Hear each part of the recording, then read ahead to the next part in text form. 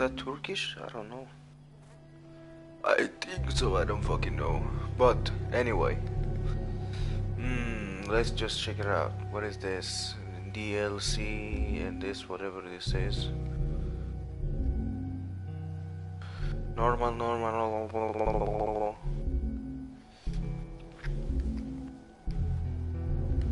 Deal. Oh. Sometime it was that a lot of time, but also I delete that. How can be? It's always this. But let me see. Suomi, text, norsk, svenska, text, whatever this is. Sea, sky, text, Turkse, metin. Turkish, yeah, Turkish I speak also, but I'm not full, we can say full, but let me see also. So, dialogi, it was that, what can we say? Oh, okay, this is subtitles, yeah. And this, English, dialogi, what is that, the dialogi?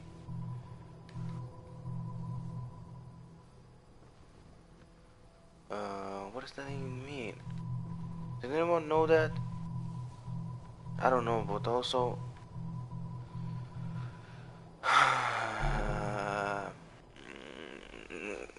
I think it is mean. Yeah, I know what does that mean. Yeah, it means when they speak. I think also, but only Portugal, Spanish, Deut, Italiano, French, English. Okay, before that, yeah, subtle text is here. Subtle is over here. Alright?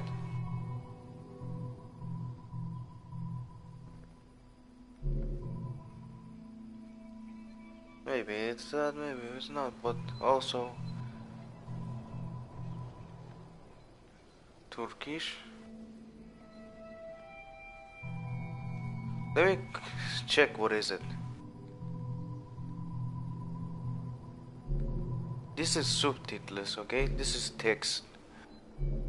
What does that even mean? Subtitles, okay, text it is. And this text, I don't fucking know. Who cares? Let me also. Let's back to Turkish, yeah. Yeah. And now let's put this back. And let's go over here.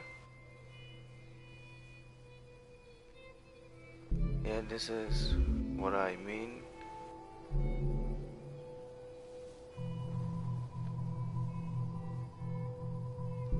I don't even understand so much. I mean, I'm not fool, we can say. Fool, you understand so much. But let me see all of this. Oh, I don't know, maybe. Oh, ohjaus. Herkkyys.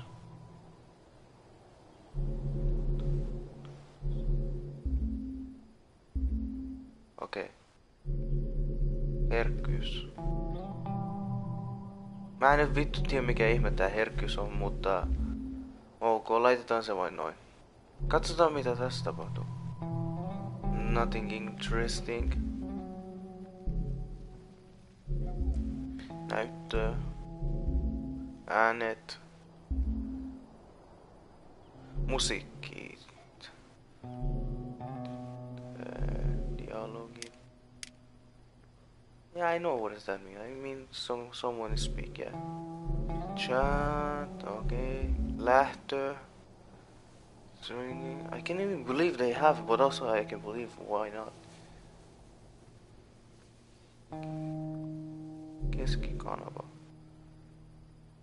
Kana. So, and then kieli. tekijät.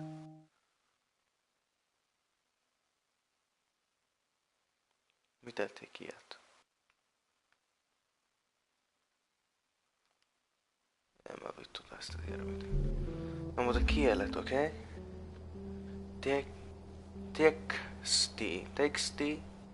Tekstitys.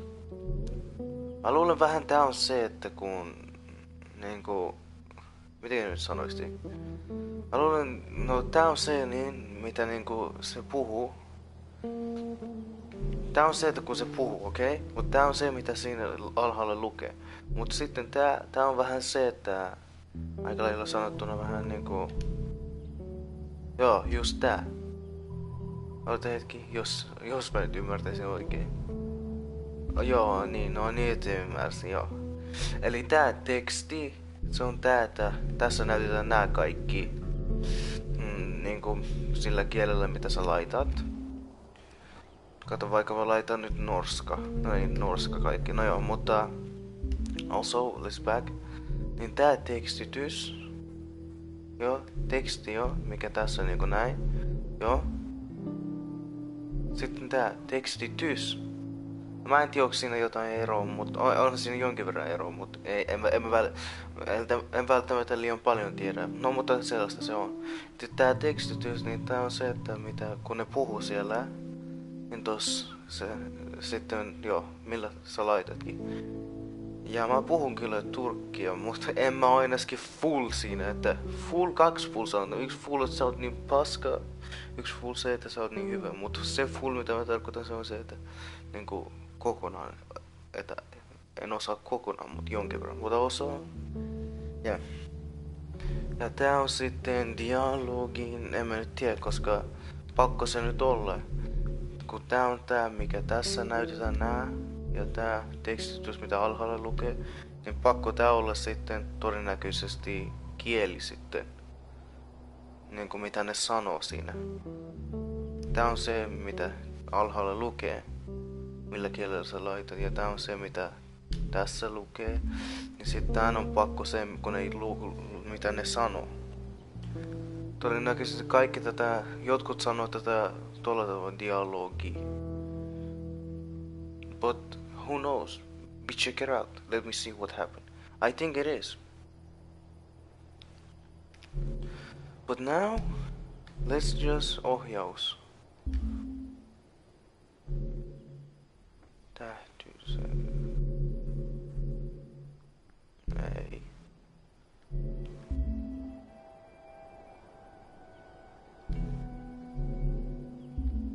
Minne saakeli mä lähden, mä en tajua.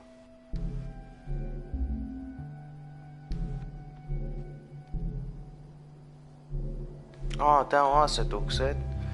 The Last of Us. I think it's that. Who knows? But now let's fall back to this. Tekijät.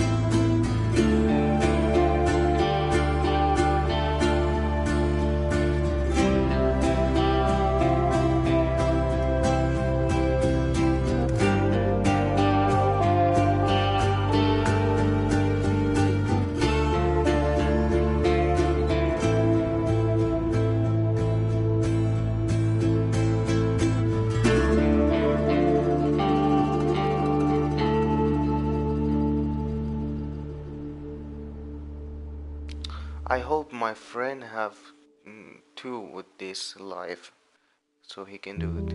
But some of them people, yeah, they like it. But some of them people, just like, no, I don't want it. I don't care. But also it was funny. And if you really just like, yeah, this guy have this, do you know why? Because this guy who have this, he's an asshole. So everybody know he's an asshole. He doesn't understand anything. So that's why they just like, yeah, just let him give him this asshole, poor guy, because he doesn't want to. He doesn't want to eat gift or crying. Peter, Mike, Jason, Lani, Minella, Liamo, John, Olson, Deal,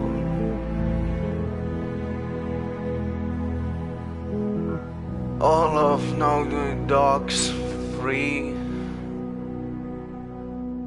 Soon they sing Al-Arabiya. Maybe it was that, who knows?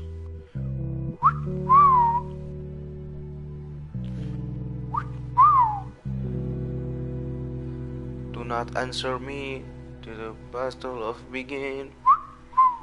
Do not answer me of the battle of begin. Resolve me. Amanda Fan. Jason.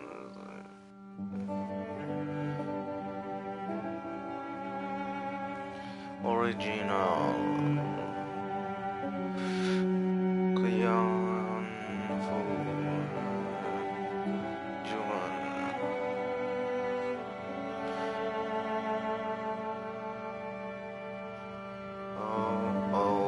Why, we must away and trace of danger, find out long forgotten gold, the pines were long. Oh, in the night, the trees like ocean in the night. For over the misty mountains, the times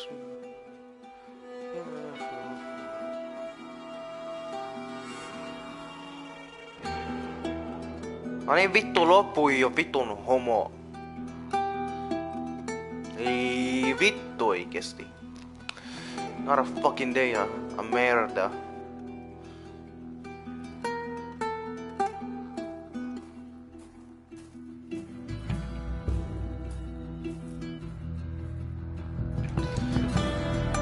Project manager.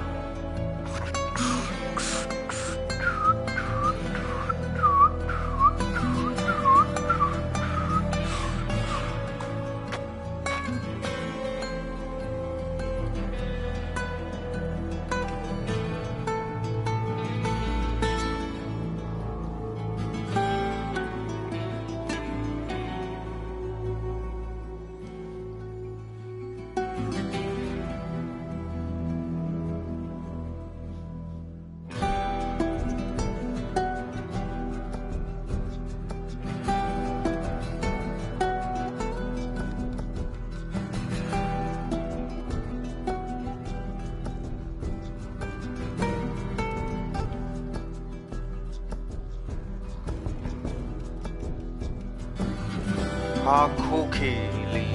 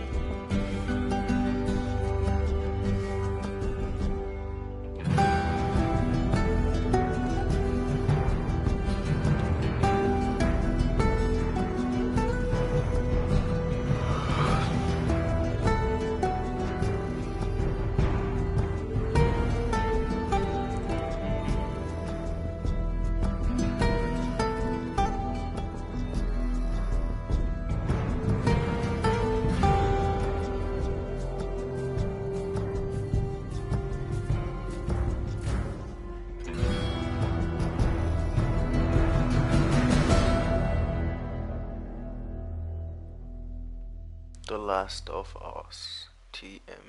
The Last of Us TM rotation.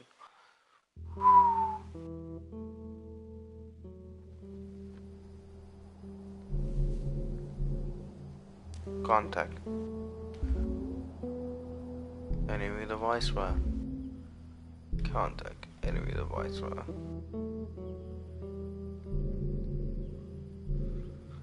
Behind your enemy, the Last of Us.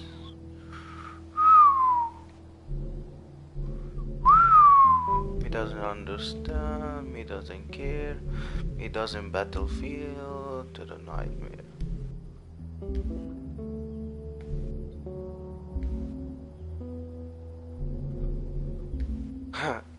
اتقربنا شايفك.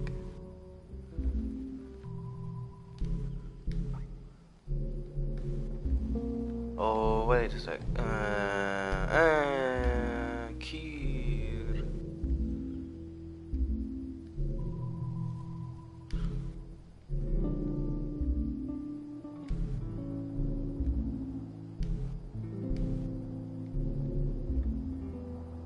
Uusi peli. Jatka prologi. Uusi peli. Luvut.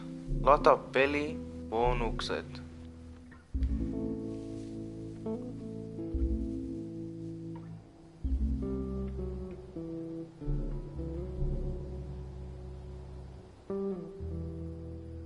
Hyvää yötä tyttö kultaani.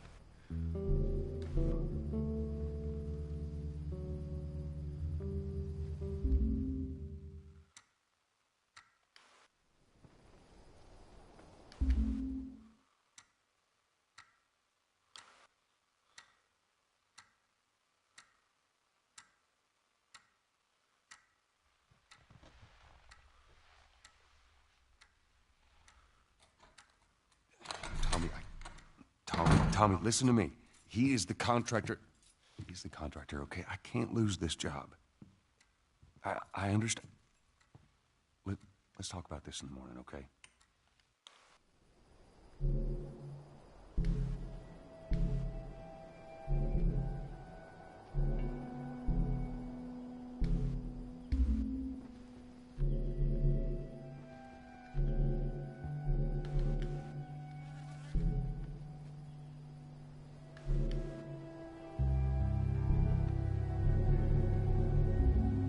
Okei, mä haluan nähdä tän niinku mitä siinä lukee.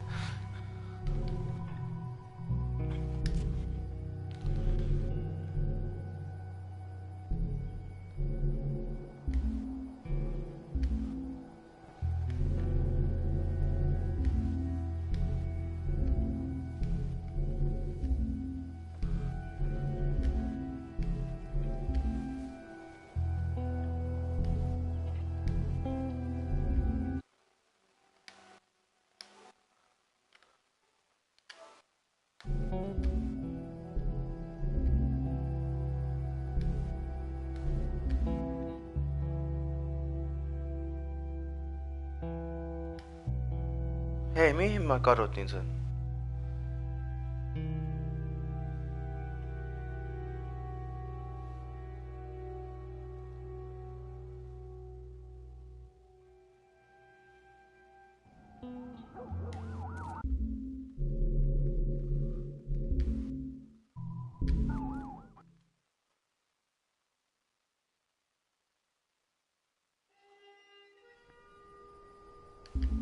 I want to see, because I want to see how can he say what's coming in there.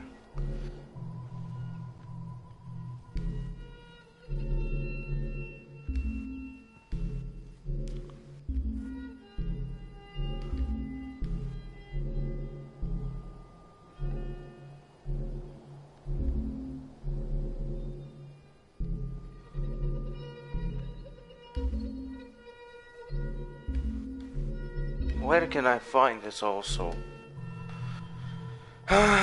It doesn't matter. Okei, asetukset tässä. Eli odota. Heitä ykkös, kakkos, kolmas.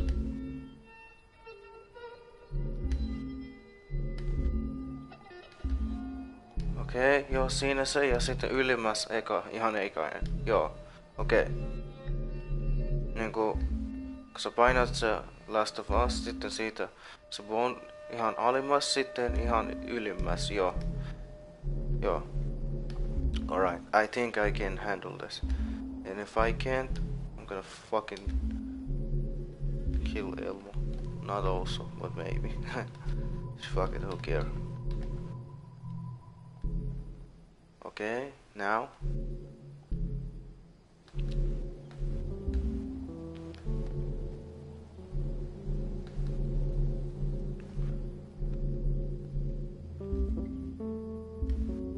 Gallery, yeah, and this. Yeah, so let's see. This, yeah. No se on jäänyt kesken tästä, mutta katsotaan. Let's just look around. Nigga. Nigga kan jag behöva nu chatta för mig ofta.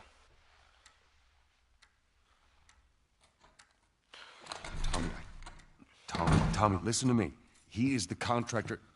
He's the contractor, okay? I can't lose this job. I understand. Let's talk about this in the morning, okay? We'll talk about it in the morning.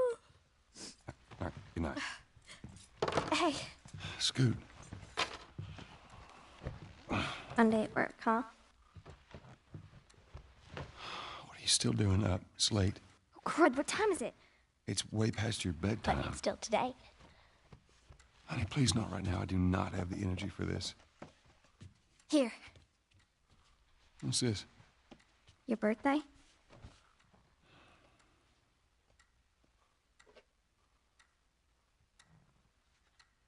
You kept complaining about your broken watch. So I figured, you know. You like it? Honey, this is... It's What? nice, but I think it's stuck. It's not... What? No. Oh, ha ha. Where did you get the money for this? Drugs. I sell hardcore drugs. Oh, good. You started helping out with the mortgage then. Yeah, you wish.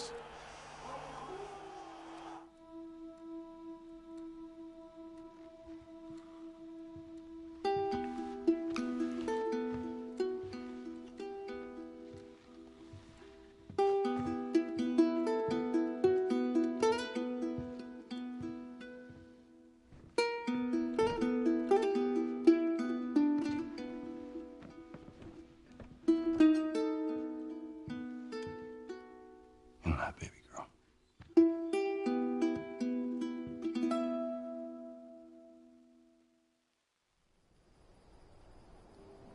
What about this? You mean like this? I think this is a trailer also.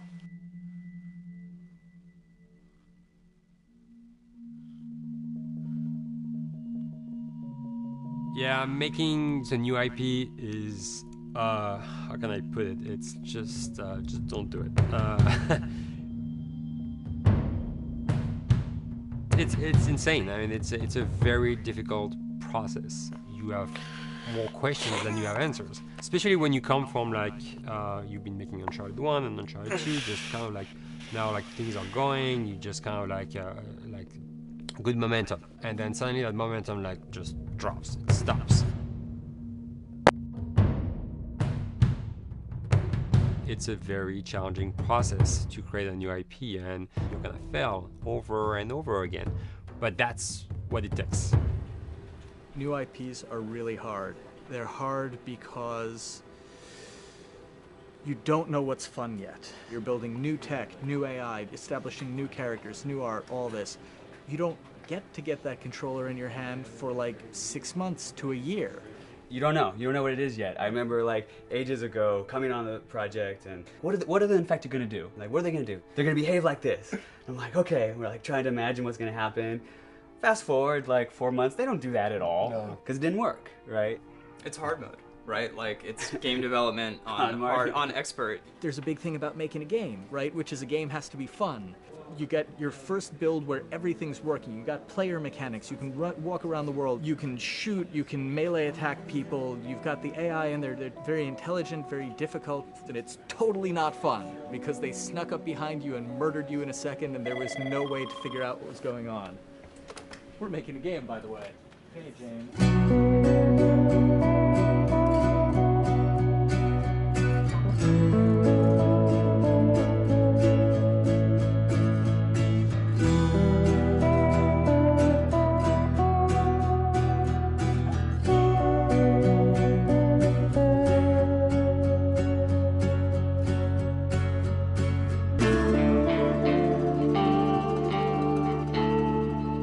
It's grown quite a bit since I started. I think I was the 12th employee or something back when we got started, but we've tried to stay true to those smaller studio roots. I've been here for 16 years. There's just no reason to leave. I just like the environment here. It's very non-corporate. I think the way we work on Dialogue is kind of special because we don't really like hierarchy or bureaucracy, and no one is really just a manager here. Naughty Dog has a very flat structure. We pretty much all report to the co-presidents and the game directors. I always tell people when we hire them, just like, my job is going to be able to trust you, and that's what I want. I want just to give you something and you go with it, and I know it's going to get done. We believe in iteration, we believe in collaboration, and we believe in the people making the game working directly with each other.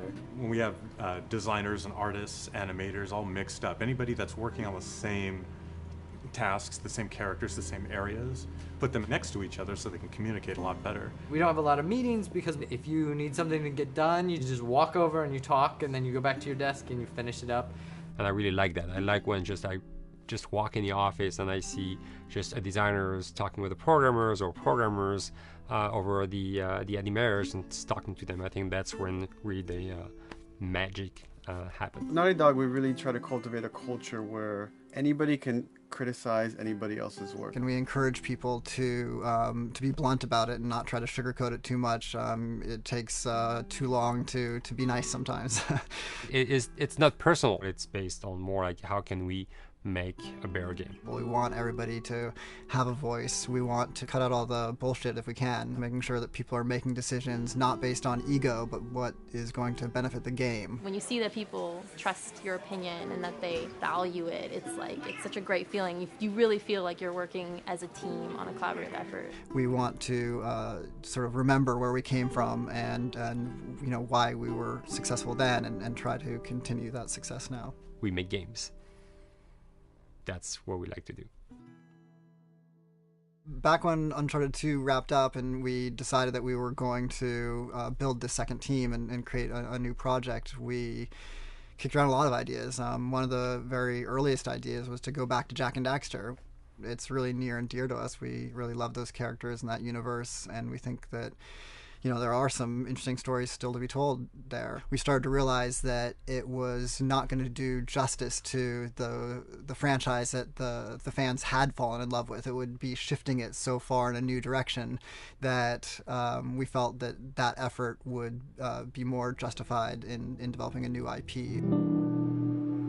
Neil and Bruce came to Christoph and I and said they wanted to do a post-apocalyptic game. I think the core essence of what they wanted to do, though, was to try to tell a story about two people and how their relationship evolves over the course of the entire game. That potential, oh wow, there is something very special about that game.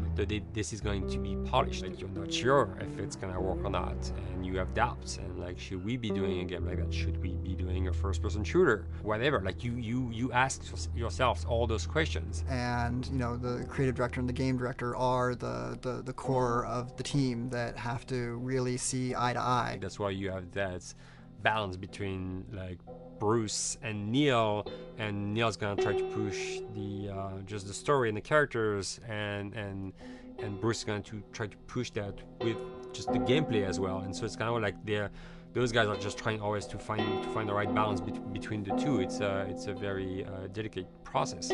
We feel that the interactive medium has an untapped potential to touch the feelings of the player. You have that connectivity, the fact that I'm actually in the world and participating in what's happening on the screen in front of me gives us some sort of advantage to make you feel connected with what's actually happening. At Naughty Dog, that's what we're trying to do, is pair story and gameplay together. If we can make you feel like you're actually with these characters on that journey and you're invested in those stories and those characters, then you're feeling, in theory, the same thing that they're feeling. As the story evolved and took different shapes and different forms, the thing that was always there was Joel and Ellie. And because of that, everything kind of grew out of that relationship.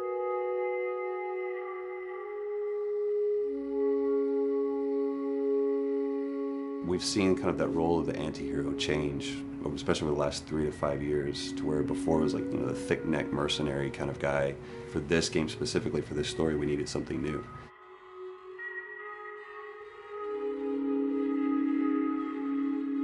The reason we didn't want to make Ellie Joel's daughter from the get-go is because it wouldn't have anywhere to go. Of course, at that point, he'd be willing to do anything for his daughter because that is what a dad would do for his daughter.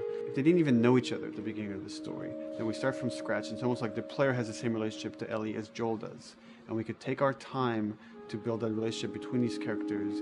And if we do it right, then the player will be feeling that same growth that Joel does. And we're kind of mirroring that emotional relationship between the two.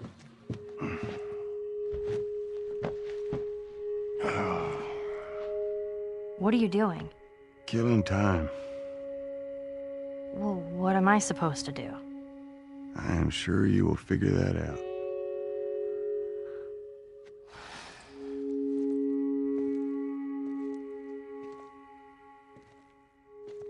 Your watch is broken. It's exciting that Neil wrote something like this, where he's like, I don't want to make the stereotypical characters. I want to make real people in this crazy situation and these forced to make decisions that are really tough. Like, what would we be like in those situations? I mean, we weren't consciously trying to pick male or female for characters. You just try to pick characters and just be honest with who they are. It almost doesn't matter, right? Joel's daughter could have been Joel's son. Ellie could have been a boy, and Joel might have been Tess. You could have swapped those roles, and I think the story would have still worked. The focus on female strength, it's so unique. You get to see what's so powerful about a woman through all of these female characters, which makes this game wonderful and unique. There's a crew of fireflies that'll meet you at the Capitol building. That's not exactly close. You're capable. You hand her off, come back, the weapons are yours. Double what Robert sold me. Speaking of which, where are they? Back in our camp. We're not smuggling shit until I see them. I want Joel to watch over her. Whoa, I don't Well, think that's shit, the I'm not best sure Ellie. with him. How do you know them? I do think having a strong female character, especially like Ellie, is so rare in video games. And as a gamer, and more specifically a female gamer, it's frustrating to me because I'll see sort of the stereotypical female character where she's amazingly beautiful and huge boobs, and she's there to be either the love interest or just because they're like, well, we need to throw a chick in here. We've seen the strong woman or we've seen the weak woman. We haven't necessarily seen the empowered woman from this kind of standpoint. And there's that beautiful scene where Joel finds her inside the house and she's reading through this girl's journal going, is this really what they used to worry about? What shirt do I wear and what boy am I gonna go out with? You know, and to be met with those first world problems that we deal with every day and go, how trivial is all of this? I think it's gonna resonate a lot, not just with, you know, a female audience, but with a male audience as well. The thing that was intriguing to me after the fact is knowing that we're kind of creating a female action hero in a way, and this is her origin story with Ellie. To sort of be such a strong female character that is completely normal looking, regular t-shirt and jeans, and she's 14 and she is still a total badass, is really exciting to be a part of that. There's so few non-sexualized women in video games, especially in the main role, that we were kind of proud that we were creating one. It's very complex. And without the players knowing it, she becomes the protagonist by the end of the story. And that's why she's in the front of the box, and that's why we've been promoting the two of them together so much. Who's there? It is a dual protagonist game, and yeah, I guess I get nervous to think about it in that way.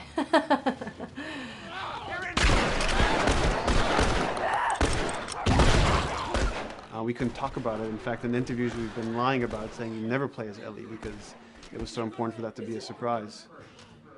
Sorry, journalists. Here we go.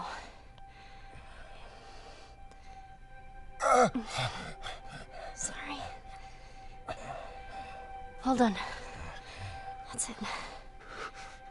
The tone of the game was set pretty early on that we knew that we wanted to make a really grounded story. We knew that we wanted to make the player feel the sense of tension and dread and go through the same emotional roller coaster that Joel and Ellie were going through. One of the things we kind of struggled with is to say, well, if we want to really ground this world and make it so like realistic, maybe we shouldn't have anything that could be perceived as a monster.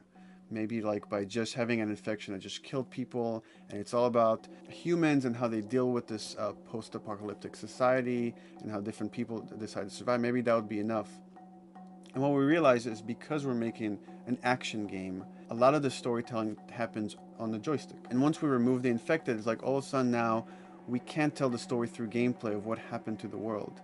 And that's where we kind of went back and kind of brought the infected back in, because it lets you see, once you're fighting them, the threat that people had to deal with, that otherwise would just be very cerebral and people could talk about it, but you couldn't necessarily experience it yourself.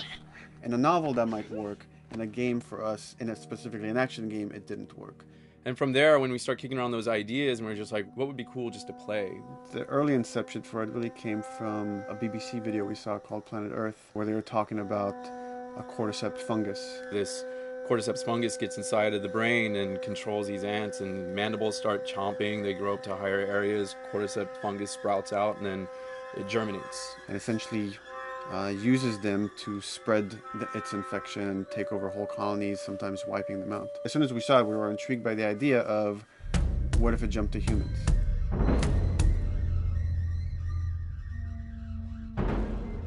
So what would happen? How would people react? What would happen to society? As we're trying to develop the look of the infected, we went through so many different iterations, some that looked really alien and subhuman, some that looked just essentially like zombies, and we couldn't find like an original place for them. But one of our artists just did this kind of photo mashup where he took a bunch of images of diseases or images of fungal overgrowth, and he kind of mashed it all together and he threw it on this person. It was a very iterative process, making sure that the fungus felt properly integrated, like it was part of the body, growing out of the body. And not just fungus growing in the head, but it's tearing the face apart, cleft down the middle, this gaping maw of a mouth with the crooked teeth. And it's in great agony as its humanity and its brain is still somewhat functioning. Maybe you still have some human cognitive abilities or thought process back here. This isn't some decaying corpse on the ground. This is a living thing that's going to be coming after you in the world. The fungus is always the focal point. So you can see from a distance, oh, this guy's infected. I can tell straight away. In fungus, they have these beautiful saturated colors, and we really like that conscious of this something so horrific that it's going to like stop at nothing. It's relentless force of death, and yet elements of it are beautiful. It's not just about gore. It's not just about everything about it being scary, because to us it's actually scarier when things on it are somewhat benign or somewhat beautiful. It was evident that we were onto something that was quite a bit different and something that we hadn't really seen before, which was eerily human but very disturbing. And it seemed so creepy and so unique that right away we gravitated towards it, and it's like, this is our base infected. Everything should kind of come out of this look.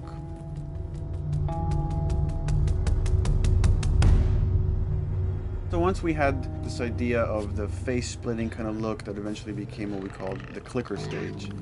We went to great lengths to create a full biological cycle for these things. So in the early stages, you don't actually see too many signs of the fungus surfacing out of the skin. It's kind of underneath it, like people have lumps starting to show. The eyes will be kind of cloudy or lopsided because the fungus kind of originates inside the head.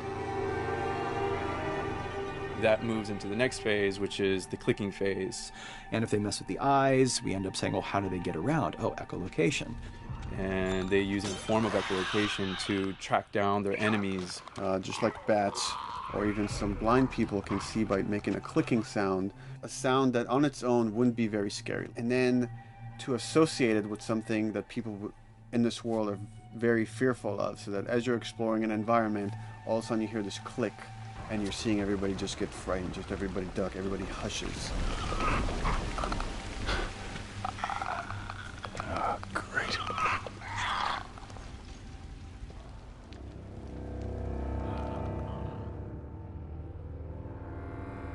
The bloater is the most severe of the stages. So large pieces of the body has been replaced by these kind of fungal plates. The fungus completely takes over the body and blooms. They're kind of covered in things that have been growing on them. Things like moss and like little life on life kind of. What the fuck is that? Goddamn bloater! When the infected feels like it's going to die, it finds like a dark corner and it becomes part of the environment. The human elements aren't there anymore. And then the body is gone. They lay down and sprout and then spew spores. And if people can breathe those spores, they become infected as well. It all had to kind of make sense of how each stage flowed from one to the other.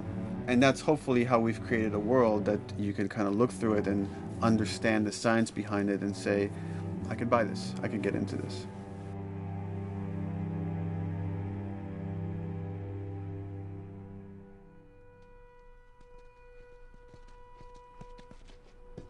Mandatory evacuation. Evacuate to where? What do you think? Quarantine zone. See, some places got a heads up before the infection showed up. Most didn't. Over the course of Joel and Ellie's journey through this game across America, you find all these different societies, all these different enclaves, and you get to see how do they deal with the infected. Without the manifestation of this infection, you can't have these people making those interesting choices.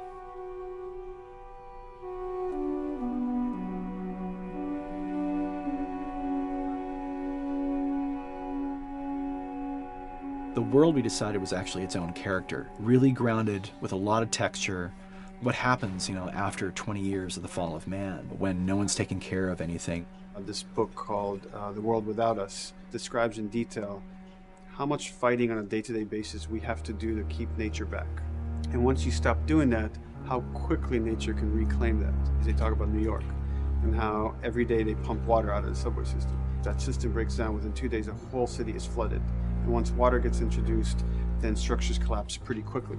Trees will sprout and wind will carry those seeds over and gutters get clogged. And then when it rains, water fills up and then pretty soon you have vegetation growing over there. And once you have vegetation, concrete breaks pretty easily for when there's a tree and roots breaking through that. Even some of the stuff we did on Uncharted, exploration of how temples were ruined. What if you took those ideas and put them in Pittsburgh or Boston? And obviously right when that happened, you can imagine that being pretty terrible to look at. But you think about 20 years later, and with rainwater filling up those sinkholes and then those becoming like little marshes with lily pads in them. We had this wonderful piece of concept art we developed really early on, and there are all of these wild animals that have escaped from a zoo and over the past 20 years have bred, and now they have herds roaming these cities. And that's something that tells you that life goes on and this world is worth saving.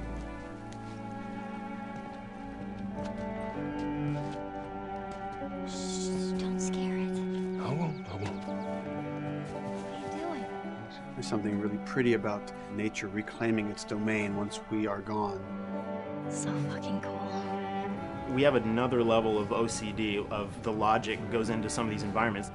Water damage seeps in, and then that creates some little moss growing on the floor, or a tree radiates energy from its base, and that over time starts to melt the snow around it. And that's the reason why you'd see those like rings of leaves showing through in the snow. That gives it that extra, believability. This is pitch art. I'll try to start with an idea that conveys sort of the feel of the environment. Something like this, very brushstrokey, very painterly. You can see not a lot of detail, just energy and conveying a mood. This is sort of just a conversation starter and then this would be more of an actual space. So you start talking about, is this too tight of a space right here? Would the player even fit through there? Do we even want to include water? Those are conversations you start having a little bit later. And then it usually needs several more passes back and forth in order to be tightened up to be the experience that you would see in the final product. So, dude, I was actually trying to figure out right here, there should probably be some dead foliage. It might be cool to see some of the dead stuff around the edges of the green, or like even spilling out into the street. Maybe what we do is, in some of these areas, we use it as like a transition from the actual concrete to the side of the building. So like they're almost sitting on top of a bed of dead foliage, like that really rich kind of like orangey brown color. Sienna or something would be nice. Something real cheddary. That's how you know you're done. The end product often ends up being stronger because that bouncing back off somebody else gives you a result that maybe you wouldn't have even thought of in the first place. All right, here's the bridge. That's our way out of here. As far as concept art goes, definitely the ultimate goal is just helping everybody as much as possible. Me and the background artist will work together. I'll often just go to them because they've got like a really, really good like visual imagination. At some point, you came in almost like flat on. So that's kind of good because the bus station is right in your peripheral view and you're probably going to enter the bus station. You're probably not going to get lost. But it doesn't at all utilize this cool architecture here, like the bus station sign. Like that's a really distinctive silhouette and it's a really interesting sort of architectural detail. So we changed the entrance. Look at that. Another city, another abandoned quarantine zone. I think it's a better composition anyway. It's not so like symmetrical. And I think that was done so that this sign read better. If you didn't see the word bus on it, you might not know it's a bus station. So I think that helps. Everything we're doing in the environments is relating back to what you should be feeling in the story or what's happening to these characters. So is that everything you hoped for? Jury's still out. But man, can't deny that view. Come on, this way. When we first came up with Ellie and Joel, we had this idea in our heads of who they would be, but we didn't necessarily know the voice. It took us a while to find our Joel, but for Ellie, I think Ashley was the second or third candidate to walk in, and right away we knew. Yeah, you know Why are you so scared all of a sudden? Because I'm a coward, okay? So just get your shit and let's get out of here. Damn it. I'm not like her, you know. You think I'm gonna end up like your daughter? The way she delivered the lines, the way she just embodied that character is like, that's Ellie, there's no question about it. I saw the character artwork and I related to her a lot. I mean, she's kind of a tomboy and she's kind of tough, and I mean, obviously I'm not 14, and I think that's the main difference between the two of us. I read the scenes and I was like, I need to play this part. You wanna be my hero? Forget the whole bit about saving my life. Buy me a stack of these bad boys instead. Where'd you get that? Back at Bill's. I mean, all this stuff was just lying around. And then once we had her, we said, okay, well, we're going to do another round, and we're going to have Ashley this time in the casting sessions. The chemistry of these two characters was imperative to get right. Troy was a really interesting casting for Joel because when you see Troy, he doesn't look like Joel at all. You know, he's so handsome and he had like, you know, the frosty hair and totally looked like Final Fantasy. And so I'm like, yeah, I don't know. He's like this tall, pretty. It didn't seem right. I walked into the room fully aware that I was the youngest person that they were seeing for this role. There was a line that was in the audition side that says that Joel has few moral lines left to cross. And so that became the anchor point to the character. But then as soon as he spoke and he had the grit in his voice, warm, yet kind of dangerous. And his movement is just like you bought into it. Why are you so scared all of a sudden? Because I'm a big coward, okay? Now pack up your shit and let's go. God damn it. I'm not her, you know. What? You think I'm gonna end up like your daughter? Lily, you are treading on some very thin ice right now. It was Ellie and Joel. After he read, it was just like that was it. I've done some video games in the past, but to be handed the mantle of a franchise like this was a pretty big honor. Is she alive? She's alive. She's David's newest pet. Ah! Where? In the town. She's in the town. You mark it on the map. It better be the same exact spot your buddy points to. Neil pulled me aside. He came up with this character, and I just jumped at it. It was such, to say the least. Name's David. This here's my friend James. We're from a larger group. Women, children. We're all very, very hungry. To be able to put on a voice that, hopefully a lot of people won't know, won't notice that it's even me. Because we didn't want it to be Drake. Drake eating people, that's a whole nother game. How did you put it? Tiny pieces. See you tomorrow, Ellie. Certain voices that I can do wouldn't fit the David's artwork, but he showed me the art, and I said maybe it's something like this, where everything's, it's very quiet. And just, he's not really sure, and the voice can break a little. And he just looked and goes, yeah, that's it. So I'd love to tell you we hashed it over and we talked. No, it just, I looked at the picture and I tried something. He said, yeah. A few weeks back, I sent a group of men out a nearby town to look for food. Only a few came back. And turns out that the others had been slaughtered by a crazy man. And get this, he was with a little girl. You see, everything happens for a reason.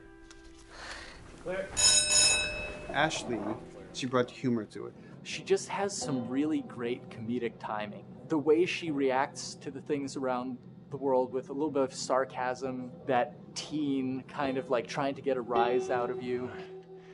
Now watch your step as you're going out, because it's going to be a little... It just brought a certain levity to the story that the story needed.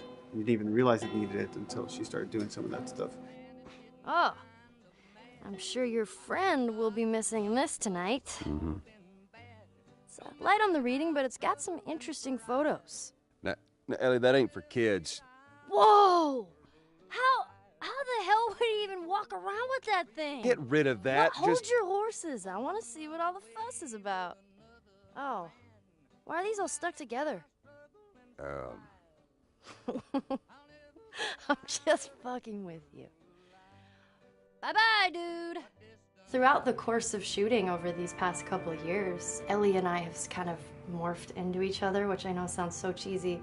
Neil always asks, he's like, well, what would you do in this situation? I think the most important thing that Ashley brought is a sense of capability to Ellie's character that wasn't there in the beginning. The very first thing we shot involved her being pulled out of a car and attacked, and Joel is supposed to go save her. It was written that Ellie sort of was just kind of watching on the side, just waiting till he was done, and I was a little frustrated because I was like, well, if this were real life, I would do something. We did a couple takes, and at some point she walked up to me and she said, I feel like I'd hit him.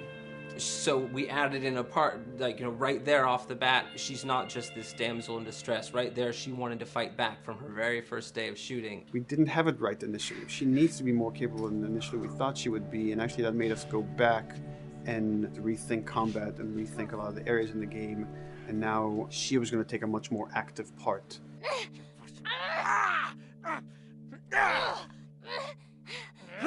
Anything that requires, a lot of body movement, we do with the actors on the mocap stage. And we try as much as possible to use our actual principal actors, use their body motion as well as their voice. We capture it all at once there on the stage. Having the actors perform as well as being recorded at the same time was imperative to get an accurate performance. Because every time you split up the performance in any way, you lose some of that magic where they did a gesture or they delivered the line a certain way.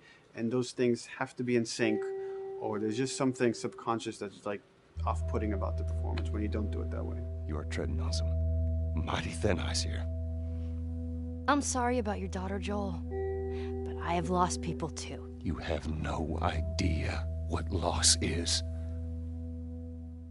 Everyone I have cared for has either died or left me. Everyone fucking except for you. So don't tell me that I would be safer with someone else, because the truth is I would just be more scared. It gives you the most authentic, most realistic performance, because you're actually there, not just making your own choices, but making your own choices based on the other people that are involved in that scene. So you get this truly natural approach to things, and it shows up. It's like theater in the round. You can do anything from any angle, and the smallest, most subtle thing we'll be able to pick up. There's no place to hide. So you have to be as prepared as possible, because you have no idea which moments they're going to use. There are these little improv moments and, you know, little nuances that you get that probably isn't scripted, that just comes out of play, you know, while they're performing. That mistake that is just blossomed into a really good idea. Did we improv on The Last of Us? Yes. Yes, we did. Doing this was a whole lot like being 5 playing in the backyard with a stick, you know, and this is my machine gun, and, you know, and a pine cone is my hand grenade. It's all your imagination. I'm doing the exact same shit that I did 45 years ago. I just get paid for it now. We square. We're square. And get the fuck out of my town. I don't do a lot of voiceover work, so for me it was nice to be able to work off of your other actors. I can't imagine it working any other way. I'd never done mocap before. I didn't know what to expect. The suits were crazy. Yeah, the suit gave me wedgies. Like, deep wedgies that I had to pick out with my middle finger. Too much information. Just how damn sexy I look in a motion capture suit. I look like 10-pound of sausage in a 5-pound casing in that thing, man. Once you get past the fact that like everybody else and you look like weird clown people with these little dots and stuff, once you like give over to that, it really was pretty easy to make it just feel like you're in the moment and in the scene. Everyone that was on this is a slam dunk. This isn't just another gig to them. And that creates a really cool energy for people to really start experimenting and playing jazz. Floor is yours. And action.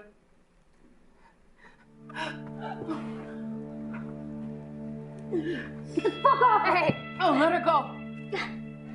Don't worry, this is fixable. But I can't come with you. Well, then I'm staying. Ellie, I want Joel to watch over. Oh, no. Bullshit, I'm not Ellie. going with him. I could just take her to the North Tunnel and wait for me there. Jesus Christ. Just cargo, Joel. How do you know them? You know, we craft the scene out until it has a good feel, and then we pass it off to animation to clean it up. Real life motions don't necessarily always translate into gameplay. There's something that's usually missing, so we have to, you know, maybe enhance the gesture or enhance the shoulder movements or a breath that you want to be able to feel, but you don't really see it, so you can't really feel it unless you see it. Is everything all right? Yeah, everything's fine. I could have him lean in here a little bit more, like this, take his hand down. When they're on stage, they don't necessarily have windows, you know, so that weight of like really pushing and leaning in, it's something that we would have to accentuate. You know, give him a little bit more weight on that turn, or put his head down a little bit more. There's a lot of dialogue that gets said between the two characters. We have to bring that alive through animation, and we have what we're using as gestures. Why would they mow down all these people? Can't let everyone in. If you turned off the sound, you'd know that they were talking to each other. And that really helps accentuate the relationship that the two have together. We have certain animations that play in the beginning of the game on Ellie. She's traveling with Joel, who she doesn't really know. There's a lot of gestures to make her look nervous, just her overall stance. Later on in the game, they develop a relationship through the animation, not just the dialogue. You can see that she's more comfortable around him. If that reads well with the player, then, you know, we're doing our job.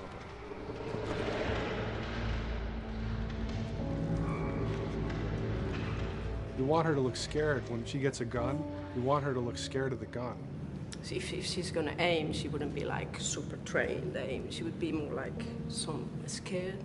But at the same time, it needs to look cool and feel cool to the player that plays. It's really just these little tiny details that we're doing, and it's coming across. It's working out well. We don't do facial capture. We don't track eye movements on stage. It's just the motion capture data. Everything that you see on the faces is hand-keyed. As you can see, this is all of her mocap data. And so when I'm doing something like this, I go back and forth to the performance that she was giving, and I watch just this section over and over and over again. So this is our default face, where I can make everything super extreme and make her all squinty and angry, turn her frown down. I can open her mouth, stick her tongue out. It's listen, watch. Okay, where's her mouth at this point? Like, is it open? Is she making like a grimace? About Tess. I don't even know. Here's how this thing's gonna play out. You don't bring up Tess. Ever. Matter of fact, we just keep our histories to ourselves. We shoot all of it to just get the body motion, and then we'll do a second pass with the cameras. The scene's playing back on an overhead projector, but it's also playing back on a monitor that's attached to my rig. Sean and I would go to the stage and motion capture the camera, filming the scene, and so he would get a whole wide shot, a whole close-up for the whole scene. You know, you can change your lenses, you can use your standard 35, 85, 50s, whatever. All that sort of live-action camera cinematography, you can apply it on stage. We make sure to go back in and add flaws. We keep the confinements of the room, so the camera can't go past a certain wall, because then we have this cheated perspective. If the cameraman bumps into the wall, we keep it. You know, missing focus hits when you're pulling focus, going too close to a character and reframing, those little moments in there, kind of keeps it very cinema verite. If everything was too perfect, you wouldn't be able to put your finger on it, but you'd be able to feel it. It would just feel off. It's very much about grounding it, despite having, you know, the option to do whatever we want. Being able to place the cameras anywhere we want after the motion capture gives us both advantages and disadvantages. The biggest advantage is it means that we just have to nail the best performances we can get, and the luxury is that we can always swap it. The 3D world gives you limitless opportunities with cameras and movements, exposures, all that stuff. Most of these cameras are sort of set up like real world cameras. So we have lens, we have f-stop that will create the depth of field. We have aperture to, you know, set our film back and all that stuff. A master, and then I have my close-ups, my over-the-shoulders, sort of just like a live-action production. Let's go to camera 30 at the 23.458. Then I get that kind of weird, you know, bend across his back. The closer I bring the camera, the more bend I get, which is, you know, doesn't look right. It doesn't look it looks less cinematic than if I do that, which flattens the whole thing. And I'm trying to also catch Ellie. Like if you scrub a little more, you know, catch her in the back here. So I want a longer lens and that kind of stuff. Since I've only had experience working with live action before I got into video games, it was a kind of a cool adjustment to be able to have this extra flexibility in post, to swap a line of dialogue for something different, even though that's not what the actor said at that time, and to be able to still have a close-up on them while they said it. You get to make it probably more perfect than you could ever make it in live action. How far are we gonna take As far as it needs to go. Where was this lab of theirs? Because our actors are both the voice and their body, they get to play, they get to try things, they get to work with our director to kind of come up with new ideas, or even our director will have a new idea on the spot that wasn't there in the script, but realizing when he sees it, oh, well, this would actually be better, this might feel better. And those changes all just happen organically there on the set.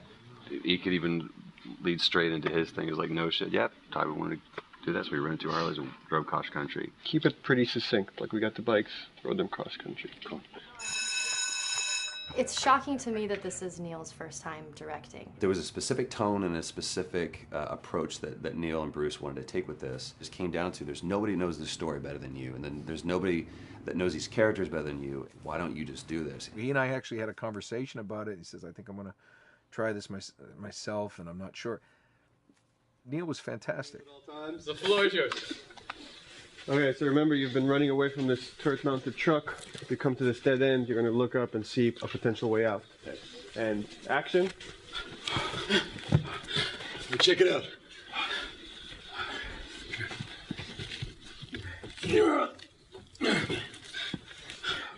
I mean, his writing is honest, and it's dangerous, and it's natural. And I love his economy of words. He doesn't hit everything on the nose, so it leaves it open for you to interpret and bring some nuances and things like that. The entire process is collaborative, but really it's led by Neil's willingness to change and flow and decide something doesn't work, fix it right there in the moment.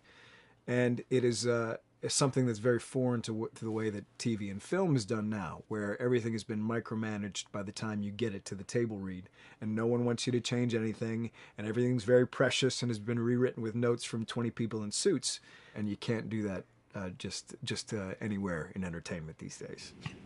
Yeah, I want to make sure. I think I swung too far over to this way, and now it's a little bit of making jokes about it, and I need to bring it back to center a little bit. There's one scene in the game where we see Joel not as a ruthless survivor, but as a father. I knew from the very beginning that he was going to lose his daughter, and I just told Neil, I was like, when that day comes for us to shoot that, I need a heads up. About a week before, he said, it's time, we're going to do that scene. I was like, okay, because I knew that I was going to have to go to this place that you don't really want to go to as an actor. You want to find some aspect of reality that you can empathetically draw from, Troy and I were both kind of just like walking around for a while and just kind of getting into the zone, and well, my grandpa died when I was 8. He was like my dad, and so that's always what I use to get into that place. I started recalling all those memories and starting pulling up all those feelings, and they're just right underneath the surface. When I walked back in, everyone realized that something was different. They kind of like calmed down, You could feel the energy just like drop a little bit more. It was brutal. I lose my shit. I mean, just completely break down. Don't do this, please, God, no. Oh, God, no!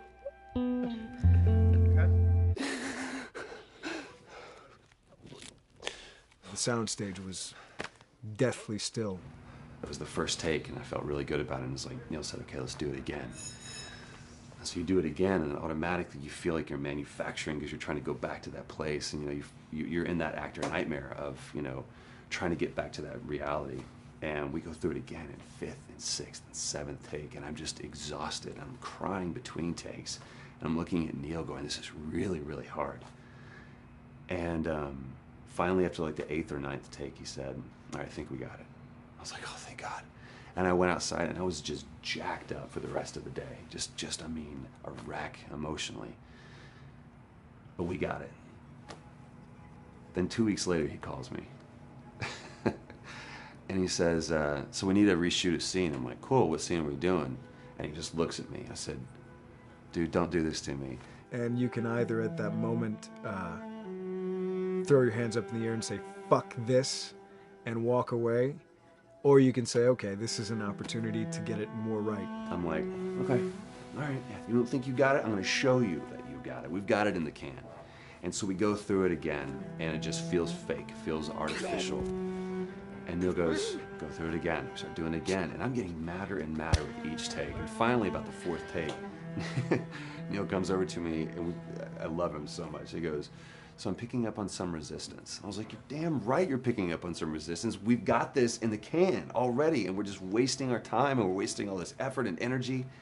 And then he started talking me through the scene. And he was like, what I need you to do is I need you to just strip yourself of all these ideas, and I need you to hit this beat, and this beat, and this beat, and this beat, which just makes it sound so mechanical, and it's such an emotional scene. So we start going through it, and literally I am mindlessly doing these things at this point. Okay? I know it hurts, baby. I know. So I'm gonna lift you up. I'm gonna get you over here. Come on, baby. Come on, work with me, please. God, baby. Sarah. Sarah! Don't do this to me, baby. Don't do this to me, baby. Come on. And he stops, he goes, now we got it. And I realized that the reason why I wanted that first take to work was because I wanted everyone to look at me and go, wow, what an actor. And that's not what the scene needed. Those moments where you just have to sort of calm your ego down and just go back and do your work. That scene actually works, not because of me, but in spite of me. And that really is the marker and definition of working with a truly good director. There are many like it, but this one is yours. Why don't you have a seat?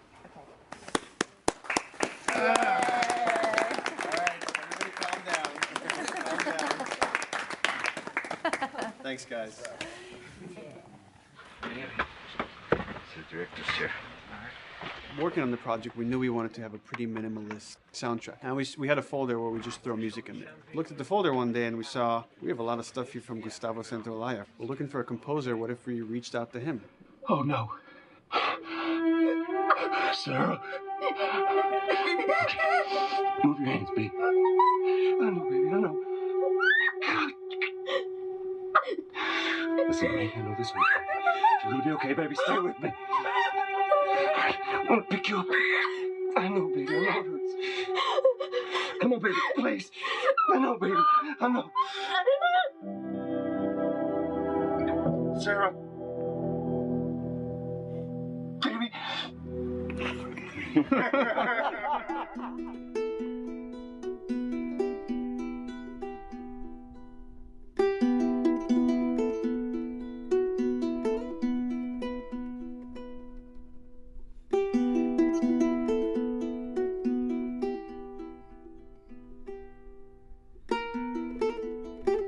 My life has been and still is kind of like a road movie. I grew up in Argentina. I came to the United States in 1978 because we had a horrible political situation in Argentina. We had a military dictatorship where 30,000 people disappeared at the hands of the government and many other more were tortured, and I was blacklisted. It was just impossible for me to keep on living there. I've been in jailed many times since I was probably 15 years old just because I had long hair and I play an electric guitar. So I had to embark on this trip. I can relate to that kind of need of movement and going to the next place and the next place and the next step.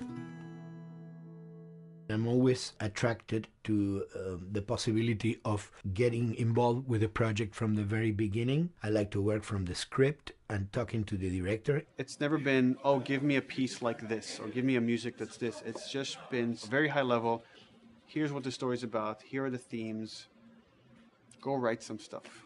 Since I don't know how to really read or write music, the way I produce music is actually recording it. So I like to come early in the projects, and I did in The Last of Us.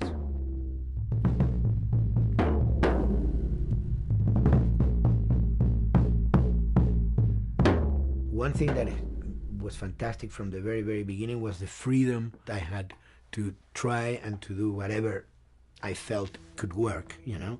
As the story was still being written, you could listen to this piece of music and just get a sense of where this needs to go tonally, because the music was still inspiring the story. So that was the great thing of having the music written so far in advance. You know, at the beginning, I was going really out with some things, and sometimes some of those things were the ones that they liked the most, you know? So I really felt very motivated to work, and I enjoyed immensely working. It was this very organic back and forth experience where one element was inspiring the other and vice versa. I needed to go into some more dark places, more textural and not necessarily melodic.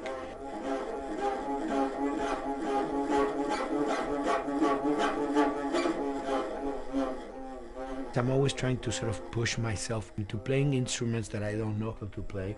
There's an element of danger and innocence.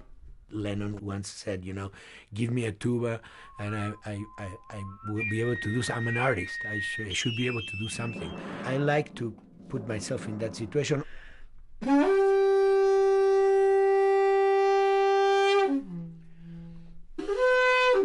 So these are just PVC pipes, the one you use, you know, in construction.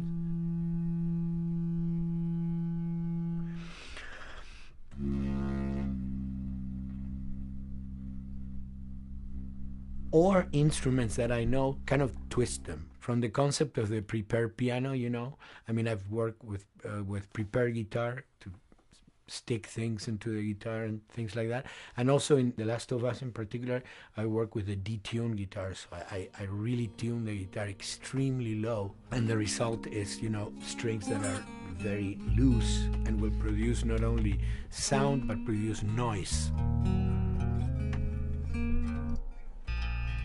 Because I believe, you know, every environment has its own sound. We have in our, you know, small studio, we have actually the possibility to record almost anywhere, including the bathroom, and we have done some fabulous recording, especially in the kitchen. When you score to picture, which is something that I don't do, then you know what you're going to expect. But when you provide people with music, like I've done in all the films that I've done, and then you see it, how the director decided to use that, you know, in what particular way he uses it or where they edit it. It's always fascinating to me. I watch a scene and I'm going, you know, it's fantastic how they use this piece. I would have never, of all the music that I've done, probably I would have never used this piece there, but it works, you know, great. So I like that feeling of collaboration.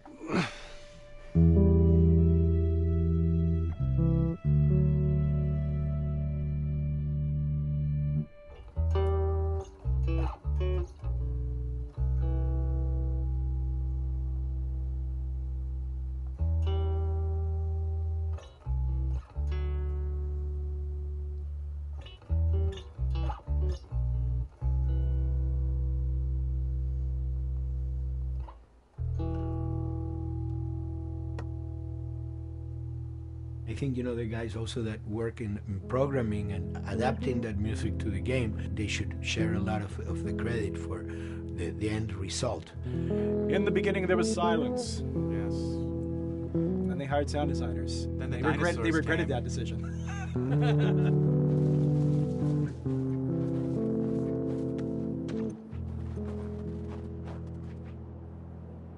Hold it steady. Ha! Got you! In a much quieter environment like that, we really had to fill out the soundscape with much more natural sounds, much more detailed, delicate sounds. The tension comes from the lack of sound, in a way. Your brain is thrown off because we're expected to hear buses and crowds. All of a sudden I hear wind and leaves rustling. Again, it's creepy and beautiful at the same time because it's almost like I'm going on a hike, but I'm in a downtown area.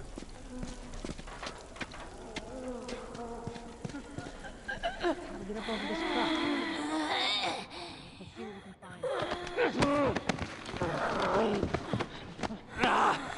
So Neil, I mean, we were going through the iterations, so he just did not want, like, yells and screeches and what he called, like, you know, kind of witchy qualities, like cackling witch. He didn't want anything like that. It was a little bit of a head scratcher to figure out, okay, how do we make it sound human but not human? Yeah. We really did not want to use any animals. We wanted these all to be human. Derek and I basically decided to hire a couple of voice actors who did some interesting work vocally to see if they could come up with something. And we worked with this girl, Misty Lee. She started giving us these really great screeches. And that's no process. Yeah, that's just her voice. And it started going into this little click. We also used a little bit of Phil's voice.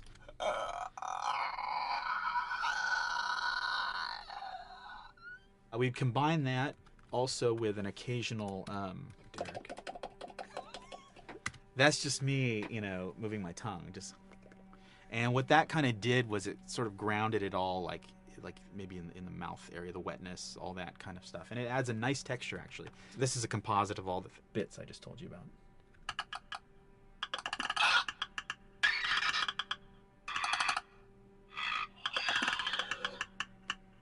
Sounds like a Snapple bottle. Oh, the lid? Like the lid, yeah. That's a good idea.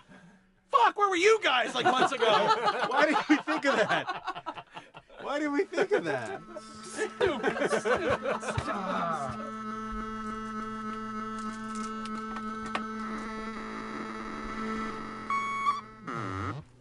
Viewers at home, you're probably wondering what this is. Let me tell you. About 10 years ago, I saw this Synthi A suitcase synth. I wanted to get one. This finally arrived in January, just in time to start using. I thought, well, what can I do with this?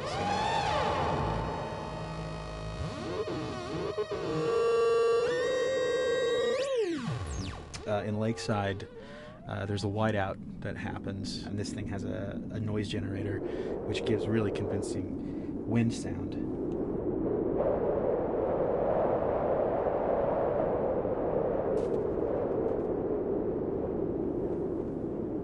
The military still has technology. There's sirens and alarms, so I wanted to try some new concepts.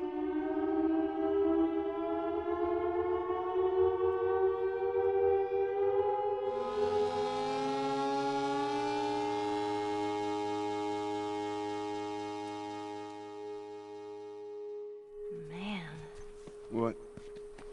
Nothing, it's just... I've never seen anything like this, that's all. You mean the woods? Yeah. Never walked through the woods. It's kind of cool.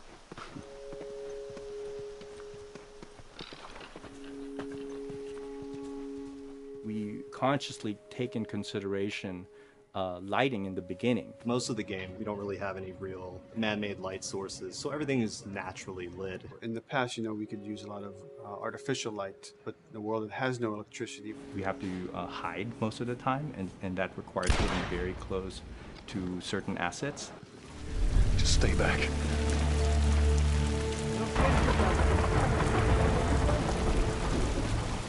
Otherwise, can't. Detail's expensive, and if you build up too much of it, you end up running into technical problems, right? Your engine slows down. When the frame rate goes down, everyone can bring up the profiling tools and see which parts of the frame actually cause the drop of the frame rate. This is the profiling tool. These are all the SPUs. Here's the GPU, and then here's the PPU. You can see, like, here's the main process, and here's all the sub-processes, and you can see, tells you, like, how many milliseconds and cycles it's taking. The programmers are whiz at modifying this stuff and realizing, oh my god, why is this thing so big? We're taking 10 milliseconds on this thing. And then that's when they come over and find somebody and hit them over the head with a club and be like, why are you doing this? I love, we put the 30 frames per second goal because that's what we shoot for. Someone nicely put the 60 frames per second goal. It's like, yeah, we're not going to hit that. Lighters usually can come up with different lighting setup that still looks great, but is less costly in terms of performance. Did you talk to the character artist about her hand? So her face is getting a lot of spec, but then her arm is just like bone dry. You think something we can tweak in shader? We'll have to send back to character team Michael to take a look. I can play with the lights and see if that's creates more like spec. Yeah. I've never ever focused so much on lighting and how much sensitivity there is to that here. One of the first lighting scenarios I had to do was like 7 a.m. like overcast, and I'd like wake up early and like take photos with my phone. What color are the shadows? What color is the light? It is a master's course unto itself of how to deal with ambient lighting because I've never had to use it so much. Man, this is kind of sad. What is? All this music that's just sitting here. No one's around to listen to it. I don't know, it doesn't seem right. All the characters cast soft shadows onto the environment. Even when there is no direct sunlight or no direct light sources, we still have nice fuzzy shadows. When you walk environment, that make everything look real.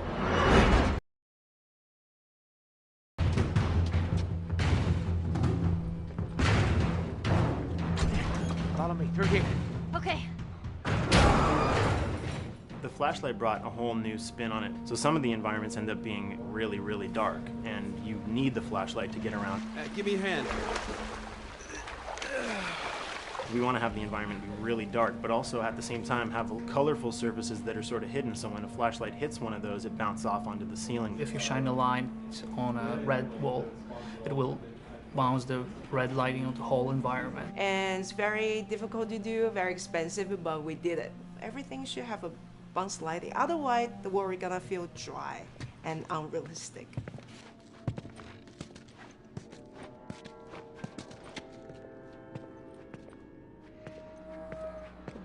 I guess this is where the assholes sleep.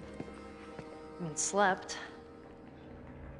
This engine is really driven in a way towards a very high level of cinematic control over each frame. And hopefully, if we achieve our goal, you'll see it is beautiful. There are these truly beautiful moments amid all this chaos and destruction. Yeah, once we're done with this whole thing, I'm gonna teach you how to play guitar. What do you say, huh? Come on.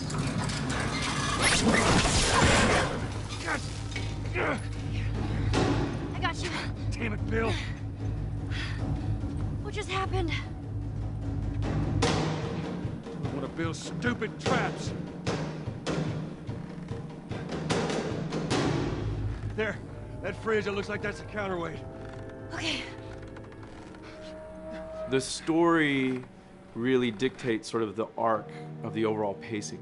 Storytelling would always want to be subtle. They would always want to keep the world grounded in reality. But gameplay has requirements where the player needs to see this thing. The player needs to immediately know that the enemy is attacking, that this room is dangerous, that this room is a puzzle that you have to solve. What are the things that we can do on the joystick to make you feel the same way that these characters are going to feel when we get to this next pinch point in the story? There's a turn in a scene that we need these characters to take, and we need you to feel it or understand that, and that means you have to play it. Sam! Oh, thank God. Gotta keep running. Doorway, over there. Run!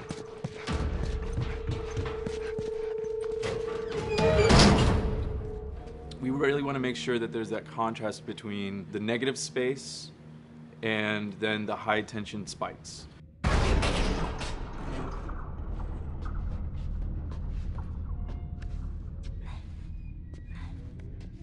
A lot of times we won't play music, or we'll play very minimal music just to let you know kind of the state, whether you're still in stealth or combat has broken out. Hearing someone's footsteps or hearing a person breathing on the other side of the door has so much tension to it.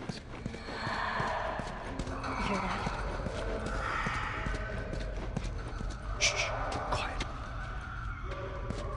You feel the tension of the world, make you question whether you want to engage with these guys or kind of try to stealth around them. That's another reason why we don't have traditional cover in the game. You smoothly move around everything, contextualizing with the environment, but you're never locked down.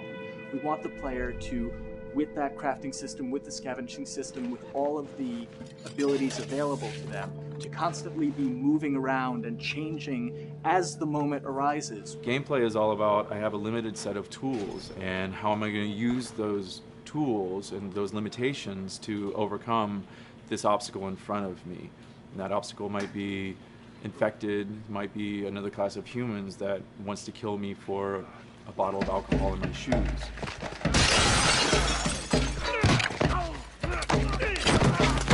It was important for us that we don't underplay the violence, because then the threat doesn't seem as real.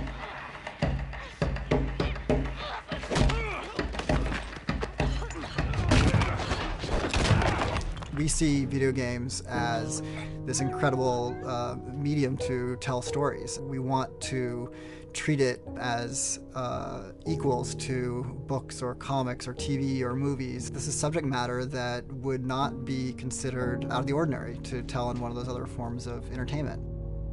Fucking hunters. See, this could have been us. We wanted you to buy just the desperation of these people and why they're behaving this way, because it's so brutal. And at the same time, we didn't want to make it so over the top, stylizing it, so then it doesn't become as real. It was important for us actually to hit that middle ground where it's kind of disturbing. That glint that's happening on that curvature, it'd be good if there was a way that we can guarantee that from this angle, we're seeing it. It seems but really it's flat. Overall too bright and opaque. Yeah, looks like paint. Yeah, see, the blood on the ground works really well. It's something about the other shader is messed up in this environment. We got to fix that to unify the look. Shouldn't make you giggle or laugh or any of that. You should be kind of appalled by what you have to do, but you understand why you're doing it.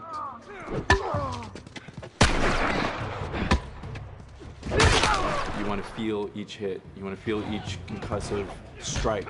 Lives are at stake. We want a death animation to have impactful performance, not just have a guy keel over in a ragdoll. In real life, a guy hitting a guy takes a half a second, but in the game world, you want that to be as instantaneous as possible. I live my whole life in this very ugly test level. I basically just fight dudes in here all the time. Almost every move is divided between like an intro and a swing. And one of the many things I have to end up doing is like counting frames and being like, okay, on frame 18, I want you to get out of here. I want you to be able to start moving. Every hit reaction that an NPC plays, they are not necessarily in the correct pose. When you strike them the next time, we just pop them with a 0-frame animation change, which is usually kind of a no-no, you know what I mean? Normally you want characters to blend smoothly and realistically into animations. But what we found is that you can cover that pop up with a heavy impact. They can go from almost any pose into the pose that the impact starts from, and your eye just covers up the transition for you. So if you throw a brick at a guy, it puts him in this like kind of staggering stun state. And that changes the moves that you do when you come up and punch him.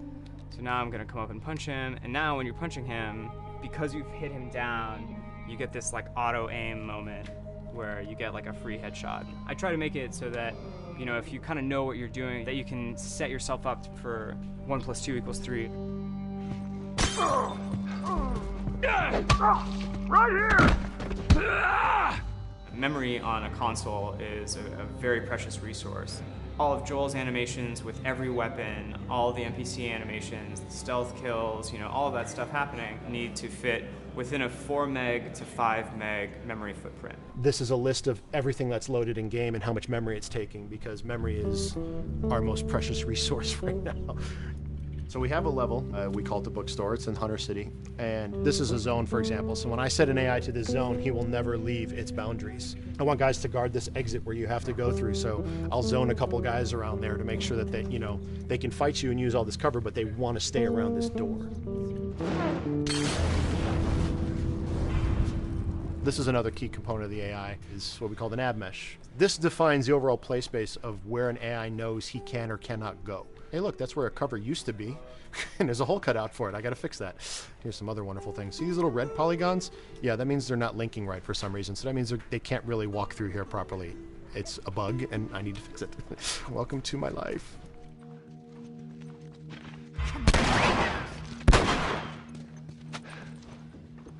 Hey!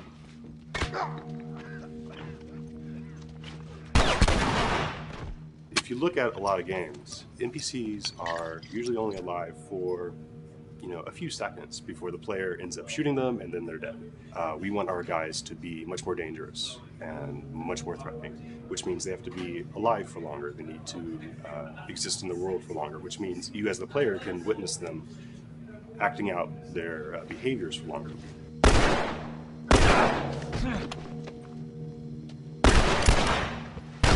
So we've been working really hard on our AI systems. Back of the box, biggest bullet is going to be like AI.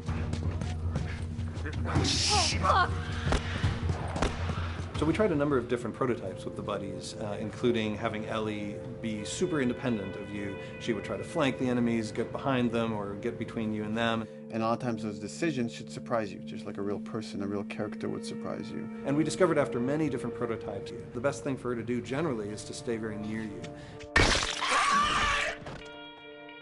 You need the exploration, you need the scavenging, you need something to say like, okay, if we just crank it to 11 the whole time, then it's pinned up there and there's no time to breathe, no time to assess or analyze, and no time to really contrast. There's no way of shifting the pacing.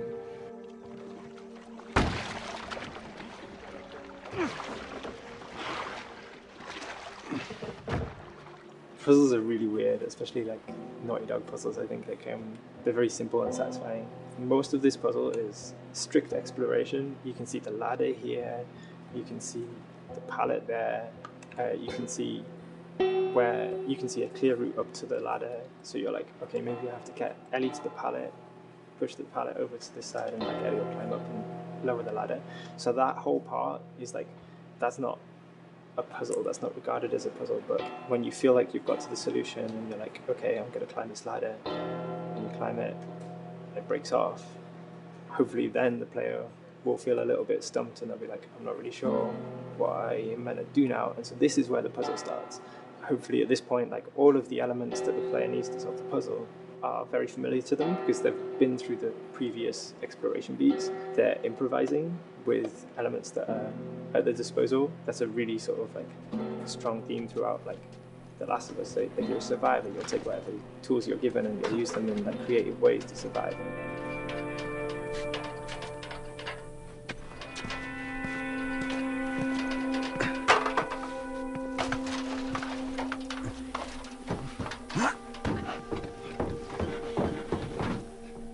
We set out to create something kind of new to Naughty Dog, this crafting system. Our lead designer, Jacob Minkoff, he got this book of like the survivalist handbook and homemade munitions and all sorts of funny stuff. Just start reading about, okay, if I was just wandering around in a collapsed society, this world, what stuff that seems like I could find? Alcohol and sugar, you know, if you want to make a smoke bomb. It's difficult to balance the right amount of resources against what you think the player's going to need and making sure that the player feels like they're getting just enough to survive, but not too much that they feel like they're a powerhouse. We wanted you to be forced to make some choices in the world that showed how depleted the resources were. So if there's a particular point in the story where the characters are having a particularly difficult time surviving, then we want you as the player to be finding fewer items, farther apart, harder to survive. We will item starve you at the same time that those characters are feeling starved and worn out. Then you expose something to them. Oh, here's a cache, and if I can just get into that cache. Oh, look, there's a wealth of things in here. God, I was so worried. My health was low. If I had run into a combat, because it's always that thing in your head, it's that Hitchcockian thing about the danger that you see is less meaningful than the danger that's in your head.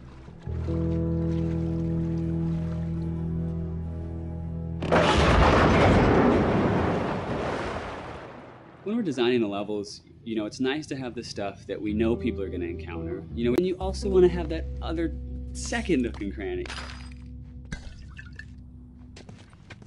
The players. What they can also do is shimmy across this area.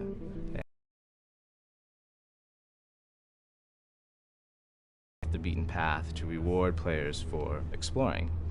So if they come all the way over here, they're going to get this really cool training manual. It's a funny little bit of trivia. The HUD system, not the menus, not like when you hit start and stuff, but the actual HUD system where you see the reticles and stuff, was literally created for an E3 demo early in Uncharted 1, and that's been our HUD system, the foundation of our HUD system for the last 4 games. First time in Naughty Dog's history, we hired Alex. She's awesome, and she's got a really good understanding of UI and how it applies to games. The thing that I hate about any game's UI is when it pulls you out of the game for too long. No one wants to spend time in menus. Nobody loves UI. I ended up implementing, you press select, you get into this menu, then you D-pad left and right through the slots, and then D-pad up and down will change the weapon, and then just, you don't have to press X or anything, you just select out of it. When you're still, like Joel is here, that's fine, but then as soon as you get into an actual situation, so I'm gonna go over here and cause some trouble. Okay, so here they come, oh god. All right, so now I'm out of ammo. Now I need to like get back in that menu. I have to like run away from them, get into the menu, get out of it. And it ends up feeling like super clunky. Like again, okay, I'm out of ammo again. Get out of here. I need to take out one of my other long guns. And now Bill's in trouble. Bill's in trouble over here. And I've got to like I'm in a menu now and it's like, oh shit, whoever designed this UI is so bad. Like, what were they thinking? Bill's gonna die. In theory, it worked, but then in practice, it felt a little clunky. We wanted it to be the absolute minimum amount of button presses. You don't say to yourself, oh, I'm never going to be able to do this in time, so I'm just going to give up. I'll die, I'll restart, let me try again. You want to always make the player feel that there is a way to survive. They can just do this fast enough. And like what's going to go in now, if you just left, right, D-pad through this stuff, you swap out your guns, like between long gun and short gun. If you're now on this gun and you were to hold X to pick your gun. So it all happens within the same system that you're using to slot the weapons The first iteration that I did on that was awful. It just took way too long to get in. It was just a mess. QA was so upset at me like all the time. I'm sure they hate me now because of that system.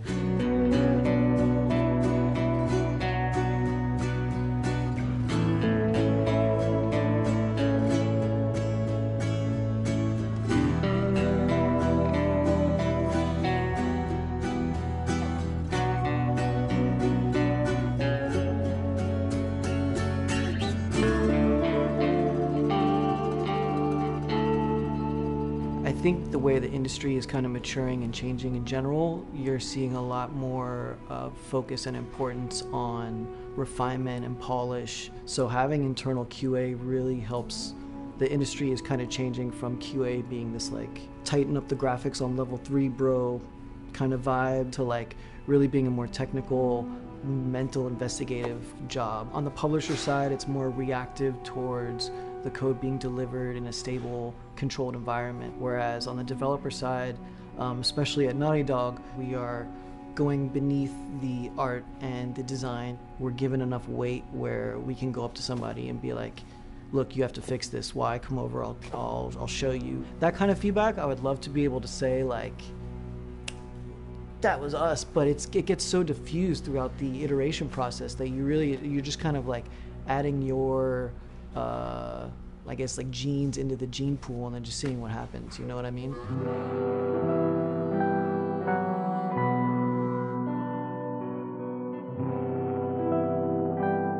Everyone's working all the time now. But like I tell people, like 7 weeks and then you can have tons of time off, enjoy the sun, you know? But for now it's like, this is it for everybody.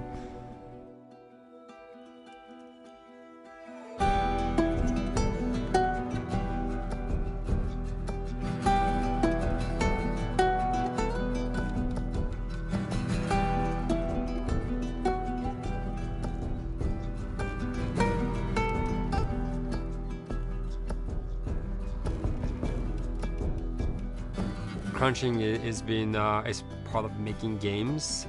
I feel it's human nature, right? If I'm gonna have a guest at home that's gonna come for a couple of weeks, I'm probably gonna clean their room just the day before they arrive, right? And I think it's the same thing. It's just like everything comes together at the end.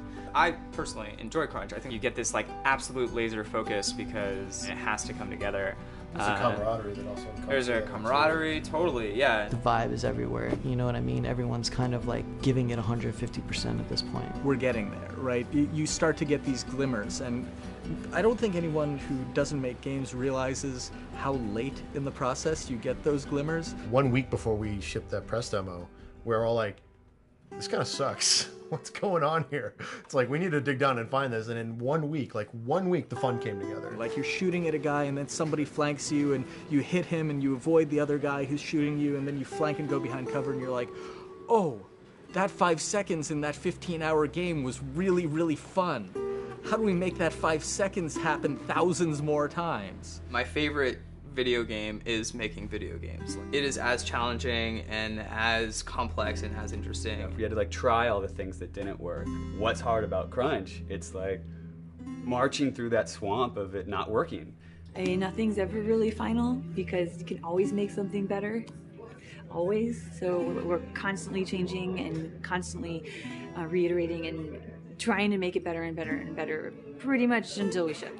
As an artist, you're never really happy with your work. You could be given like 100 years to work on something, you'll still find things to nitpick and things to fix. Yeah, you can work on the game for 10 years and you'll still be crunching at the end.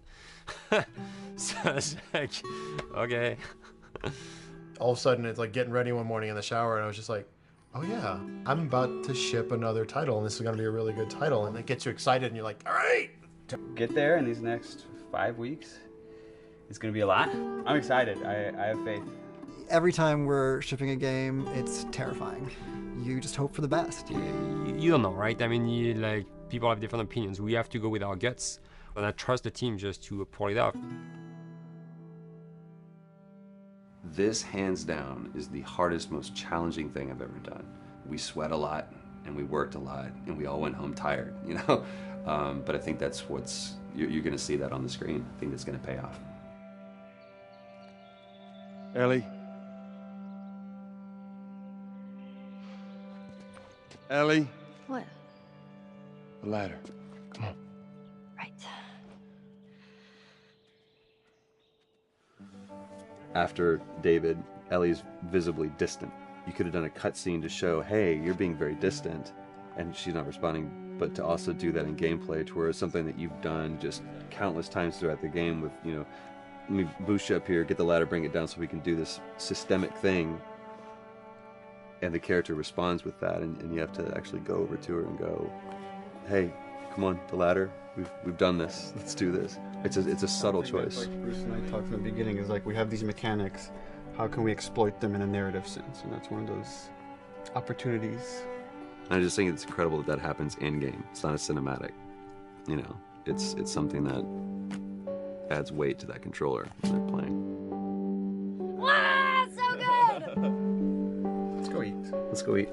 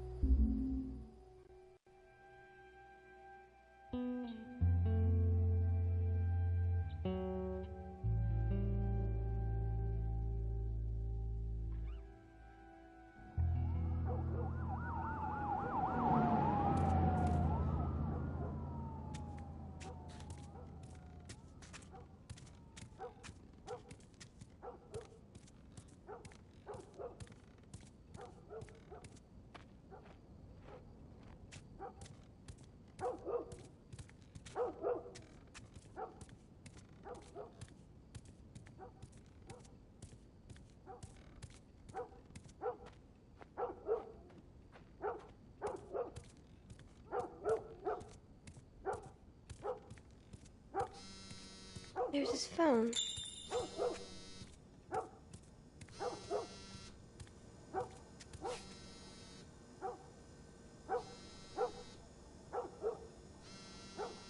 Where is he?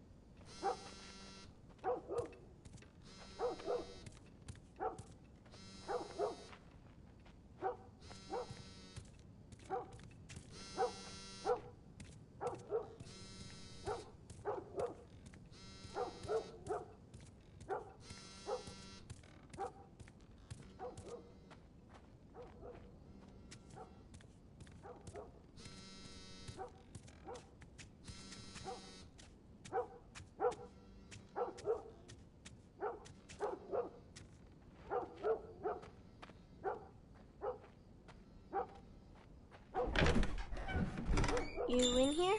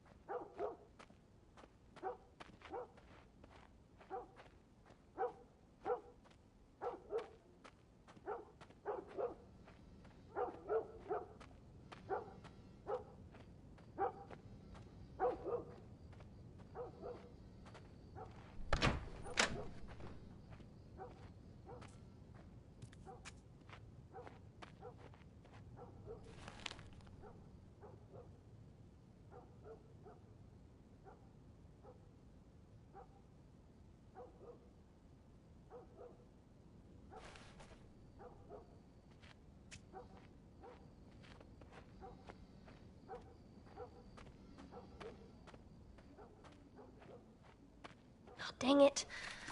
I forgot to give this to him.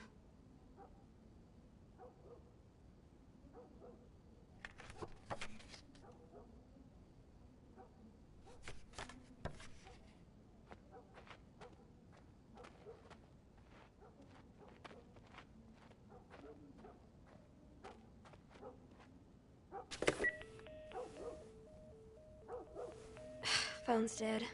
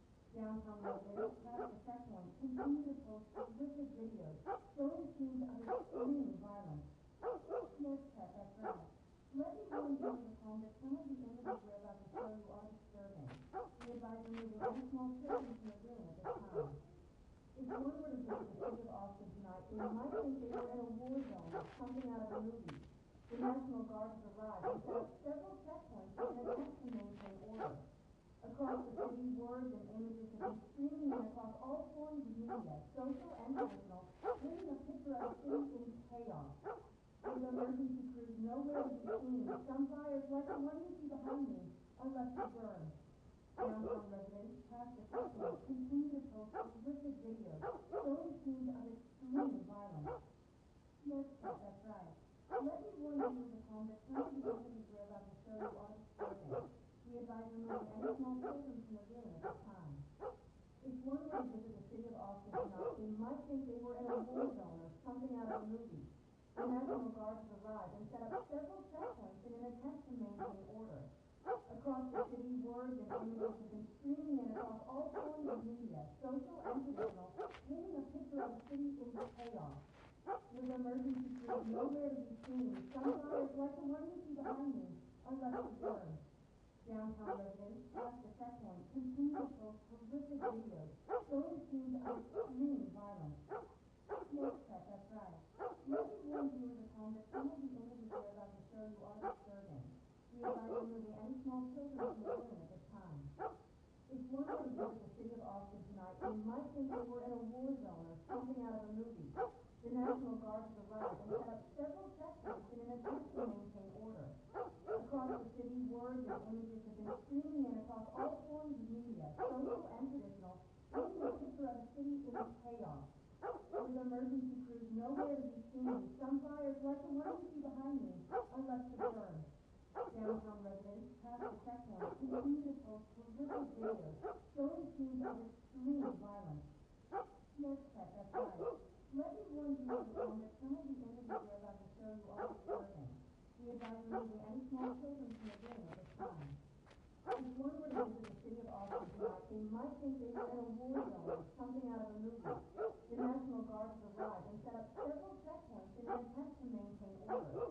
Across the city, words and images have been streaming in across all forms of media, social and traditional, painting a picture of the city in chaos. With emergency crews nowhere to be seen, some fires, like the one you see behind me, are left to burn. Downtown residents past the checkpoint continue to post horrific videos showing scenes of extreme violence. Yes, Pet, that's right. Let me warn viewers at home that some of the images we're about to show you are disturbing.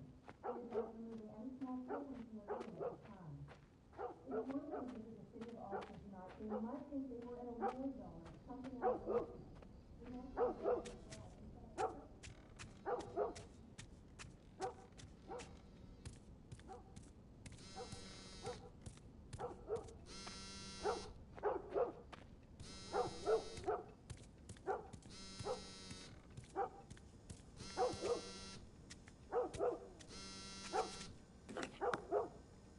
Eight missed calls. Where the hell are you?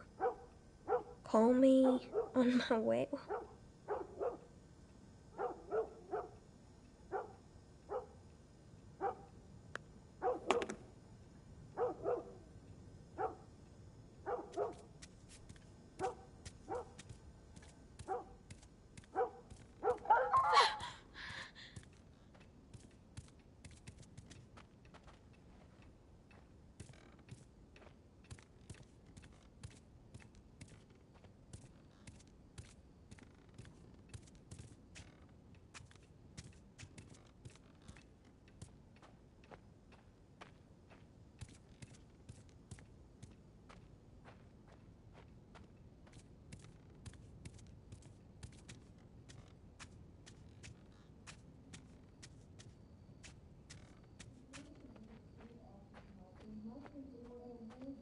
something out of a movie.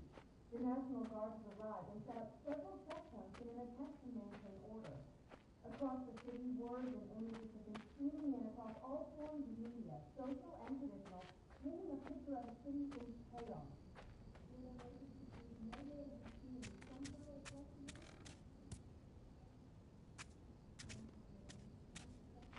continue to post horrific videos showing scenes of extreme violence. Yes, Pet, that's right. Let me warn viewers at home that some of the images we're about to show you are disturbing. We advise removing any small children from the room at this time. If one were to visit the city of Austin tonight, they might think they were in a war zone or something out of a movie. The National Guard has arrived and set up several checkpoints in an attempt to maintain order. Across the city, words and images have been streaming in across all forms of media, social and traditional, painting a picture of a city in chaos. With emergency crews nowhere to be seen, some fires, like the one you see behind me, are left to burn. Downtown residents past the checkpoint continue to post horrific videos showing scenes of extreme violence. Yes, Pet, that's right. Let me warn viewers at home that some of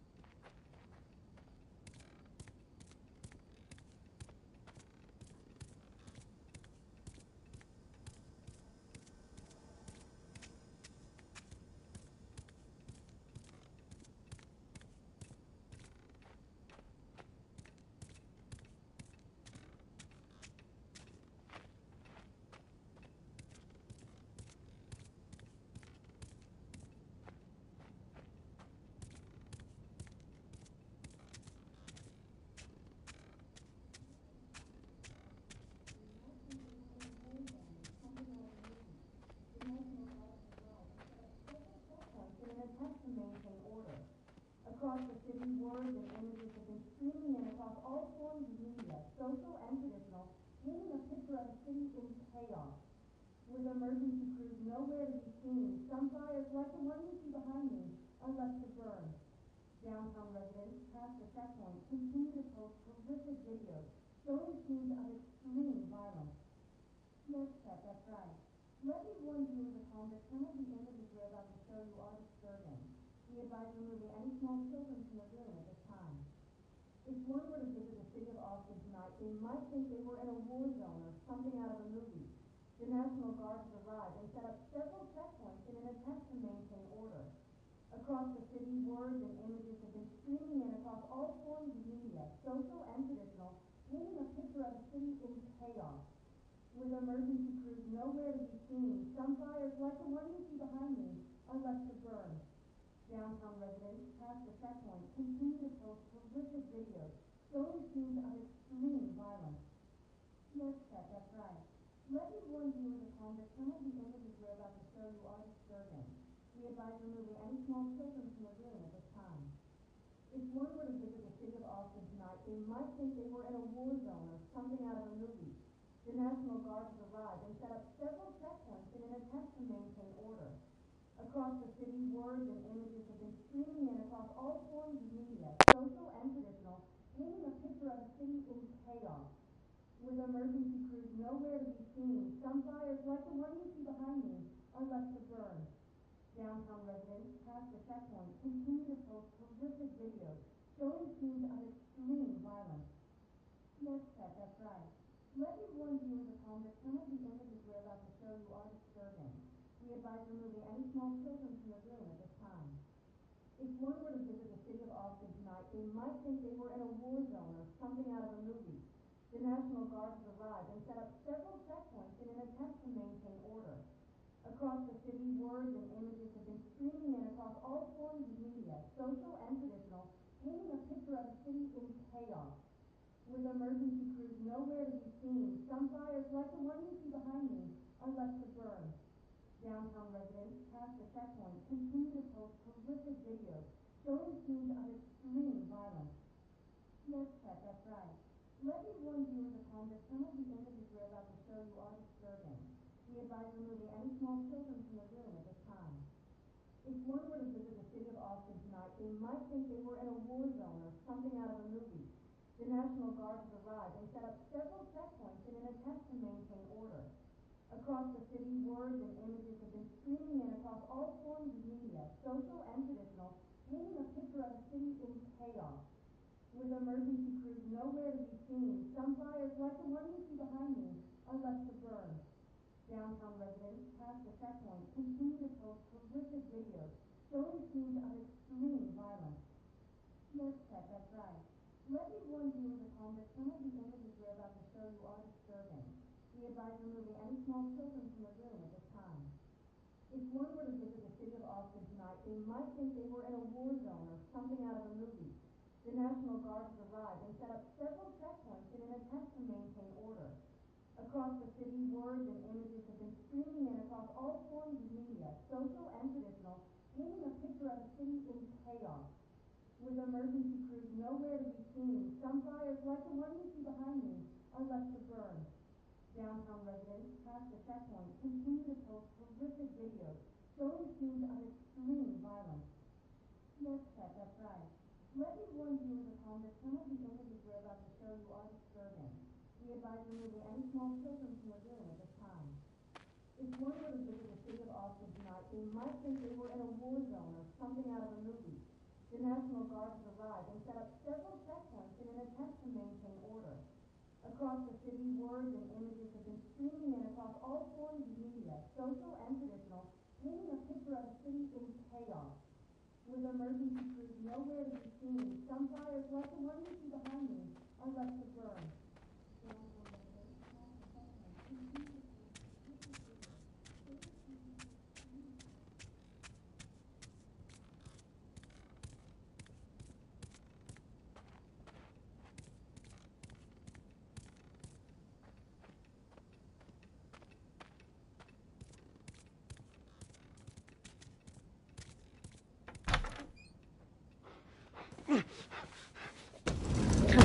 Here you are. Sarah, are you okay?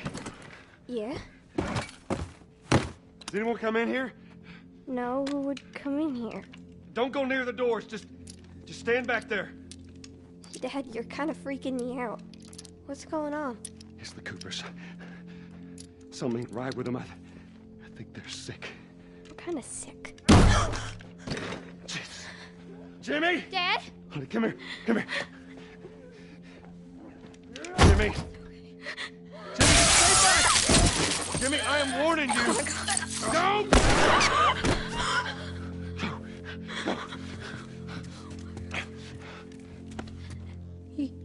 You shot him. Sarah. I saw him this morning. Listen to me. There is something bad going on. And we have got to get out of here. Do you understand me?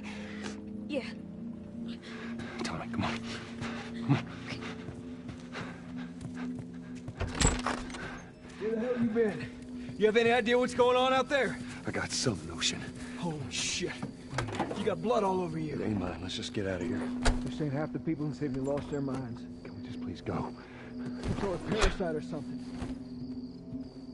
You gonna tell me what happened? Later. Hey, Sarah. How you holding up, honey? I'm fine. Can we hear us on the radio? Yeah, sure thing. Thanks. No cell phone. No radio. Yeah, we're doing great. A minute ago, newsman wouldn't shut up. They say where to go? They said, Army's put up roadblocks on the highway. No getting into Travis County. We need to get the hell out. Take 71. 71, that's where I'm Did they say how many are dead? at. Probably a lot. Found this one family all mangled inside their Tommy's. house. Right. Sorry.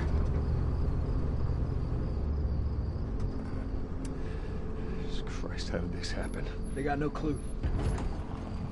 But we ain't the only town. First they're saying it's just the South. Now they're going on about the East Coast, the West Coast. Holy hell. That's Lewis's farm. I hope that son bitch made it out. I'm sure he did. Were we sick? No, of course not. How do you know?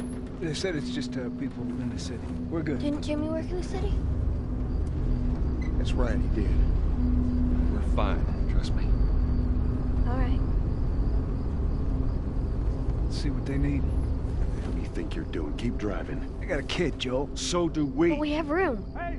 Keep driving, stop! Tommy. Stop! You ain't seen what I seen. Someone else will come along. We should have helped him.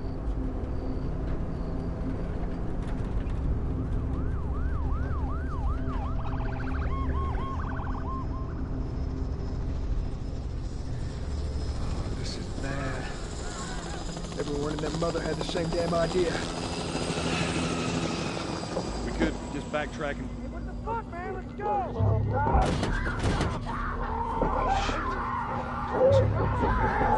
Tommy!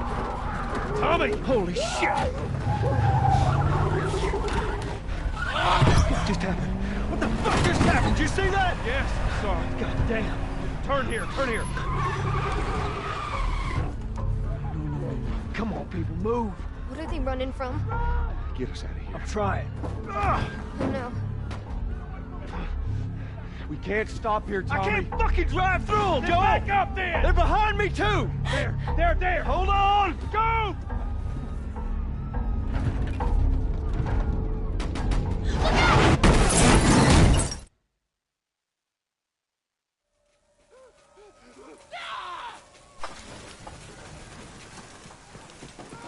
Daddy? Hey!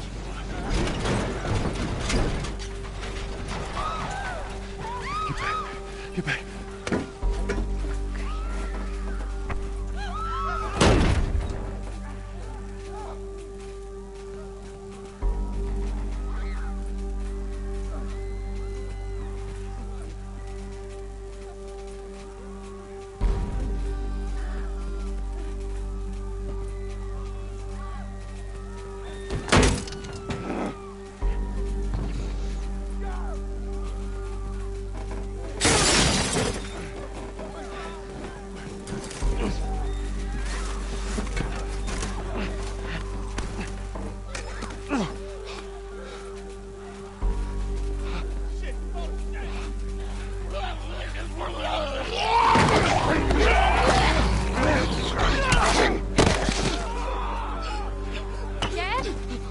here, baby.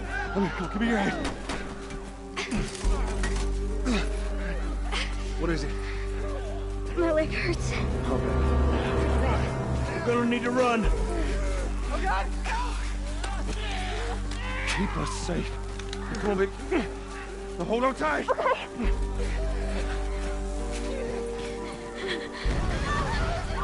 Daddy, I'm scared. No. Keep your eyes closed, honey.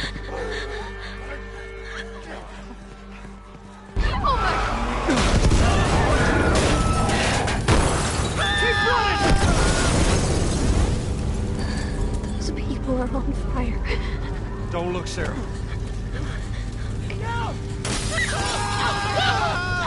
Why are they doing that? Keep looking at me, baby. Over there.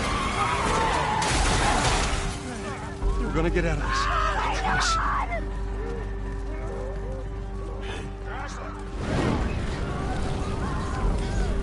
Keep going! Come on! Get back! There's too many of them! This way! Through the alley!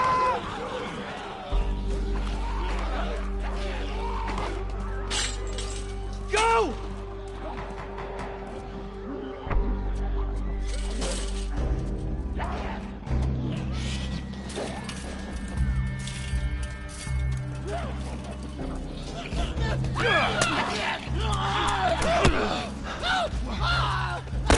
He's dead! God damn it! We're almost there. We're almost there, baby. They're getting through the fence! Keep going! Find your way out of here! Come on! Go! Move it!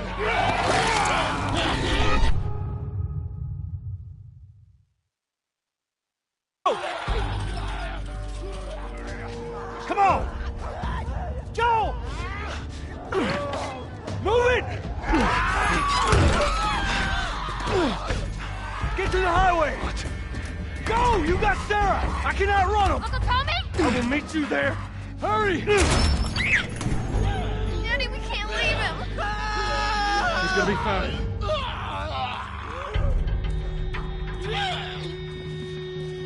We're almost there.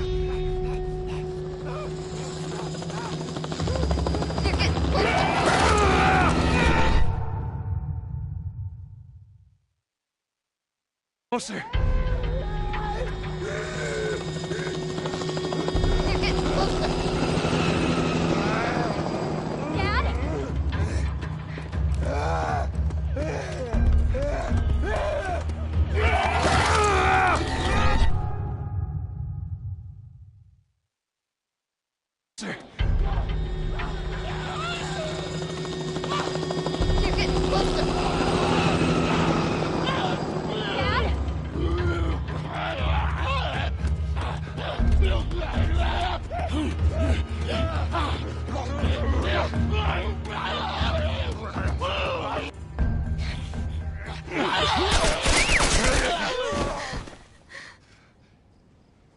It's okay, baby. We're safe. We're safe. Hey, we need help. Stop! Please. It's my daughter. I think her leg is broken. Stop right there!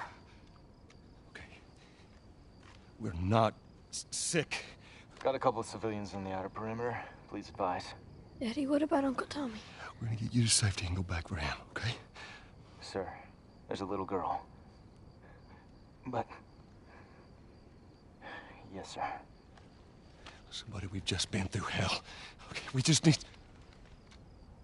Shit.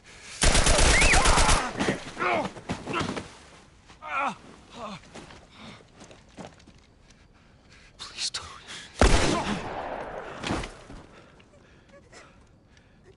Oh, no. Sarah. Move your hands, babe. I know, baby, I know.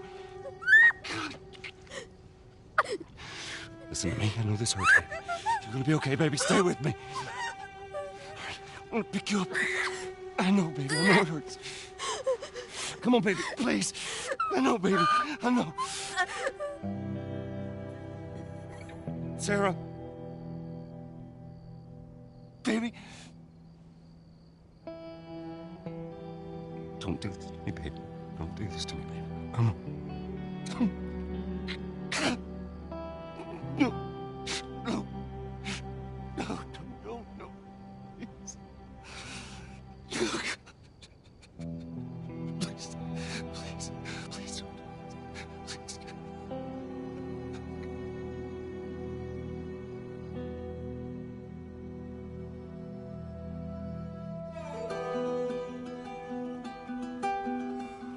The number of confirmed deaths has passed 200. The governor has called a state of emergency. There are hundreds and hundreds of bodies lining the streets. Panic spread worldwide after a leaked report from the World Health Organization showed that the latest vaccination tests have failed. With the bureaucrats out of power, we can finally take the necessary steps. Los Angeles is now the latest city to be placed under martial law. All residents are required to report to their designated quarantine. Riots have continued for a third consecutive day, and winter rations are at an all-time low. A group calling themselves the Fireflies have claimed responsibility for both attacks. Their public charter calls for the return of all branches of government. Demonstrations broke out following the execution of 6 more alleged Fireflies. You can still rise with us. Remember, when you're lost in the darkness, look for the light. Believe in the Fireflies.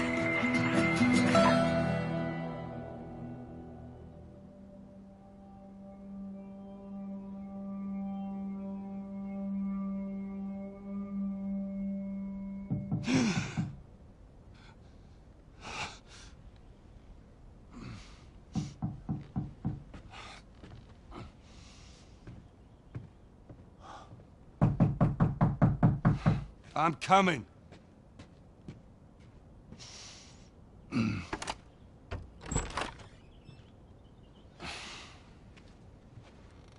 How was your morning?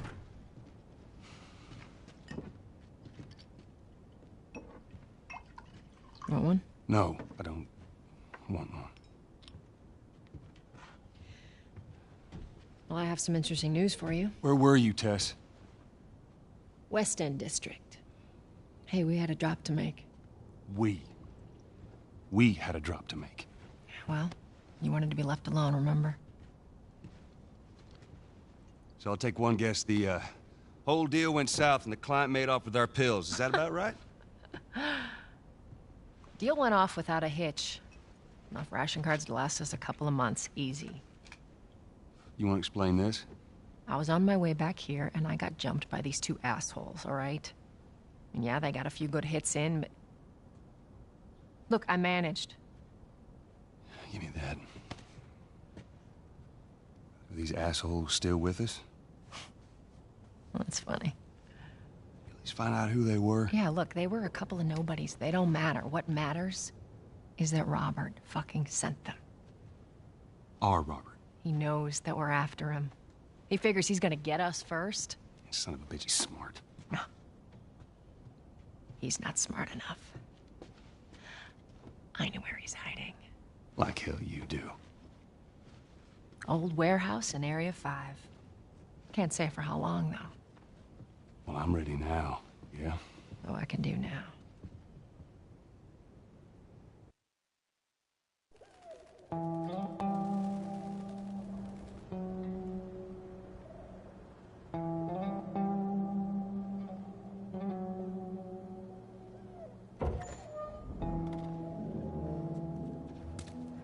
Checkpoint's still open. Only got a few hours left until curfew. Well, we better hurry up then.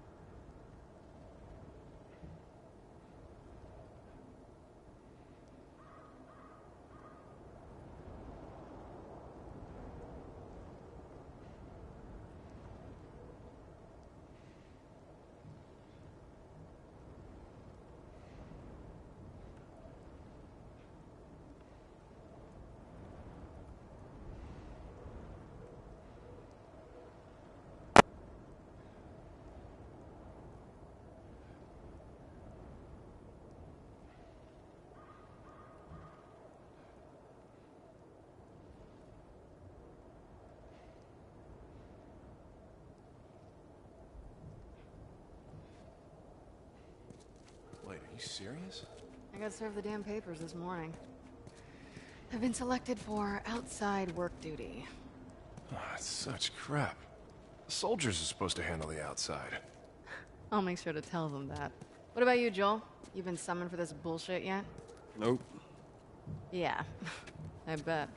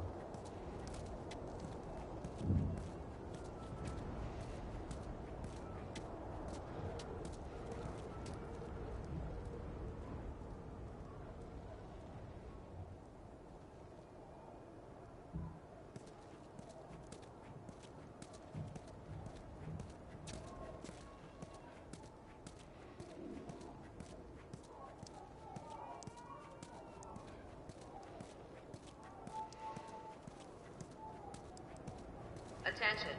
Citizens are required to carry their at all times. Compliance with all city personnel is mandatory. Look at that. Ration line hasn't opened yet. Must be running low again. Hey, how much longer? Lady, when the rations arrive, we'll open the door, all right? Are you fucking kidding me? That's 3 weeks in a row now. Go. Down on the ground. Hey, Jesus. Then get down. Hands on your fucking head. Shoot. Alright, scan.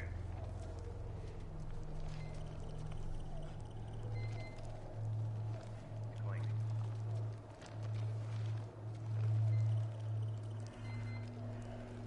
Clean.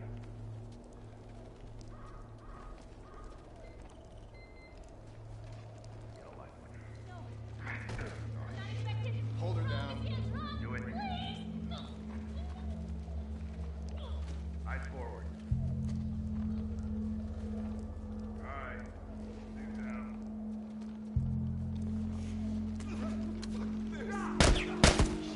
Shit. Shut up. Consider yourself lucky. It happens when you hide out against it. Call the cleanup crew. We're through here. Gonna need 2 bags and 2 more for the box. All right, people, this isn't a show. Keep moving along. Yes, sir. We'll stay put. They're on their way. Shouldn't be long.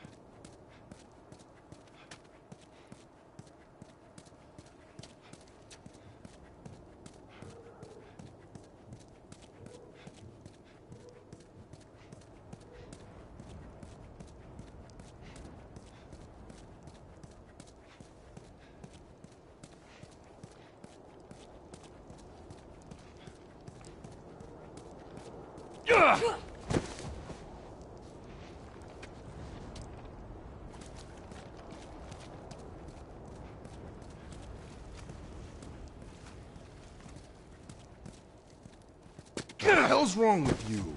Beat it, pal.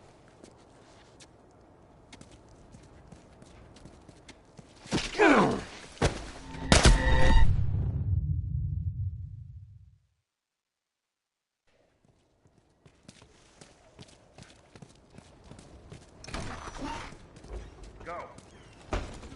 Down on the ground. Hey, Jesus.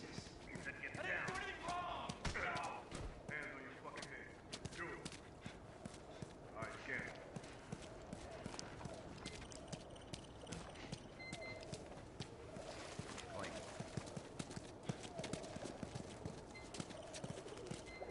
Seems like more people are getting infected. That just means more people are sneaking. What's up, Joel?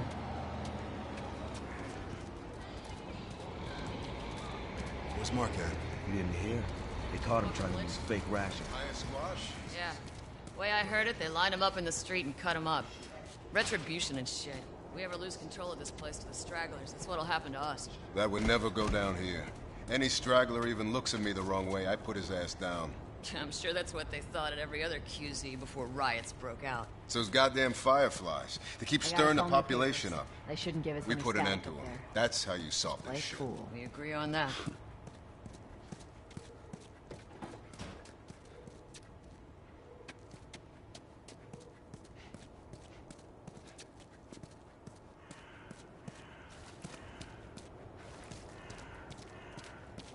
They died right in front of me. Damn runners came out of nowhere. What am I supposed to tell their families?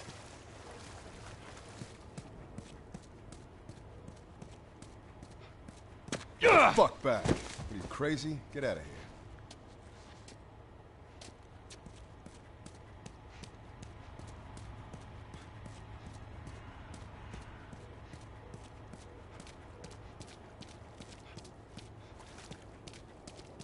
Step back! Don't try that again.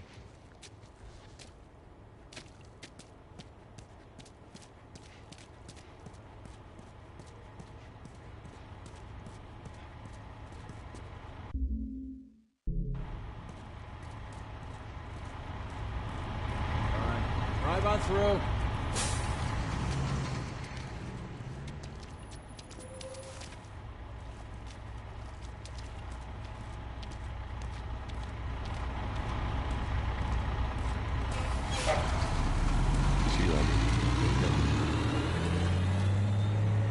What's your business here? Got the day off. Visiting a friend. All right, move on through. Thanks. Get out of here! Close it up! Firefly! Come on, let's go. Go, come on.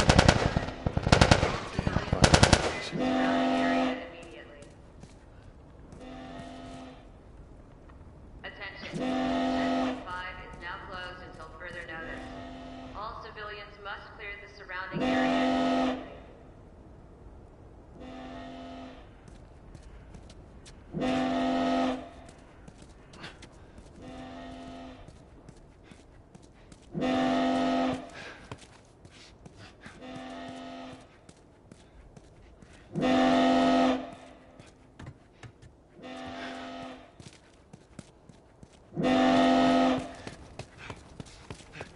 Looks like the coast is clear.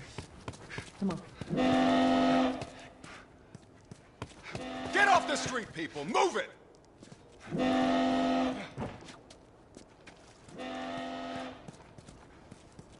Clear the area!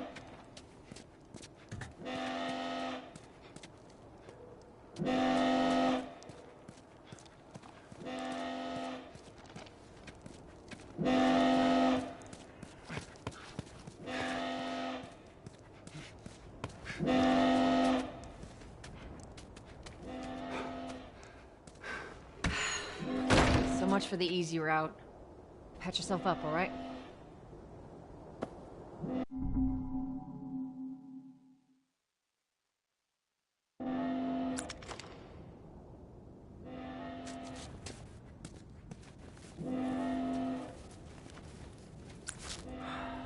They're gonna close all the checkpoints. We're gonna have to go around the outside. Outside the wall. Or we could just let Robert go. Cute.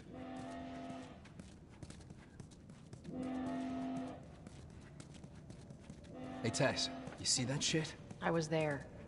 Hey, how's the east tunnel looking? It's clear. I just used it. No patrols. And where are you off to? Gonna pay Robert a visit? You too? Who else is looking for him? Marlene. She's been asking around, trying to find him. Marlene? What do the Fireflies need with Robert? You think she'd tell me? Well, what did you tell her? The truth. I got no idea where he's hiding. Good man. Hey, you stay out of trouble, all right? Military's gonna be out in force soon. Yeah, see you around.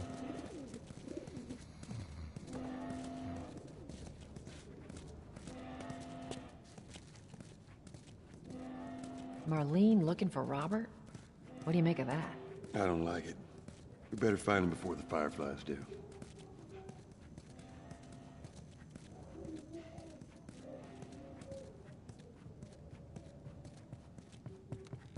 This is us. Hey guys, how's it going? Shit's stirring up out there. How we looking over here? It's been quiet. No signs of military or infected. That's what I like to hear.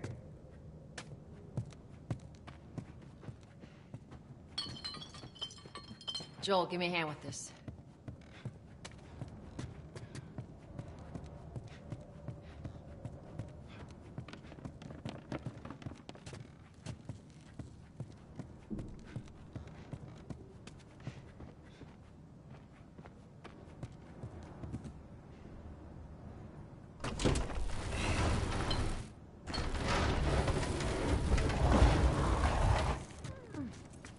Y'all take it easy out there.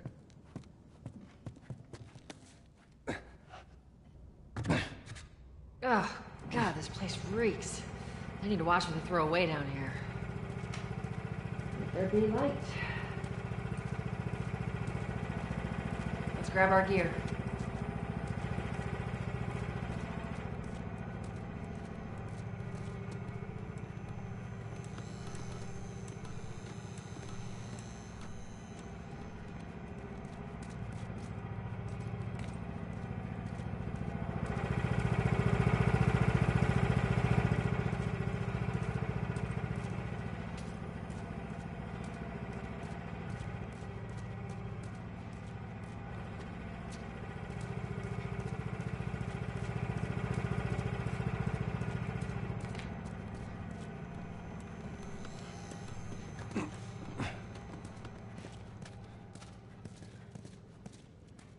Our backpacks are still here from last time.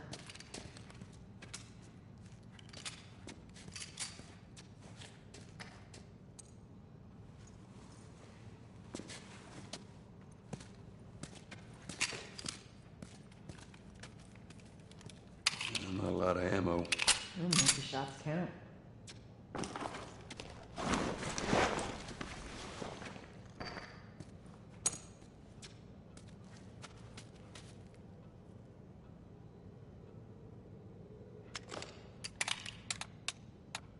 All right, Texas. Boost me up.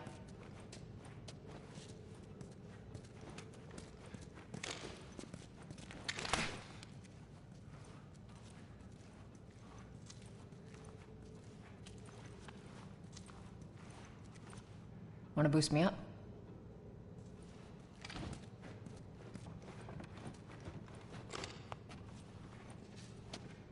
You ready? Yes, ma'am.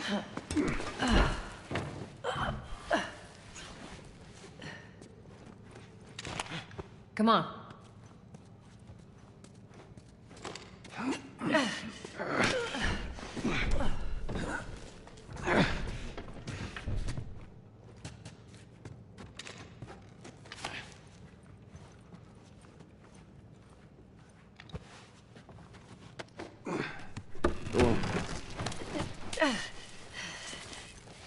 Got it.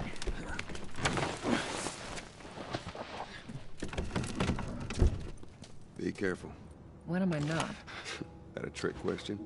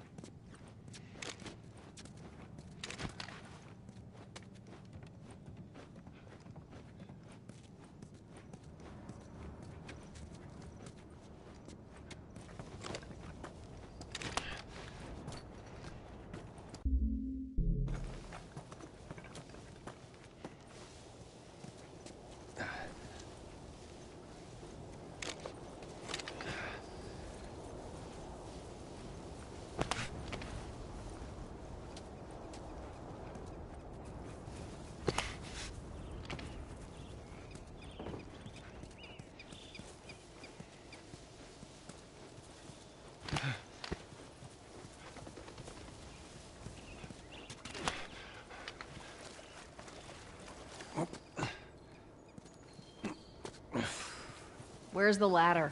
It's got to be around here somewhere.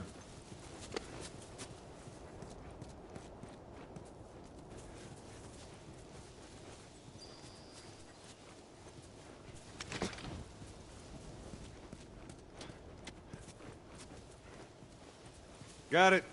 Great, bring it over.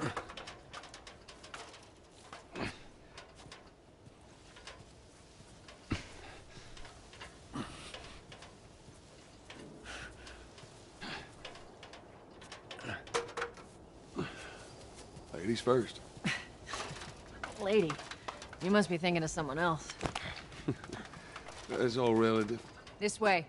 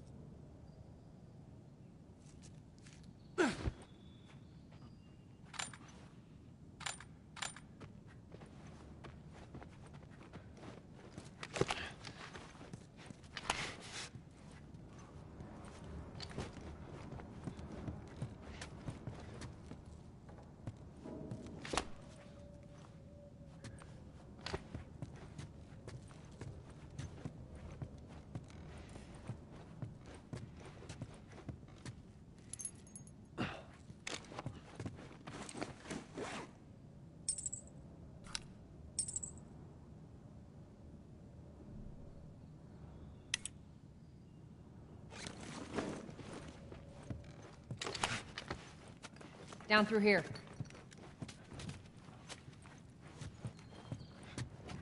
Think Robert's still got our guns? For his sake, he better. Look, once we get our merchandise back, it should be easy to unload. Well, speaking of merchandise, when's that next shipment due? Well, we're meeting Bill next month. More pills, lots of ammo. Supposedly. Hold up. Spores.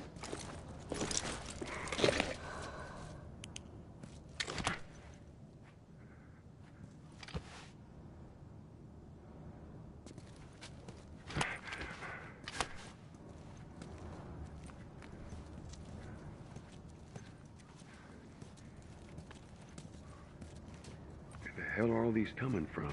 The place was clear last time. They're coming out of something. You stay alert.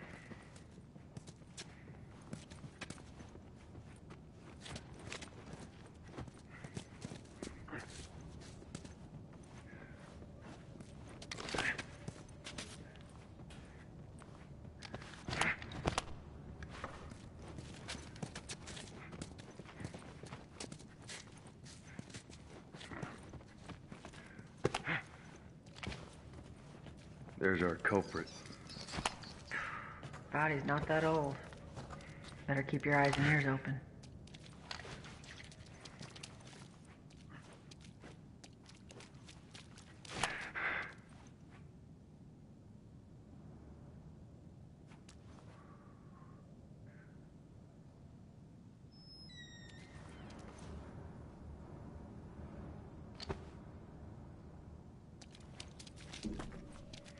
We should be able to fit through here. You okay? Yeah. Damn ceiling's falling apart. Be careful. This way. Easy. Watch it, watch it. Help me. My mask broke. Don't leave me to turn. Please. What do you want to do?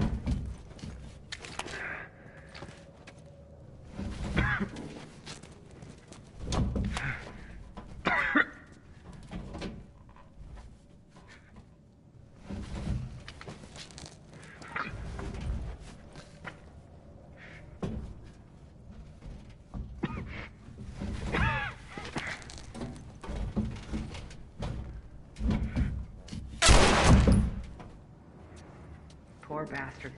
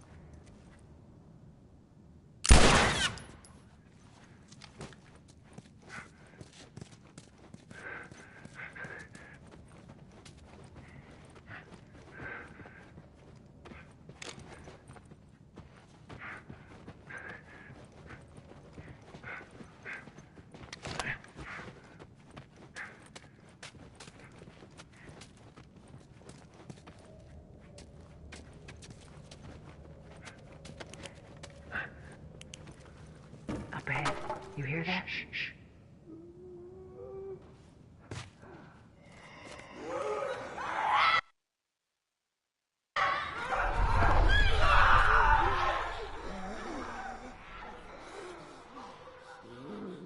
I'm gonna handle it.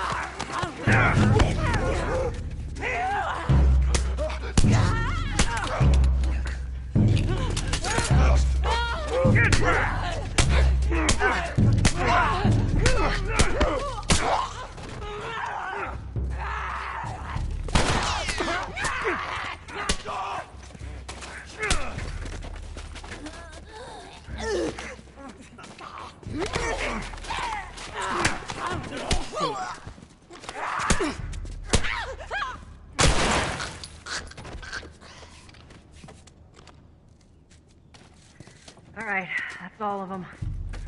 Let's hope so. Let's head back into the city.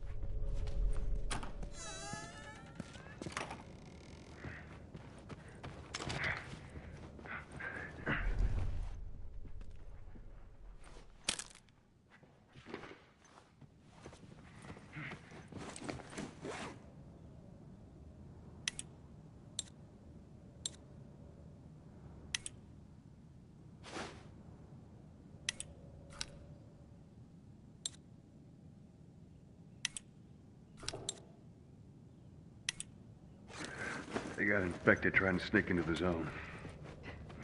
As much as everyone complains about it, you got all these poor bastards wishing they were living on the inside.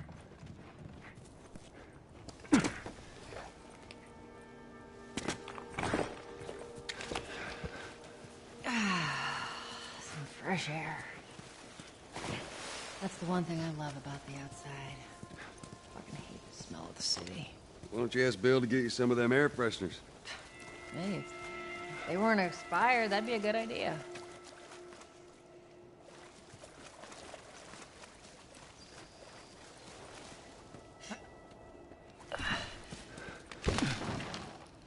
here.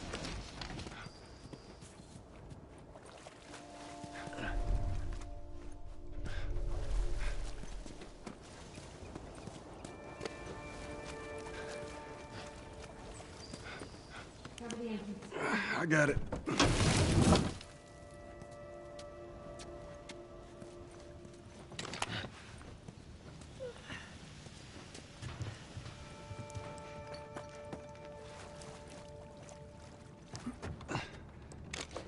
Damn it. Plank fell down.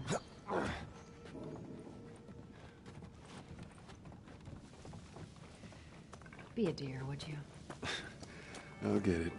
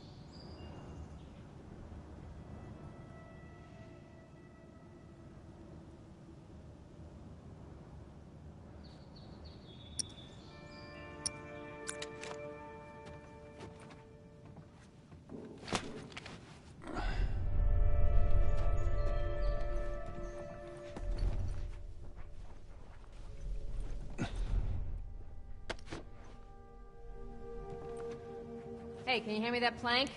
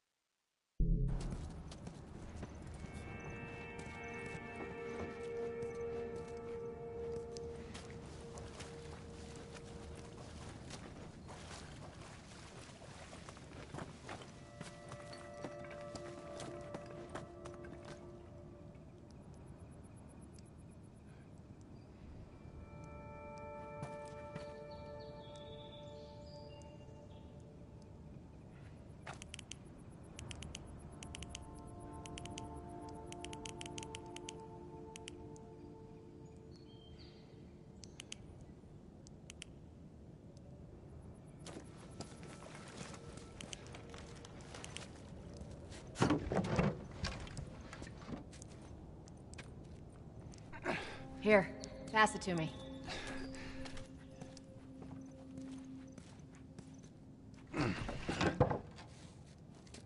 It's a bit heavy. I think I can handle it. All right.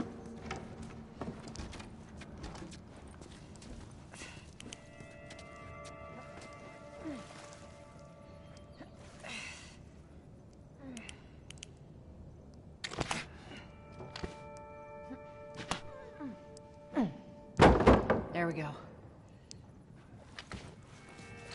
Get your ass up here. Let's move. Bossy today. I'm getting close.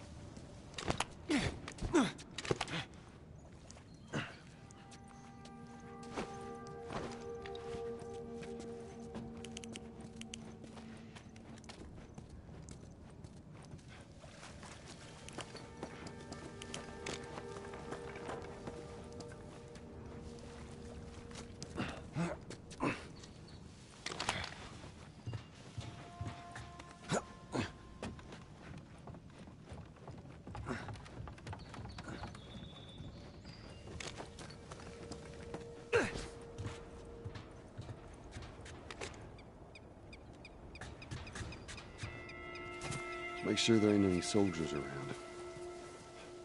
It's clear. Come on.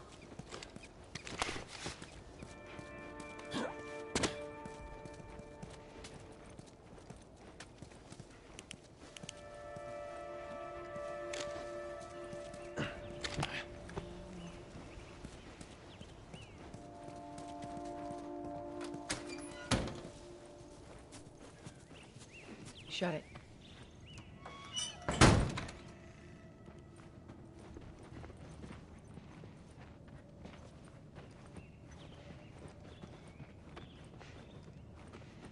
Pick up that ammo. I'm sure we'll need it.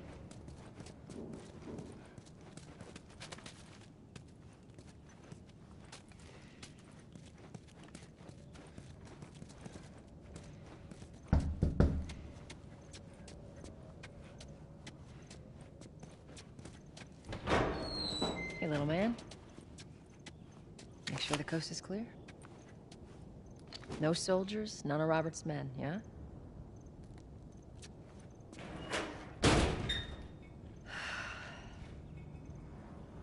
You know he's expecting us. Well, that'll make it more interesting.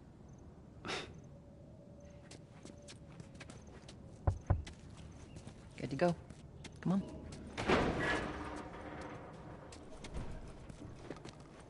Hey, Tex, hey, pretty lady, how you doing today? I heard you Not got right some now, merchandise. Terrence. No, it's good. Look, I Not got the car. now. You hear me? Okay, can do that. We get all huffy puffy back.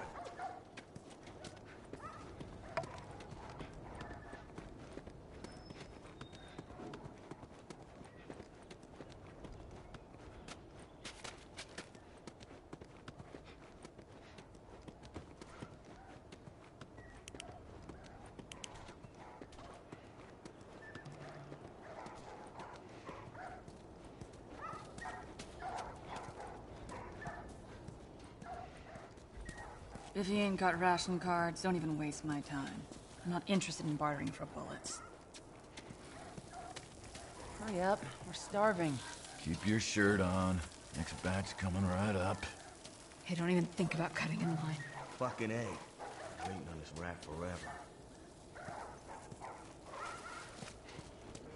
Sorry, man. These dogs are all accounted for. Sold out in less than an hour. Try me next week.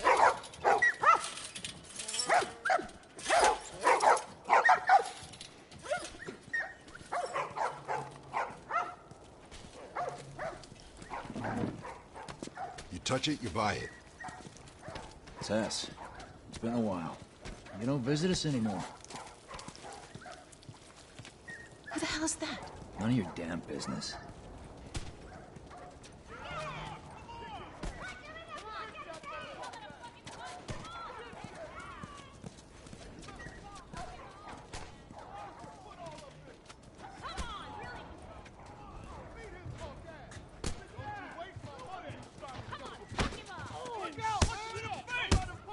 Where do you think you're going? Malik, sit back down. Oh, sorry, Tess. Didn't realize you two were together. Go ahead.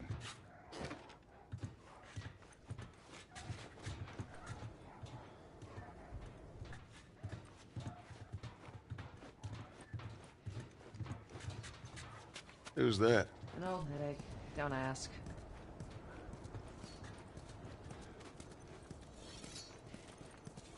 What do you want?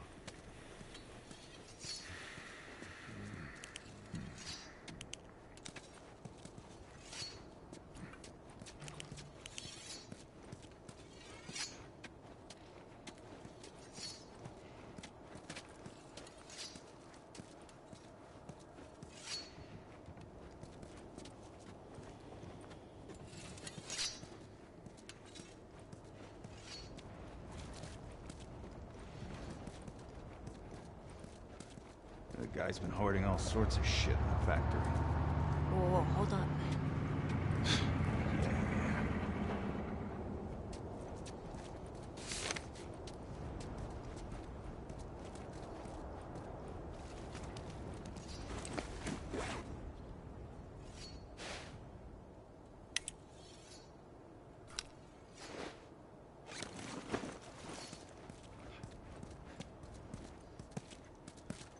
I'm looking for Robert.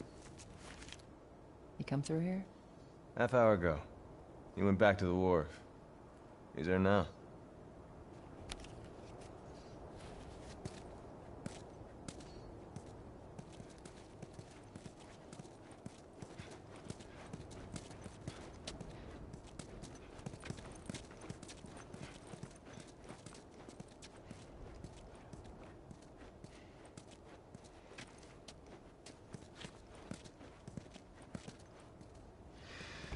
Here we go.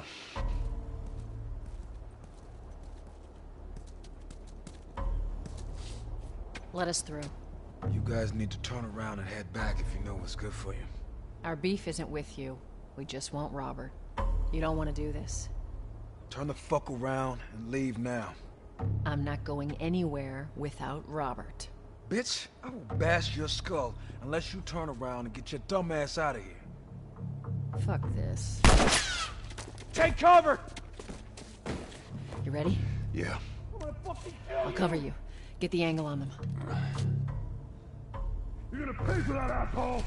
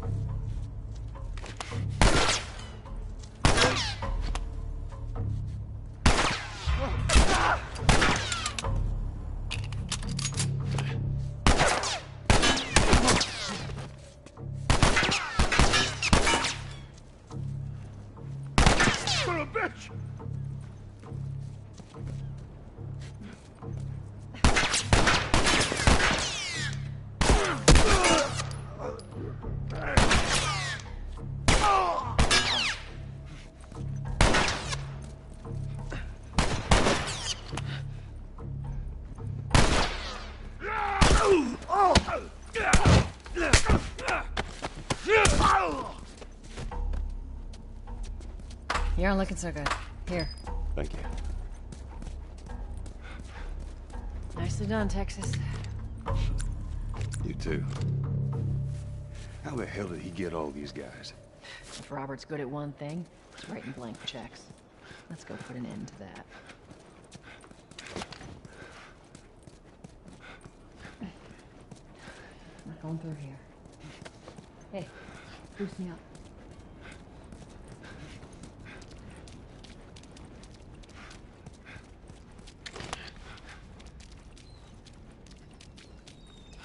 Well,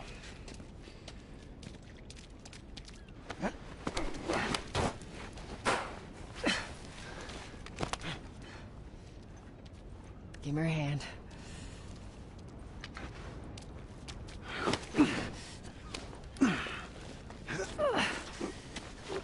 There you go.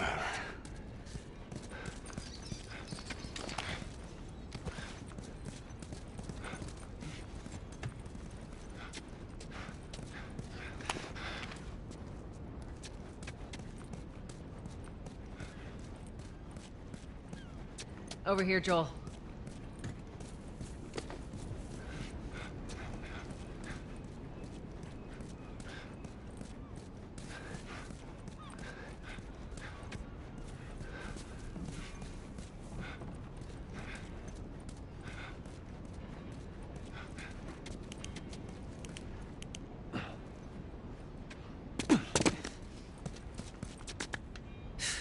More of Robert's guys. How do you know they're coming? Two of our guys died trying to take Tess out. I guarantee that she and Joel are on their way here right now to get Robert. Jesus. We shouldn't have taken this job. Not our call. Let's spread out and make sure no one's creeping around in here.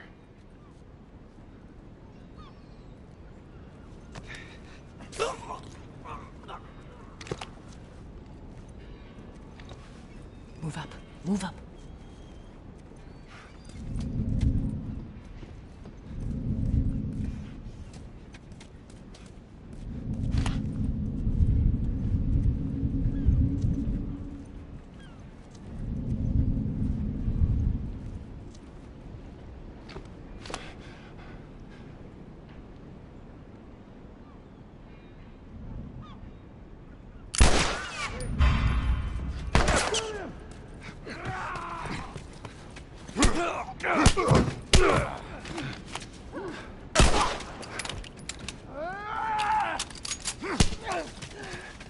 Let's do this.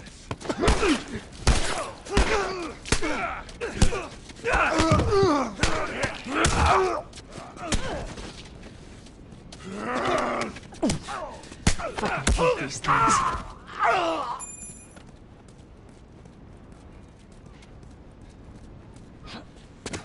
Search the area.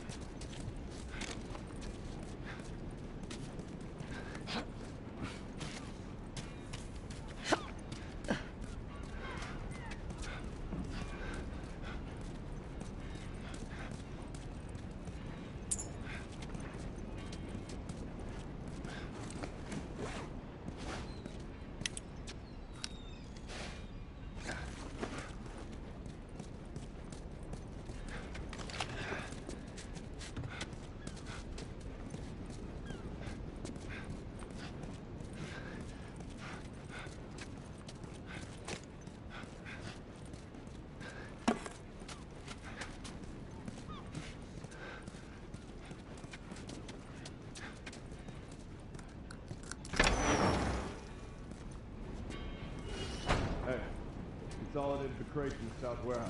Supplies are locked up. Good. Let's do another once-over and then head out. It's getting close to curfew. What about Robert? Who's he holing up with tonight?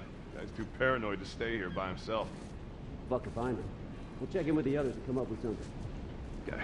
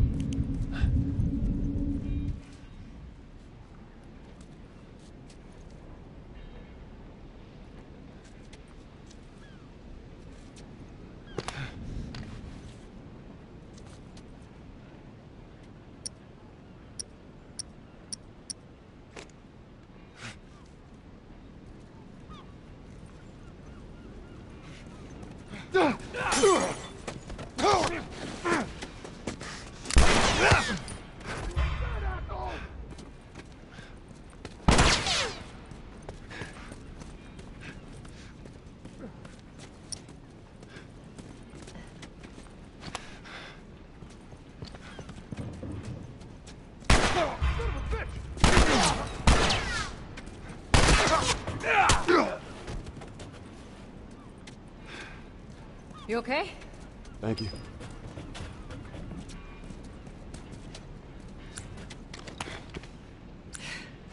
We should have brought more people. They just slow us down. Yeah, you're right. Come on, the docks are this way. Let's do this.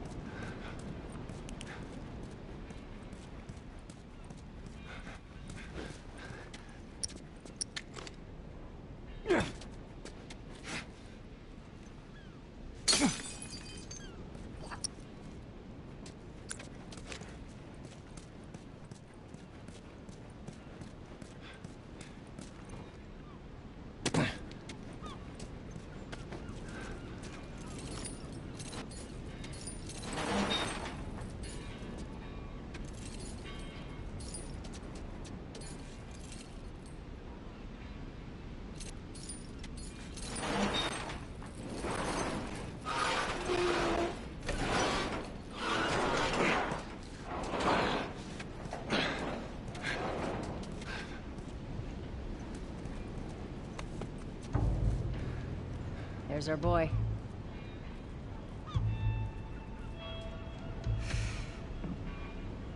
That cocky son of a bitch. Let's go wrap this up.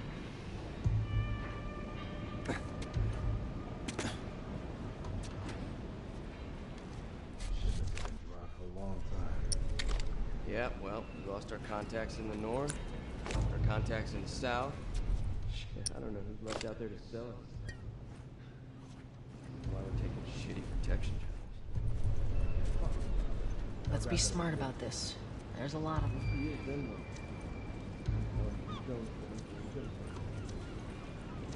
You're insane. Going outside the wall is suicide. How many other smugglers do it? What do you think's gonna happen here once the fly's on? I'd still take my chances in here.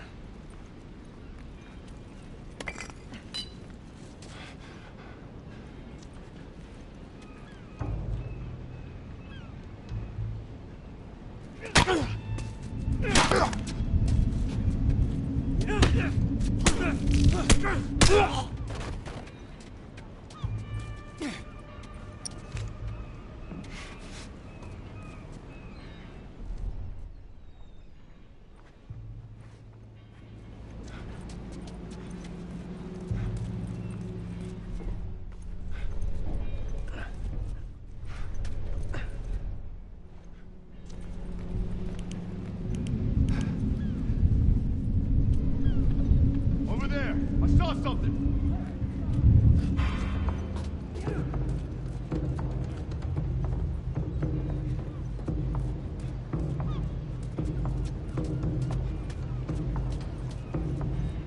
Son of a bitch!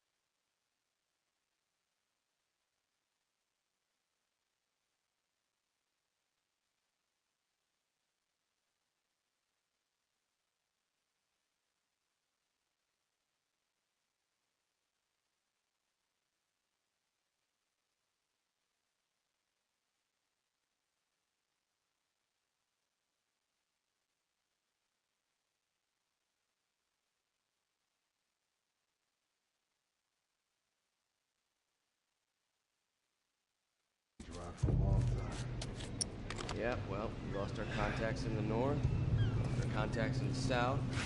Shit, I don't know who's left out there to sell it. Let's be smart about this. There's a lot of them.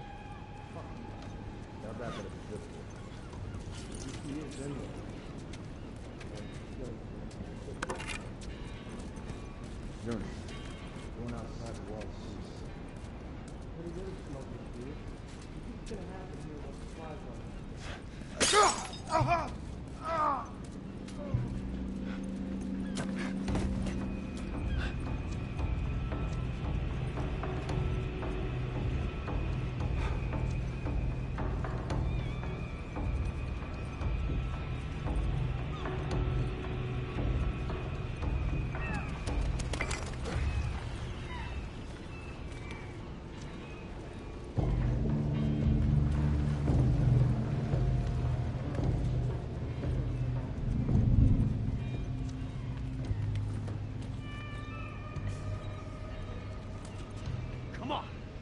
Shoulders! Oh, fuck!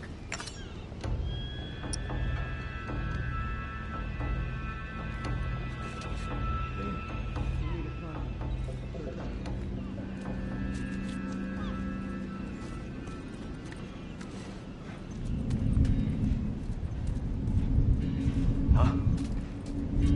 Whoa.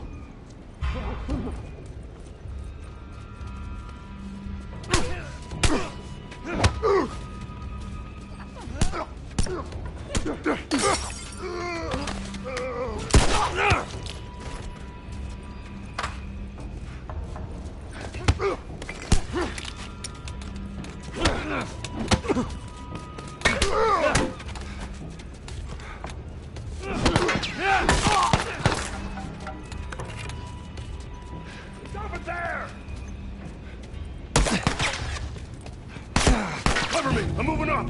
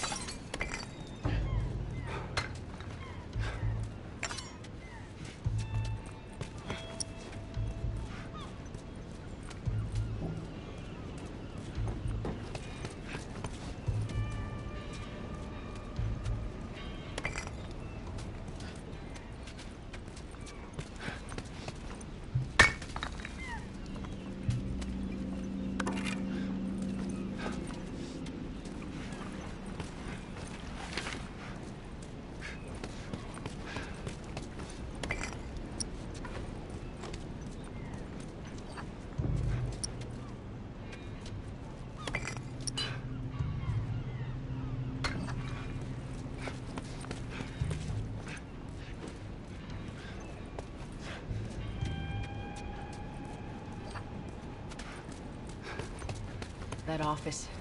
Robert must have run in there. Let's go.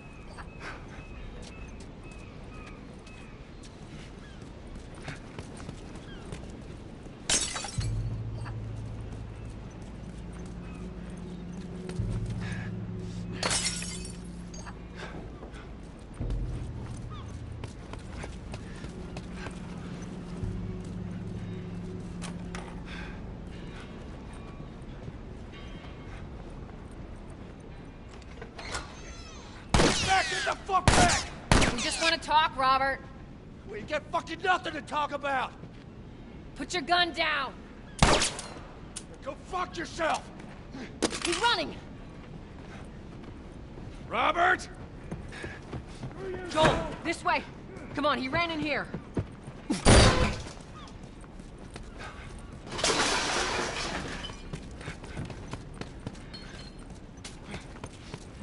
We almost got him!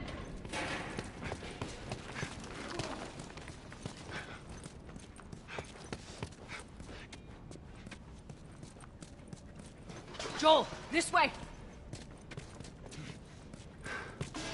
Joel!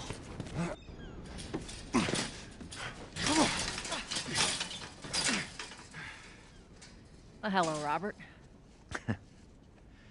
Tess. Joel. No hard feelings, right? None at all. All right. God damn it! We missed you. Look, whatever it is you heard, it ain't true, okay? I just want to say... The guns. You want to tell us where the guns are? Yeah, sure, but it's complicated. All right? Look, all right, just hear me out on this. I got... Fuck. Stop! Stop! Stop! Quit your squirming.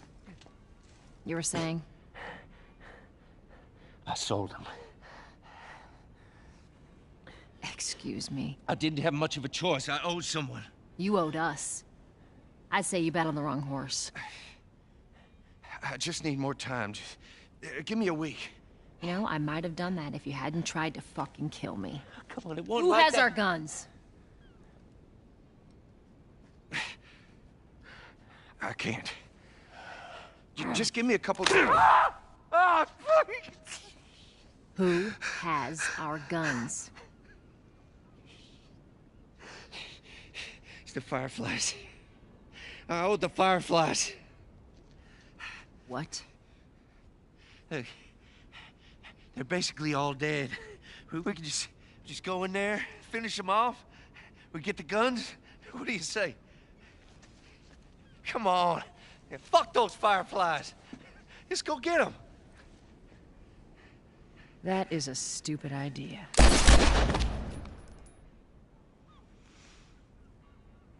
Well, now what? We go get our merchandise back. How? I don't know. We explain it to them. Look, let's go find a Firefly. You won't have to look very far.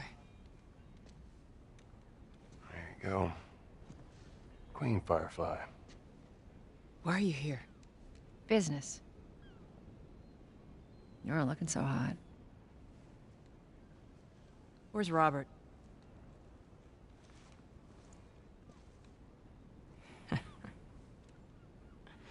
I needed him alive. The guns he gave you, they weren't his to sell. I want them back. Doesn't work like that, Tess. The hell it doesn't. I paid for those guns. You want them back? You're gonna have to earn them. How many cards are we talking about? I don't give a damn about ration cards. I need something smuggled out of the city. You do that, I'll give you your guns back, and then some. How do we know you got them? Well, I hear the military's been wiping you guys out. You're right about that. I'll show you the weapons. Yes, sir. I gotta move. What's it gonna be? I want to see those guns. Follow me. We gotta get out of here. Now. You want to see? Move.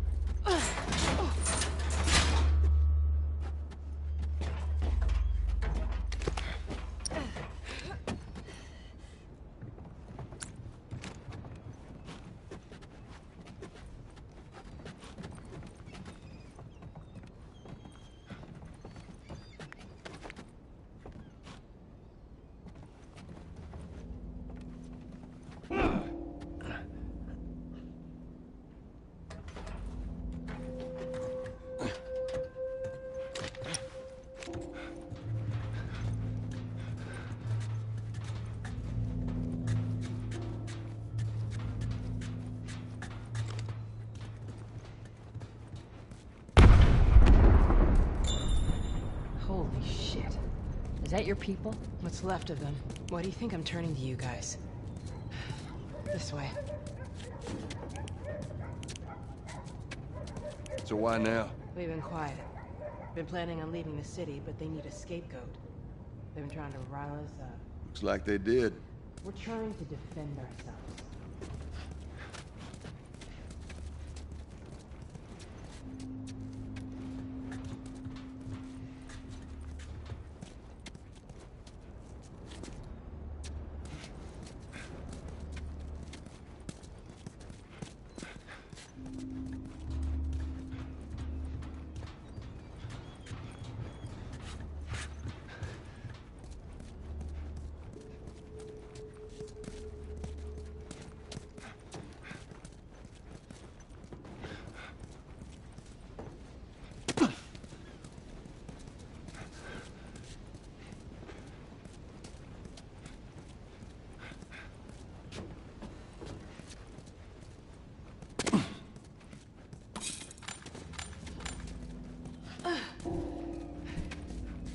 Joel, give me a hand with this.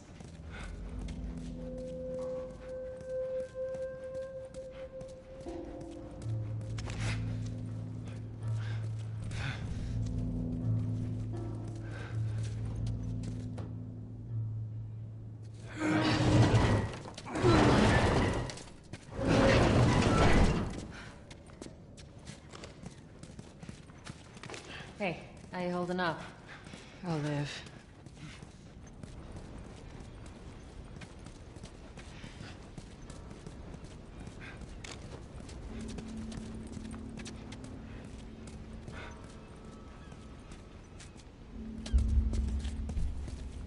Hold up. Soldiers. That's the way out. The door under the bridge. I ain't a big fan of these odds. We can sneak by them, even though I know that's not your style. We'll see how it goes. Let's get moving.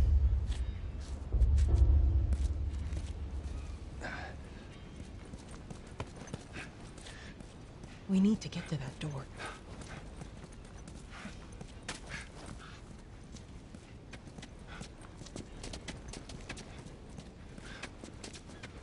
You picked the wrong day to sue us. Damn. We missed all the action. I'll get this one. Justice waits Go for no around one, and get the Private. Whatever.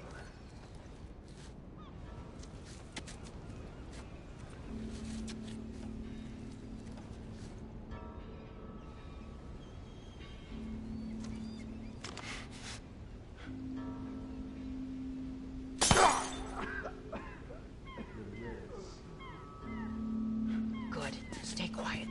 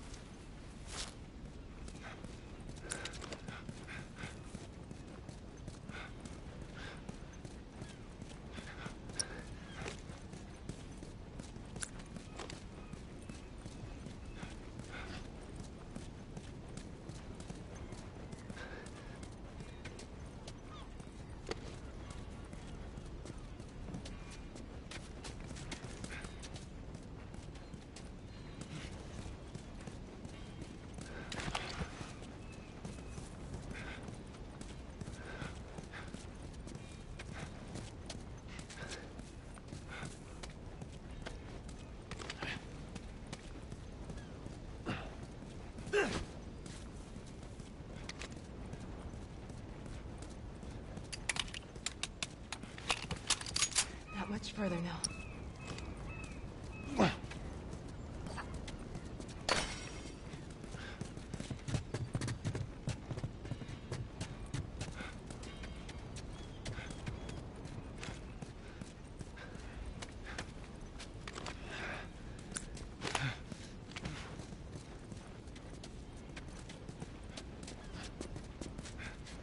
Go on, get inside.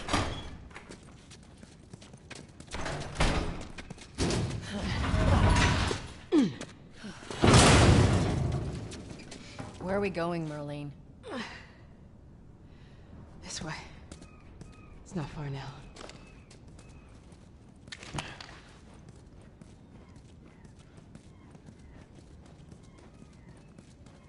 How you holding up? I'm running on fumes, but I'll make it.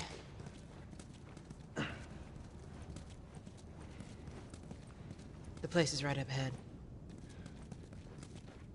Attention. Curfew is now in full effect. Anyone caught outside without proper authorization will be arrested and prosecuted. The hell are we smuggling? I'll show you. Attention. Curfew is now in full effect. Anyone caught outside without proper authorization will be arrested and prosecuted.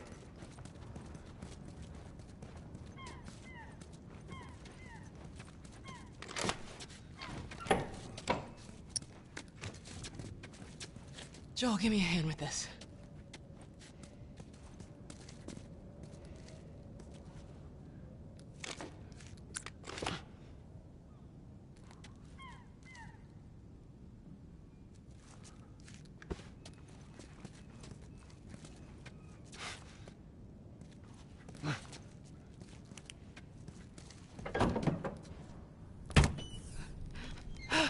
Whoa. Come on now. Get on up. Fuck away from Hey! Let her go. Well, you're recruiting kind of young, aren't you? She's not one of mine. Oh, shit. What happened? Don't worry, this is fixable. I got his help. But I can't come with you. Well, then I'm staying. Ellie, we won't get another shot at this. We're smuggling her? There's a crew of Fireflies that'll meet you at the Capitol building. That's not exactly close. You're capable. You hand her off, come back, the weapons are yours. Double what Robert sold me. Speaking of which, where are they? Back in our camp. We're not smuggling shit until I see them. You'll follow me. You can verify the weapons. I can get patched up. But she's not crossing to that part of town. I want Joel to watch over her. Whoa, I don't think that's the I'm not best Ellie. idea. Him? How do you know them? I was close with his brother Tommy. Said if I was ever in a jam, I could rely on him. Was that before or after he left your little militia group? He left you too. He was a good man. Look, just take her to the North Tunnel and wait for me there. Jesus Christ. Just cargo, Joel. No more talking. You'll be fine. Now go with him. Don't take long. And you, stay close. Let's go.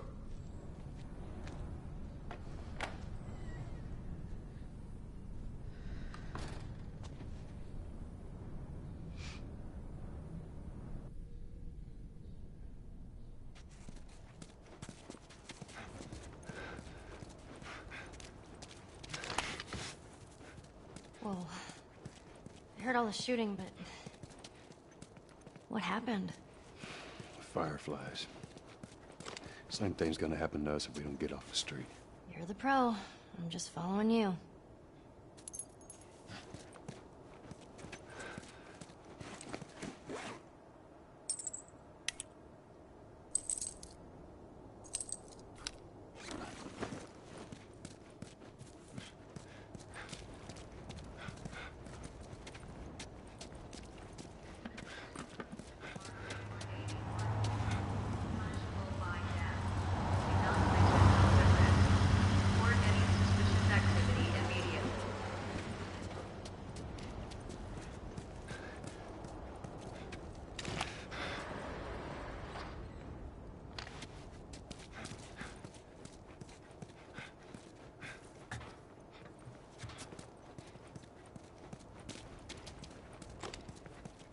Attention. Harboring or aiding wanted criminals is punishable by death. Do not place yourself at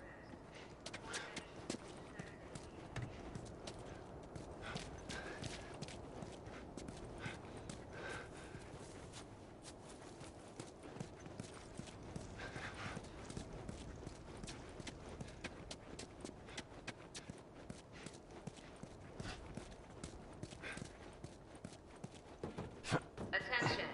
Harboring or aiding wanted criminals is punishable by death. Do not place yourself at risk. Report any suspicious activity immediately.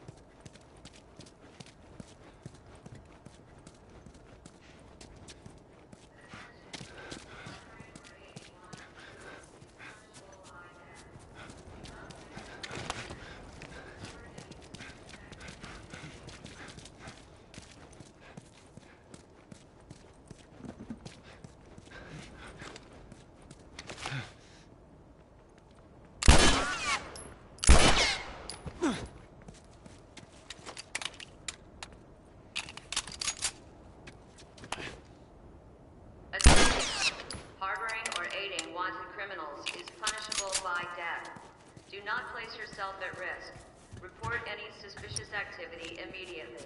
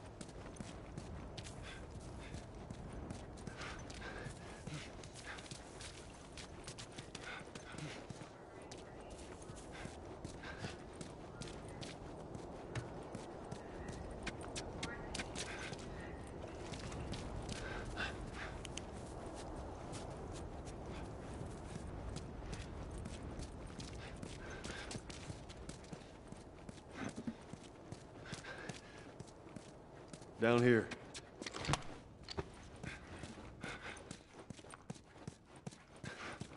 Attention. Keep up. Harboring or aiding wanted criminals is punishable by death.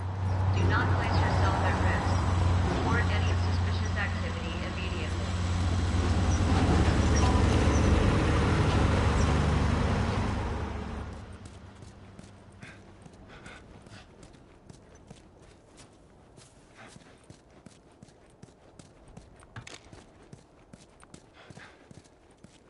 Where are we going? Up there. That'll get us to the north tunnel. How are we supposed to reach that? Just give me a minute.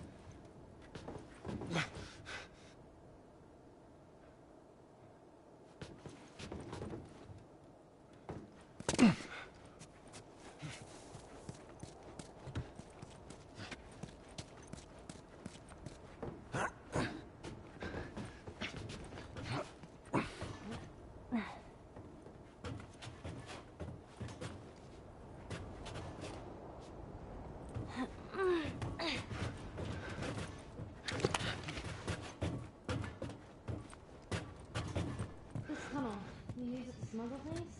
Yep. Like illegal things? Sometimes. You ever smuggled a kid before? No, that's a first. What's the deal with you and Marlene anyways? I don't know. She's my friend, I guess. Your friend, huh? You're friends with the leader of the Fireflies. What are you, like, 12? She knew my mom, and she's been looking after me. And I'm 14. Not that that has anything to do with anything. So where are your parents? Where are anyone's parents? They've been gone a long, long time. So instead of just staying in school, you decide to run up and join the Fireflies, is that it? Look, I'm not supposed to tell you why you're smuggling me, if that's what you're getting at. You wanna know the best thing about my job? I don't gotta know why. To be honest with you, I give two shits what you're up to. Well, great. Good.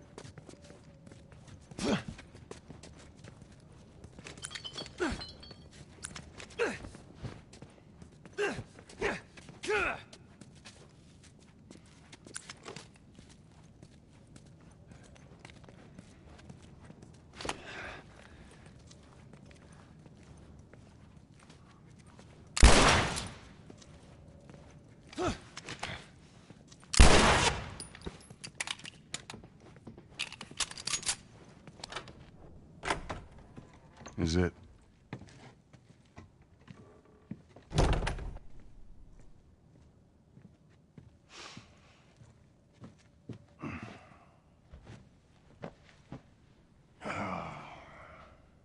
What are you doing? Killing time. Well, what am I supposed to do?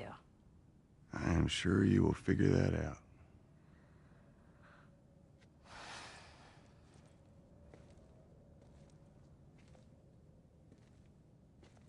Your watch is broken.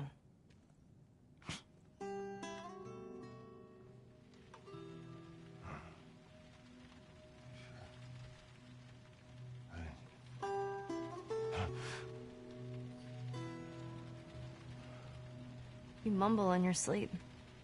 I hate bad dreams. Yeah, me too.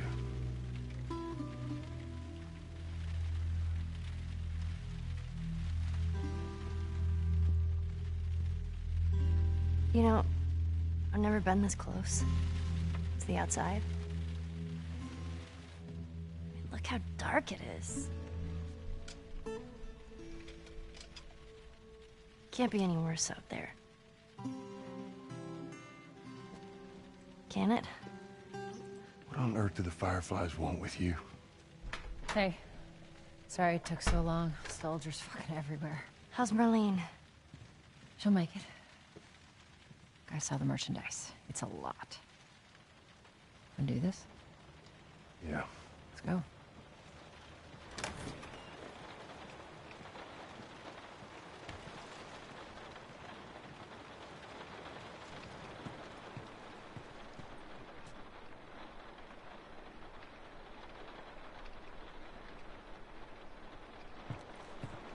It's a bit strange that they're having us do their smuggling. Marlene wanted to do it herself. We weren't their first choice. Or the second, for that matter. She's lost a lot of men. Beggars can't be choosers. Let's just hope there's someone alive to pay us. Someone will be around.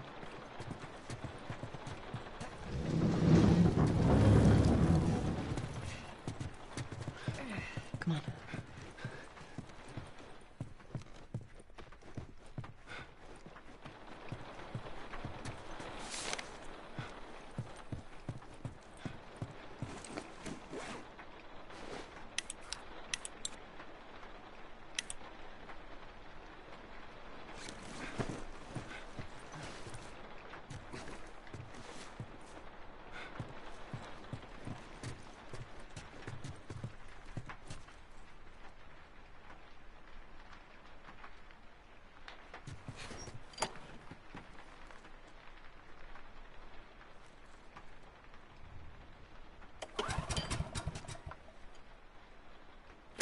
Shit.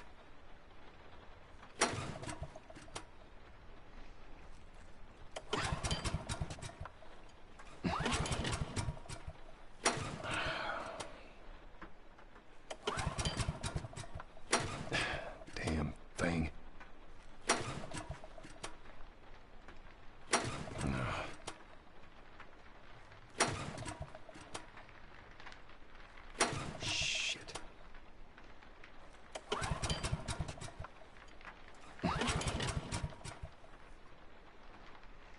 Goddamn thing. Shit.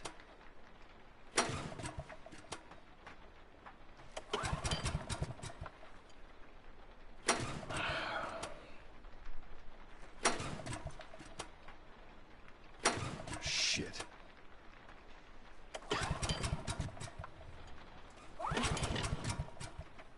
Goddamn thing.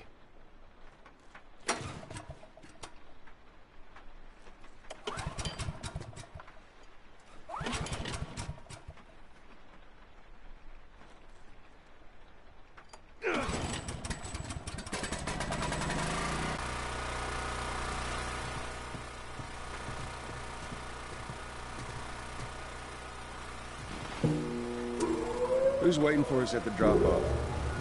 She said there's some fireflies that have traveled all the way from another city. Girl must be important. What is the deal with you? You some bigwig's daughter or something? Something like that. How long is this all gonna take?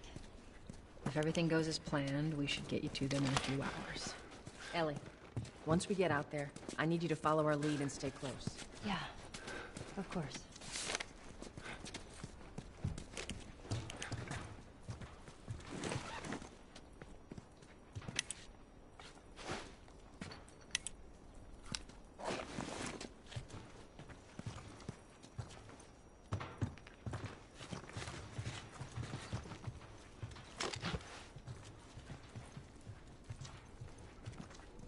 Climb up and check if the coast is clear.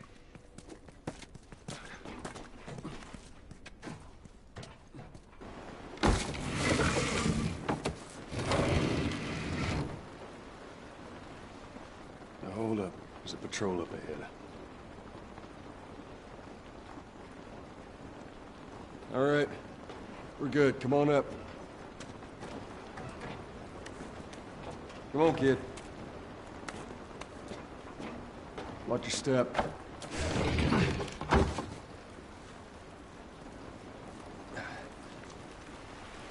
This rain ain't gonna do us any good. Holy shit. I'm actually outside.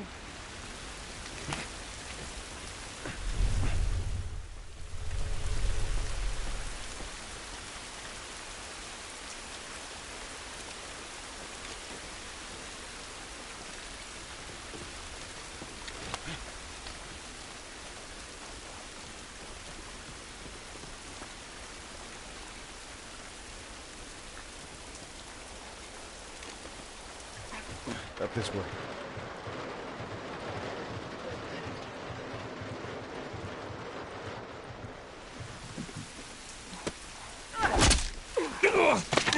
Don't do anything stupid. Move. Turn around, on your knees. You scan him, I'll call it in. Put your hands on your head. This is Ramirez at Sector 12, requesting pickup for 3 stragglers. Understood. Look the other way. It'll make this worth your while. Shut up. Tired of this shit. Mm-hmm. What's the ETA? Couple minutes.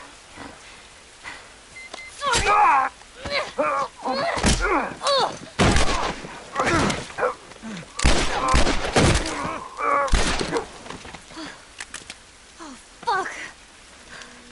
I thought we were just gonna hold him up or something. Oh, shit. Look. Jesus Christ. Marlene set us up? Why the hell are we smuggling an infected girl? I'm not infected. No? Was this lying? I can explain. You better explain fast. Look at this. I don't care how you got infected. It's 3 weeks old. No, everyone turns within 2 days, so you stop bullshitting. It's 3 weeks. I swear. Why would she set you up?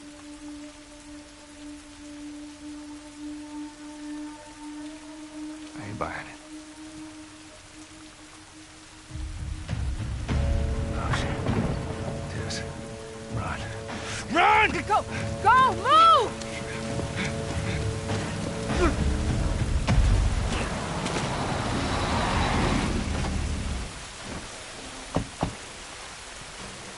Oh, shit! I got 2 dead uniforms. I repeat, I got 2 casualties in Sector 12. Requesting immediate backup. Just talked to them a minute ago. Shit. Fucking stragglers are around. They're gonna be out in numbers. Secure the area. I know. You take cover! All right, Ellie. When I give you the signal, we run. Now, run.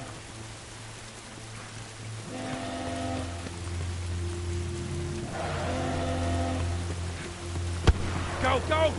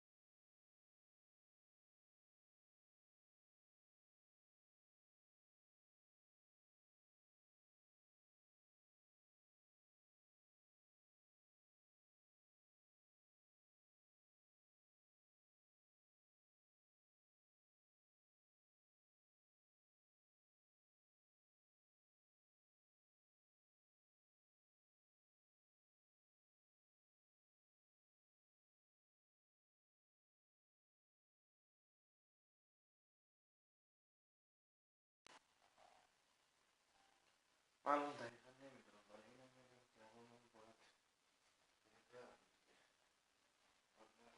پولو بگیرم از بانک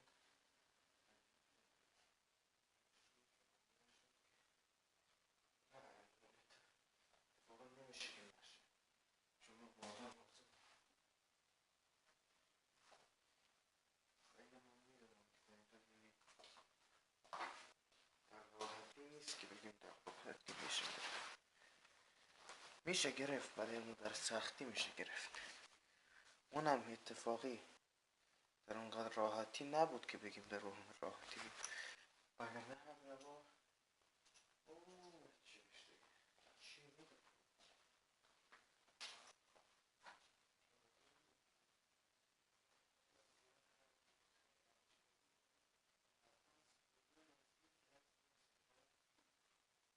همونجا که من اول گفتم باید بریم نمیدونم منگاه به دونسونی بسته چون اینجا که هست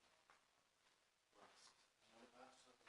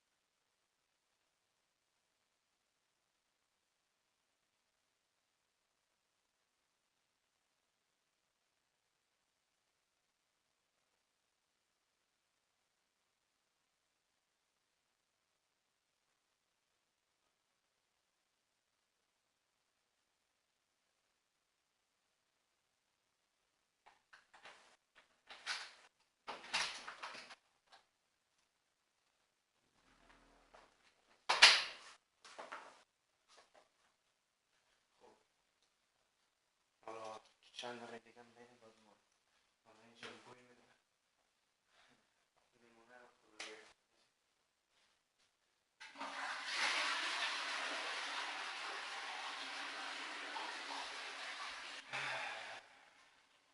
حالا شاید ادامه بدم شاید نه.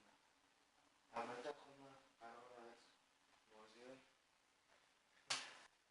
شاید کسی بذار رو چشم از بازی یعنی که در واقع نذاشتم دارم چون تصمیمی که گرفتم بعد تصمیم اولمون اینو بگم راستی تصمیم اولمون بود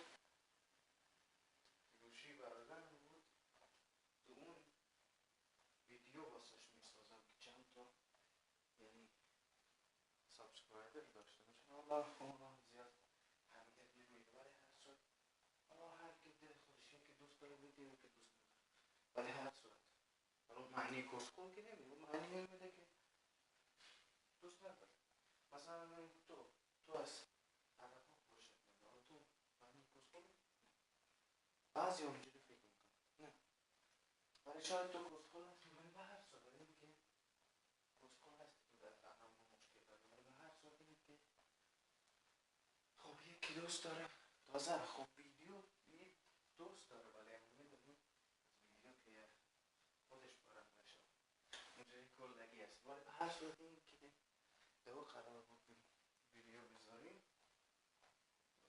یعنی جدی فول بریم فول که از اول تا آخر یعنی کل داستان تا آخر تمام شد ولی اون اگه بخواد باید که پلیستیشن بود چون که دو موبایل یعنی چی میگه نمیدونم یعنی چی موقع ولی به هر صورت اون چیزایی که تمام شده نه که آپلود کرد موضوع اینه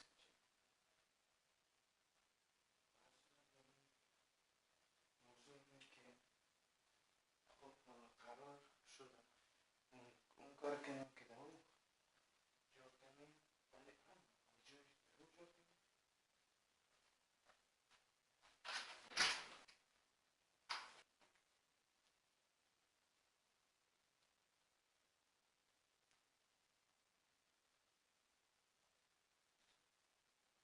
بجایی که دارم جور کنیم خب دیگه در موبایل جور نمکن موضوعی که ادامه شده و این تلویزیون شاید آقا شاید نه ولی اما بعد این که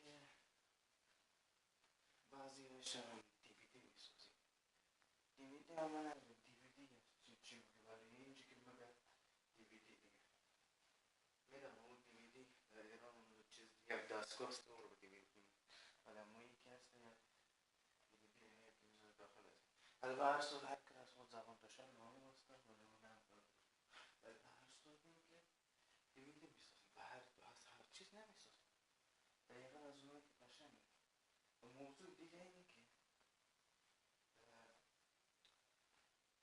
کسی که کسی رو میگن نوبسر کسی که قهر میکنه یا داد میزنه یا گریه میکنه برای نداره بگیم عرب ایران کرد آشوریا منصورای هر چی ولی در حس این که موضوع این که ببین نوبسر کسی هست این سه تا که باید بهتون یاد بدم قانون اینو میگن حالا قانون نباید برساد این داستان از نوب سگ هست ببین نوب سگ ها ما رو میگفتن نوب سگ ولی خودشون نوب سگ ما از کجا میدونیم که ما نوب سگ خودشون نوب سگ خب بله از این میدونیم چون خودشون نوب سگ خب از کجا میدونیم از این میدونیم چون نوب سگ از اهل فارمیز یک خب دوم این که زیاد نکنانه و سوم این که اصلا یعنی خیلی پربازی نمیگه و هم میکن به نفت میده ولی با هر صورت این که این خب از نظر شما کسی که دقیقا من که من نوبسر میگه من چطور نوبسر من صحبت میکنم به بازی هر خوشم که هرچی میدم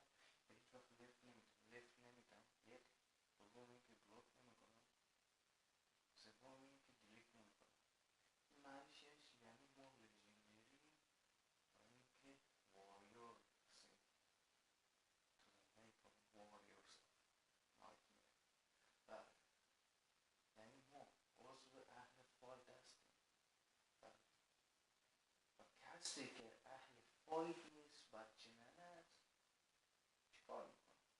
میگه اولین چیزی که خوشت میده، دومی حالا این که تهدید میکنه، حالا اینا چیزای مهم نیست ولی اما مهمترین چیزی این که نویسن همیشه لفت میده، کیکت میکنه، دیلیتت میکنه.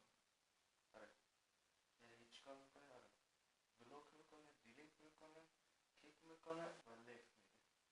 این موضوع 4 تا است که همیشه کسی یادتون باشه، کسی که لفت داد نوبیس سعی و کسی که کیک کرد نوبیس سعی و کسی که بلوک کرد نوبیس سعی و کسی که دیلیت کرد نوبیس سعی.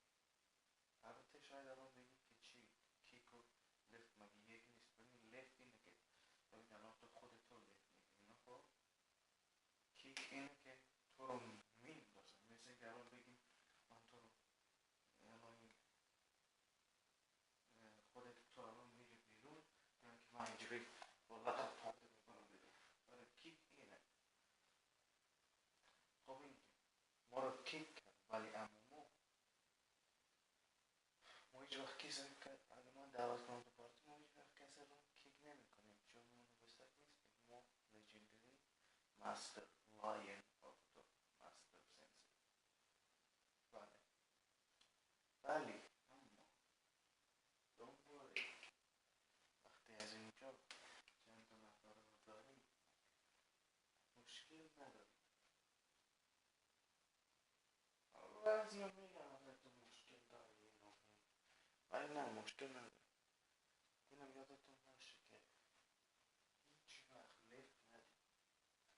لفت میدون لفت میدون ولی اما لفت واسه کسایی که اهل فایت نیست میگن آره ما اهل فایت هستیم این هستیم ولی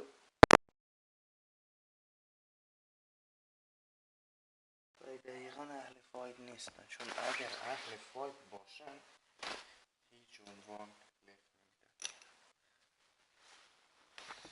حالا چند بار دعوت کردن؟ آخرین بار کی با اینا صحبت کردن؟ اونم نمیدونم دیگه خیلی سالها گذشته. حداقل اونا خوبش فقط میدونی چی بود؟ خوبش فقط این بود که کینه رو بس کرد. ولی من میدونستم بازم کینه شروع میشه. اینا من شما نمیشنست من میشنستم شما بشنستم. کینه میدونی سر چی بود؟ یادم نمیاد دقیقا سر چی بود. اصلا سر چی بود دقیقا یادم نمیاد ولی اما نه خب آره به جنرالش توهین کردیم ولی قبل از اینکه توهین چیزی بکنیم قبل از موضوعی بود درباره تیر بود توفنگ بود چی بود نمیدونم حقیقتا سایت بعدش هم سالها گذشت که اتفاقا صبحان رو دعوت کرد و صبحان خودش منم دعوت کرد به پارتی یعنی که درخواست پارتی رو دعوت کرد به پارتی ببینیم که اینجا نگاه کردم هم دیگه یعنی اونجا گوش کردم ولی این موضوع سر چی بود دقیقا نمیدونم ولی سر شرط میبندم دقیقا چون ایرانی ها سر این حساسن یعنی کس ننهشو میشکنن کیر ننهشو کیر پدرشو میرن تو کس همشو یعنی دقیقا سر چیه فکر میکنم سر همین اعوذ بالله من الشیطان الرجیم خامنه‌ای بود. اگه سر این نبود سر چی بود؟ چون اتفاقا خب حالا این اتفاقا نیفتاد برای اما اون حالا تموم شد دوباره افتاد در کدوم روز؟ نمیدونم اون اینجا خب از ویدیو نگاه کنیم دو سال بعد یعنی که هرچی ولی بعضا در این روزا اتفاق افتاد اما هم درست نمیتونم گفته چون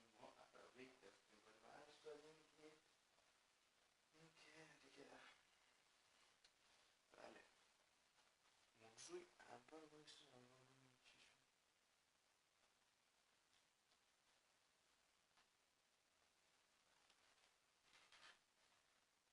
حالا اون موضوع اول بهش رو خودشان میپرسیم اگه یادشان نمیاد، اگه یادشان نمیاد گروه درشون. ولی این موضوع دوم یکی اتفاق افتاد سر چی بود؟ سر همین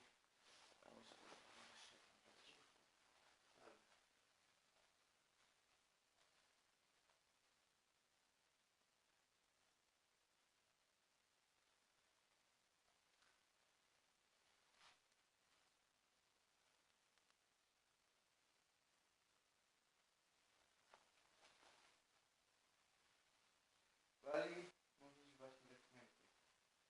حالا اونقدر زیادم که بگیم مهم است، مهم نیست.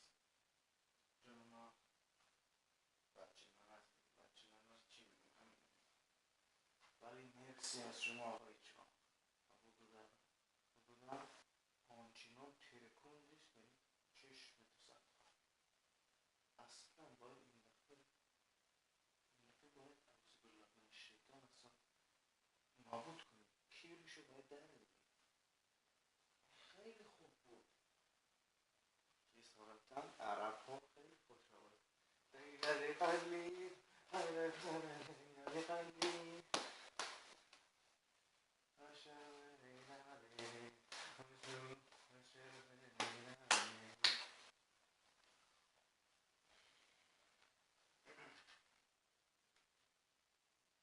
خب اما یادمون نیست.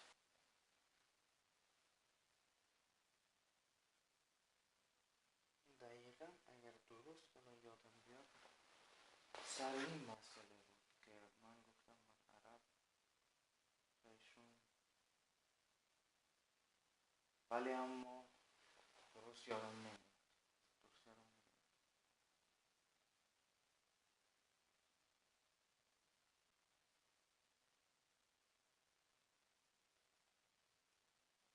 حالا اون چیز مهمم نیست، ولی اما اینجا میخوام الان بگیم اینو که البته بعضی آقا نگاه میکنه نگاه کنه کسی نگاه نمیکنه به کی رو.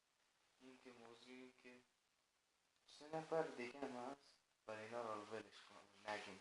الان میگه که تو چرا از ما صحبت میکنی، اینا از اون بدتر، اینا میره باشد. ولی اینا البته خب حرف دروغ هم نمیزنیم، ولی اما اول یه چند دفعه باش تو پارتی باشیم بعد بگیم. ولی هم میگیم که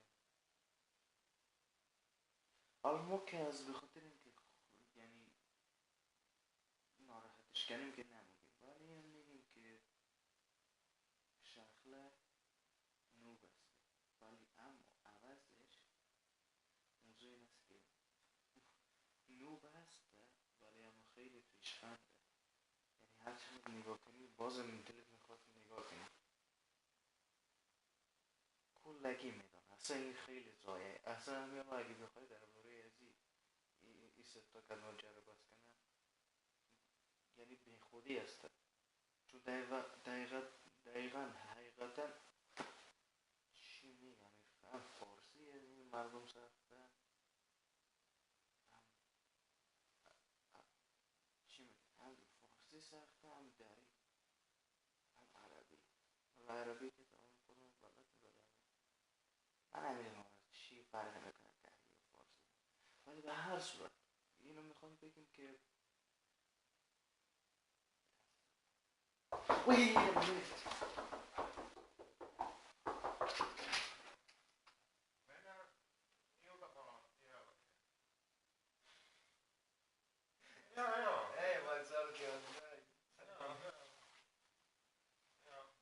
Ja, sulla. Nonni. Siinä se nyt sitten on. Sulla on tommonen muovipussiteline. Tuossa. Tässä sä voit kato sitten. Tässä sä voit pitää vaikka. Katso nyt mitäkään moni käy. Tässä sä voit pitää vaikka. Katos on tällainen. Ja voit laittaa sen tähän. Voilà.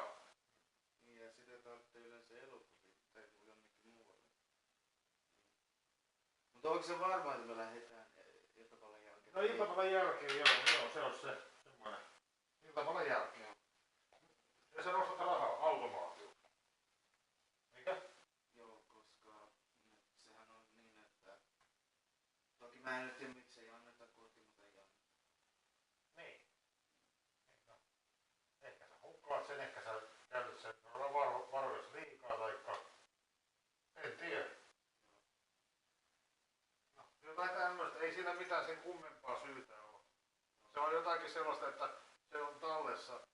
Se on edelleen sun. Kukaan muu ei käytä sun rahoja. Joo, tiedän. Okay. Mutta mä en aio koskaan niinku käyttää niin pahasti. Että jos käyttäisin esimerkiksi, käytän joku 10 niinku pleikkarin. Tai ehkä en käytä. Ehkä odotan seuraavaa vuosia tai päivää. Koska voi joskuskin odottaa. Joo. Kun se, että... Ei tarvitse käyttää kaikkea heti mitä on. Niin. Koska kun käyttää, se on varsin sama kuin sä käytät bensaa. Niin sä käytät tyhjää. Sitten sä jäät kadulla. Sä soitat sinne. Niin se joku semmonen ilmoitus, mikä vie autoa liikkeelle. Niin sillä tavoin käy. Kyllä. Niin, joo. Sä oot nyt niinku asian ytimessä. Niin, kyllä. Joo.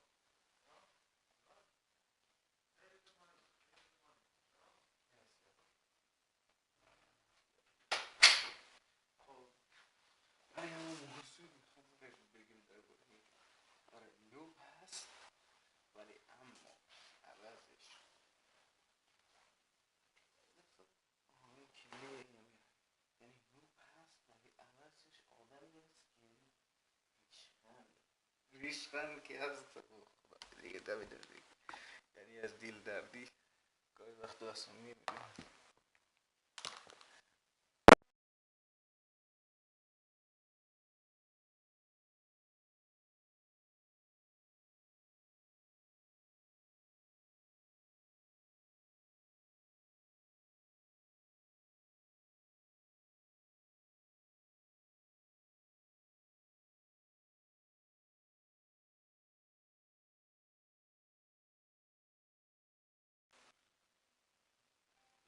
بعدش هم هر کدوم ما چیزی داریم که بقیه‌مون نداره. خب در واقع اولین که حسن وقتی دیالوگی که میگه یعنی آنچنان خنده‌دار میگه که بعد بقیه او طور خنده‌دار دیالوگا رو نداره. یعنی من الان از خود اگه بخوام بگم خود نمیتونم بگم، ولی امایی واقعا گیری داره دیگه. بله.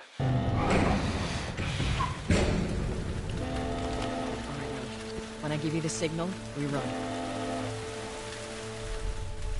Now, run.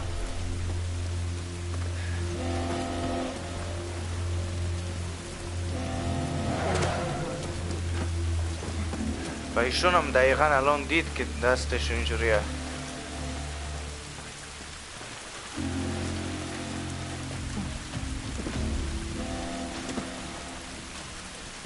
Ellie, it's gonna be another sprint.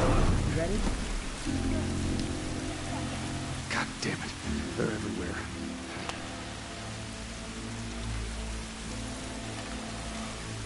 Oh, right there. I see him. We must have gotten through. Check the prisoners. Just stay back. I don't see anything down there. Go!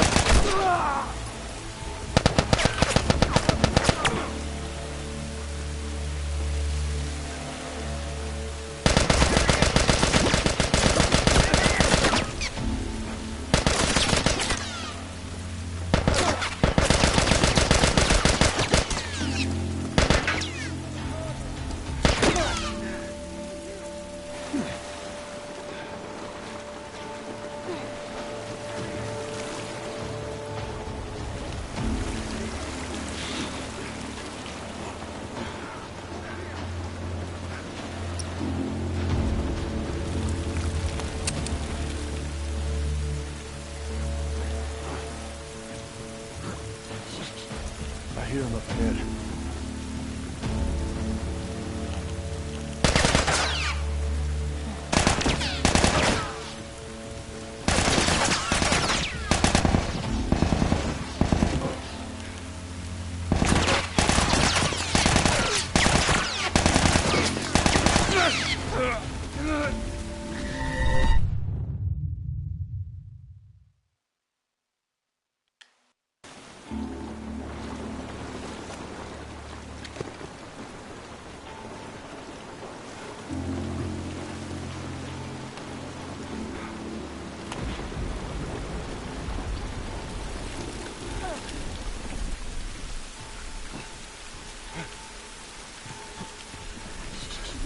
I hear him up ahead.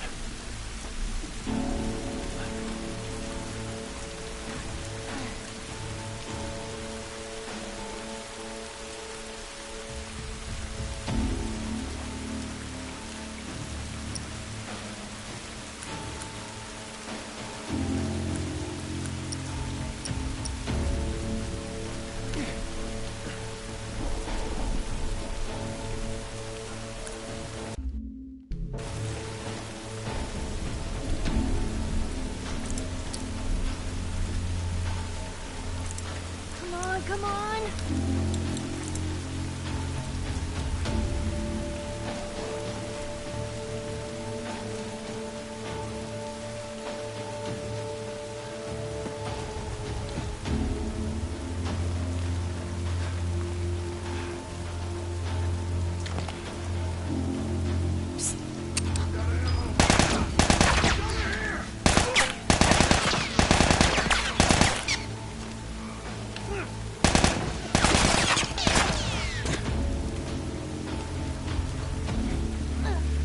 Through here.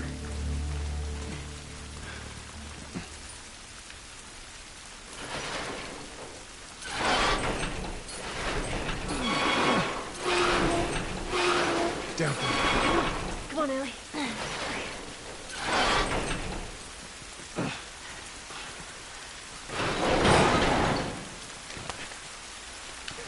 Shit, another patrol. Everybody get down. Come on up, Charles.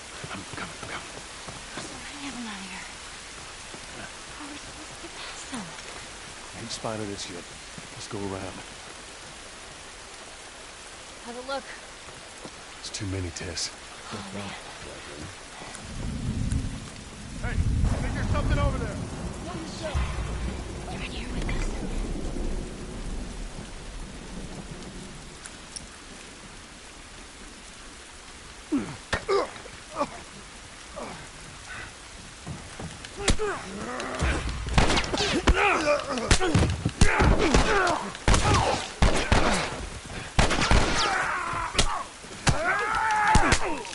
Hey, go around!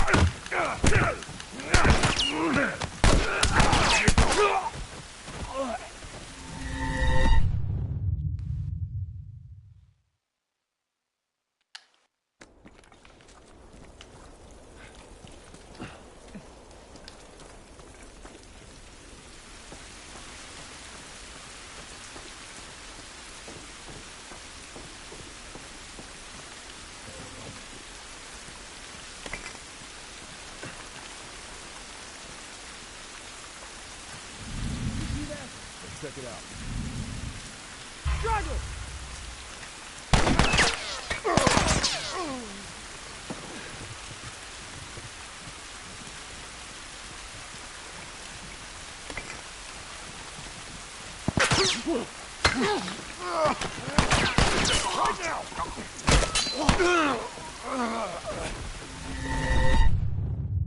You son of a bitch.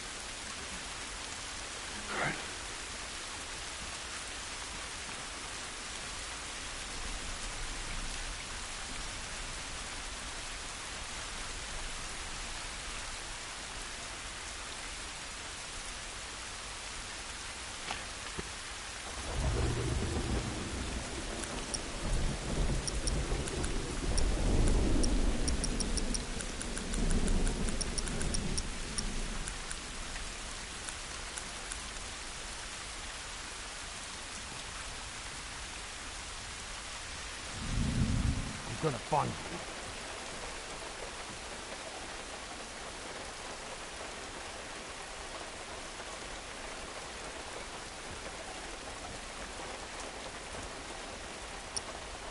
All clear.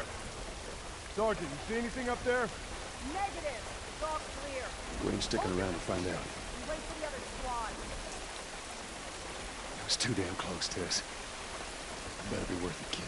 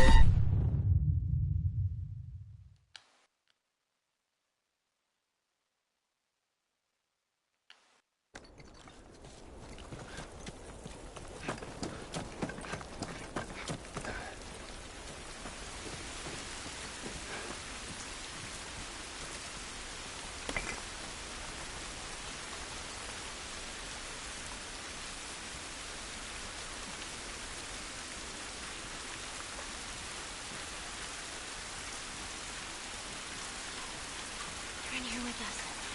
Look with me. All right.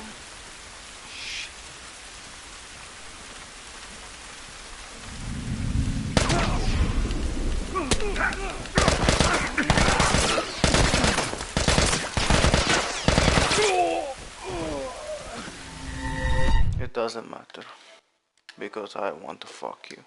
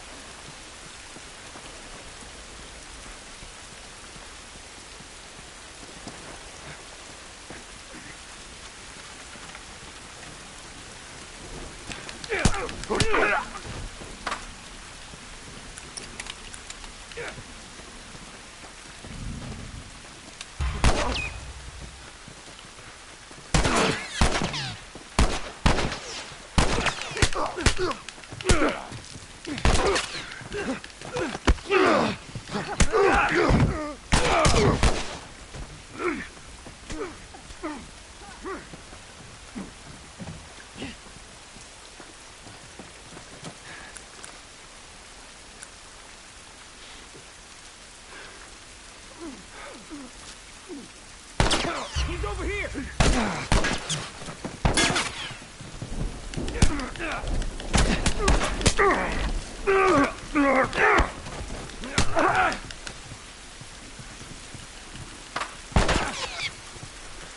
Shoot him, motherfuckers!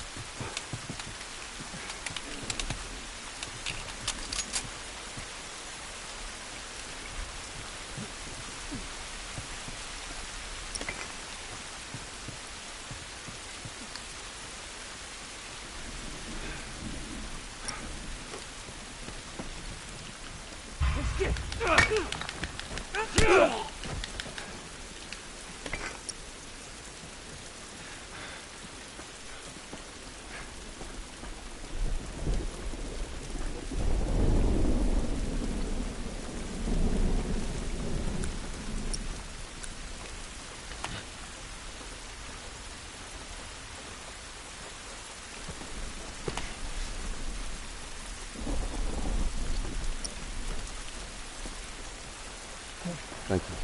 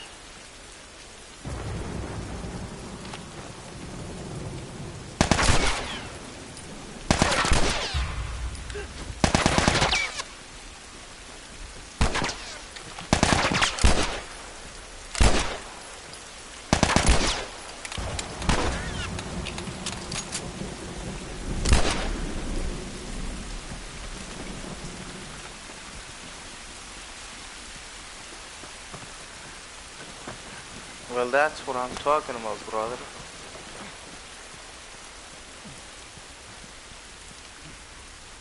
Tess, you got any idea which way?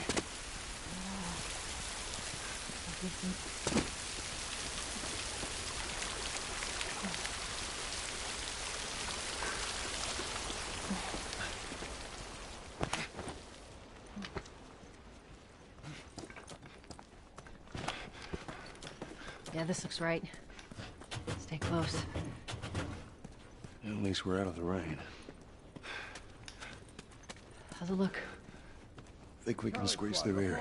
Target's still on the loose, sir. Break off pursuit and report back to Sector 11. I don't think they see us. Acknowledge. Get to your vehicle. Stay in the shadows.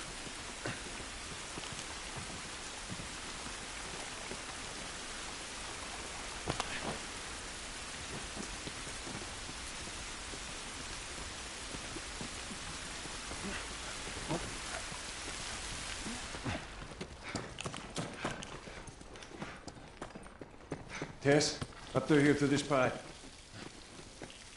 I think we can make it through here.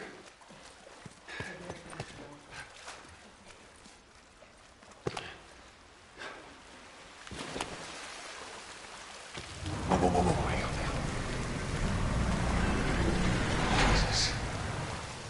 Gather up. Calling us back. We're bringing to the wall. You heard the man. Hold on out. Let's go, let's go. Come on.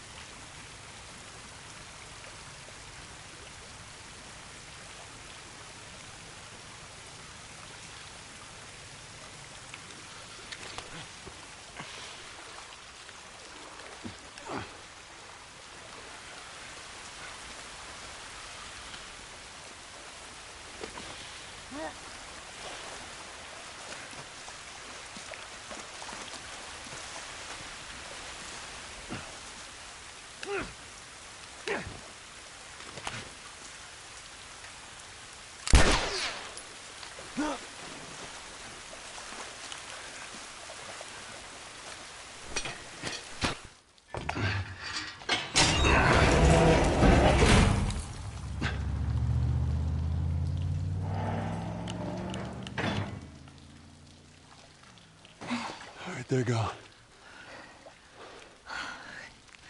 Look, what was the plan? Let's say that we deliver you to the Fireflies. What then? Marlene, she said that they have their own little quarantine zone with doctors there still trying to find a cure. Yeah, we've heard that before, huh, Tess? And that whatever happened to me is the key to finding a vaccine. Oh, Jesus. That's what she said. Oh, I'm sure she did.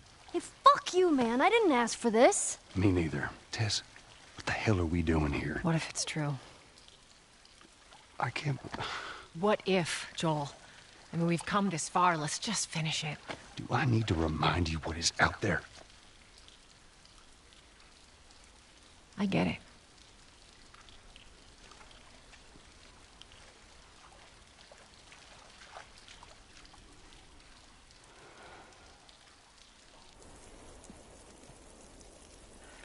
This way. If we cut through downtown, we can hit the Capitol building by sunrise. We hope.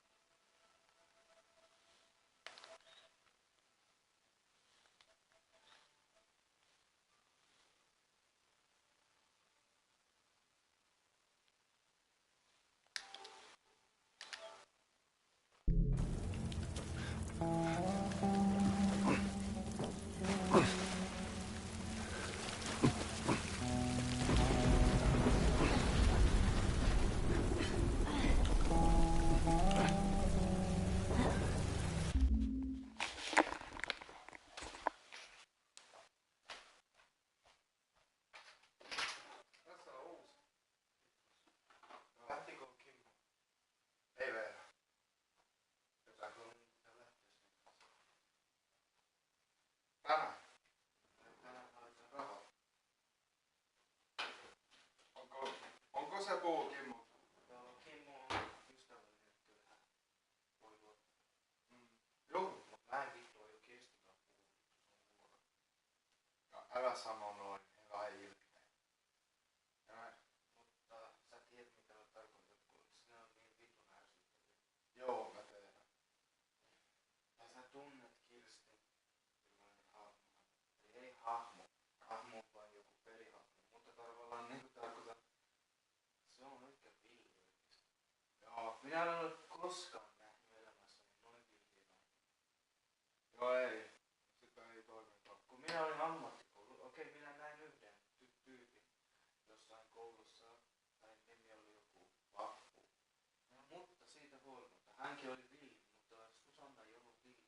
Mutta tiedätkö mitä tämä? Kirstikin on villi. Niin, joo. Olen semmonen nainen. Ja naurettava mikä tässä on asia se, että aina kun minä törmään ihmisen nimeltä Kirsti, aina vittuille, ihan kun ne olisi joku tiimi. Onko se kertoo tämä? Mä kerron siinä päivänä kun se tuli autosta, tai siis se tuli tuosta ovesta. Joo. Niin,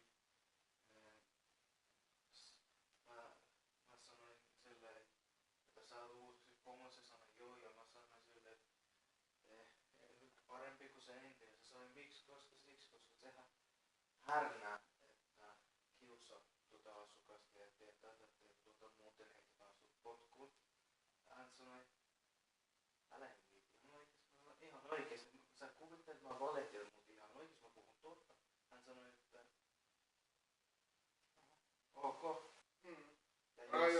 Jos saa huomautu, jos kestää liikaa vittuilla ja sitten...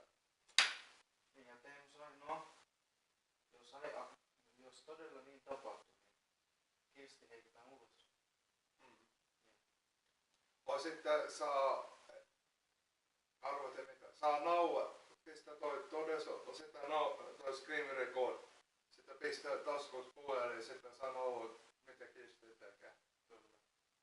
Sitten kuulee äänellä sitten.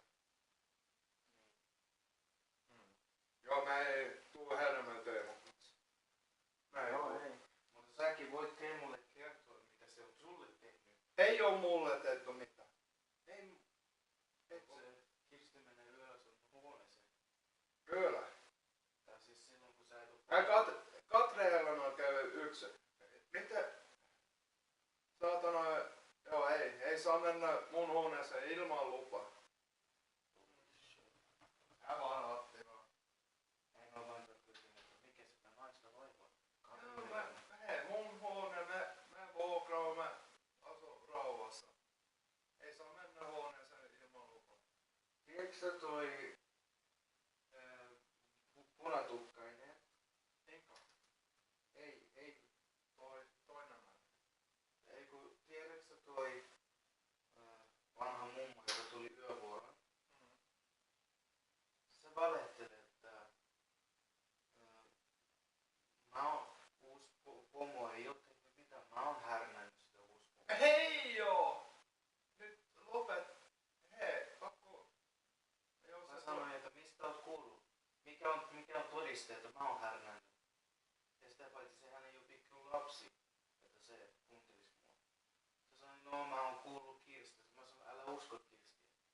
En mä tiedä, se on mun työkaveri, mun pitää uskoa. Mä sanoin, työkaveri. Hän keltatukkainen nainen, se vitun läski mummoon vanhuus. Mä sanoin, että mä uskon mun työkaveri. Mutta Kimmo sanoi, tuo asia on puhu. Paskaa.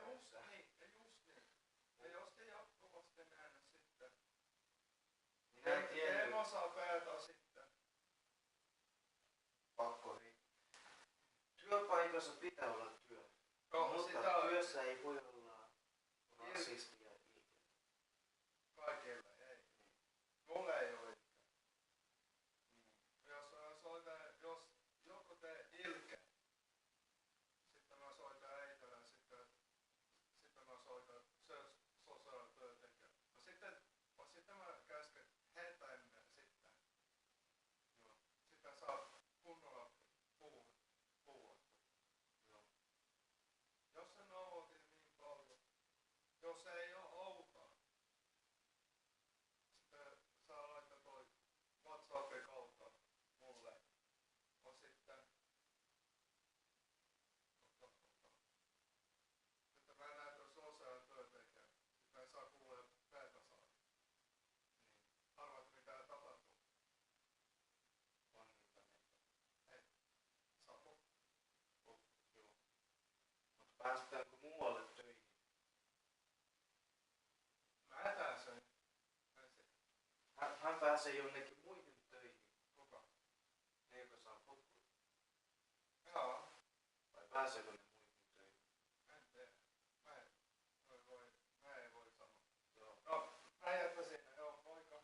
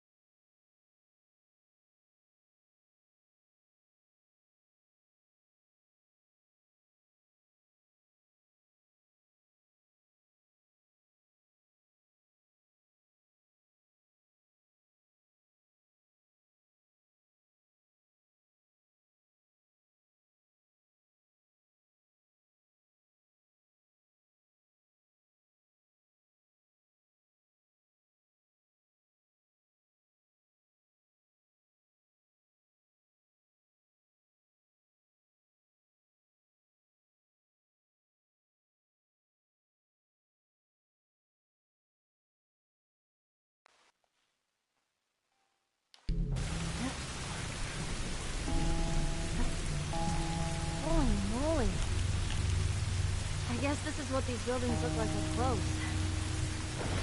So damn tall. So what happened here? They bombed the hell out of the surrounding areas to the quarantine zones, hoping to kill as much of the infected as possible. What the hell was that? Tess, you hear that? Yeah. Sounded pretty far away, though. Are we safe? For now. Come on.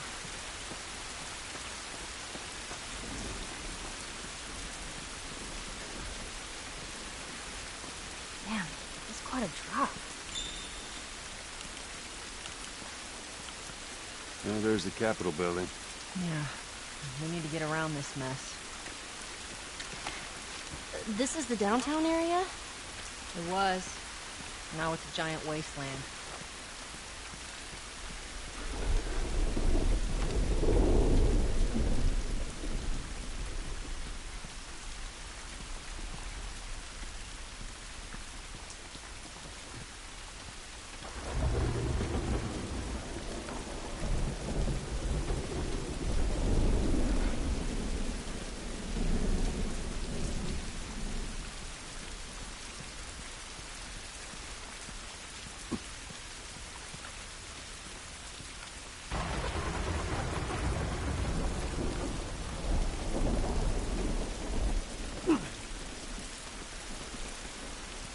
Over here.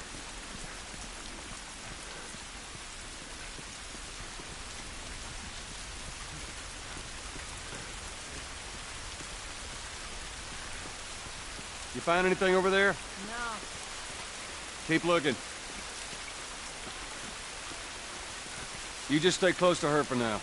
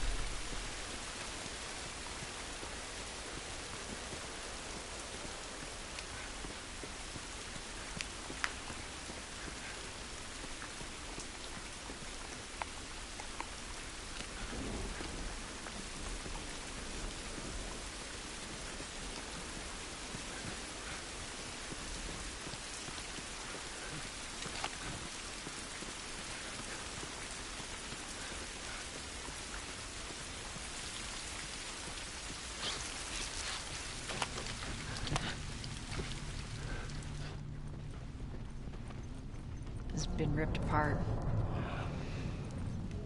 Body's pretty fresh. Yeah, it might be. Let's not stick around.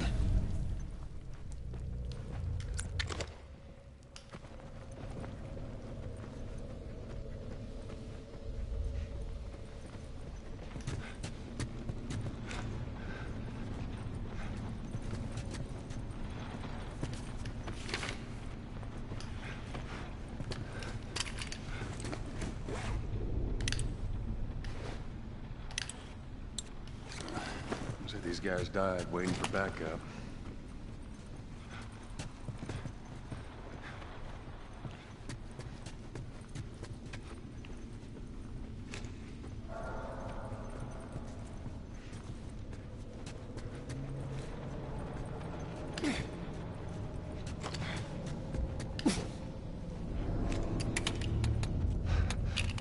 God damn it. Clicker. Jeez. What's wrong with his face? That's what years of infection will do to you. So what, are they blind? Sort of. They see using sound. Like bats? Like bats. If you hear one clicking, you gotta hide. That's how they spot you.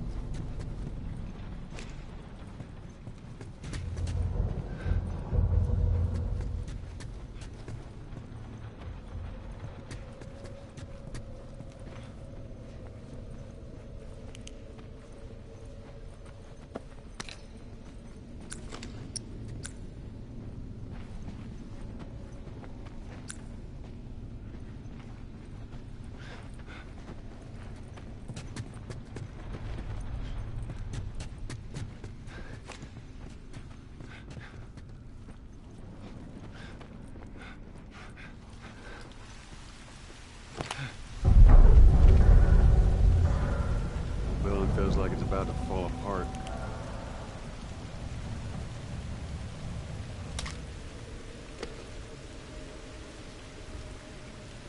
Watch your head.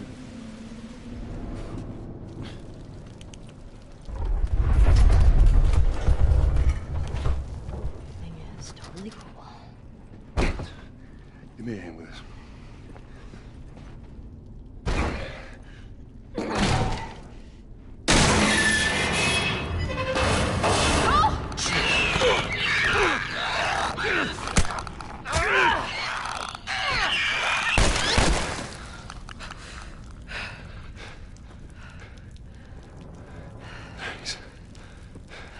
You all right? It's nothing.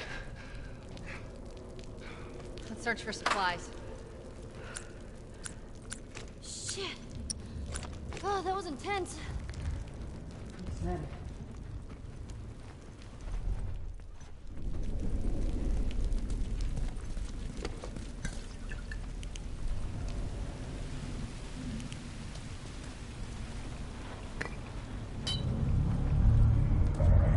Here, patch yourself up. Appreciate it.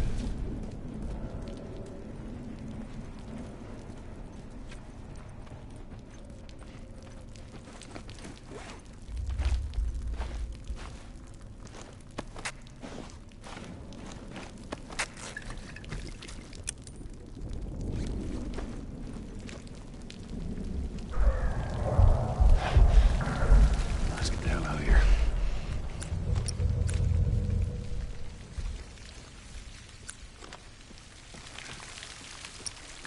Oh boy.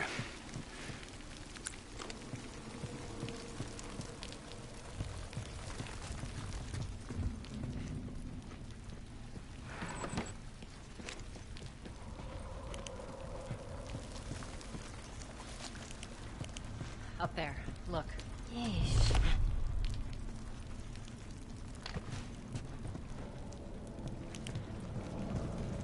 Just see if there's a way through.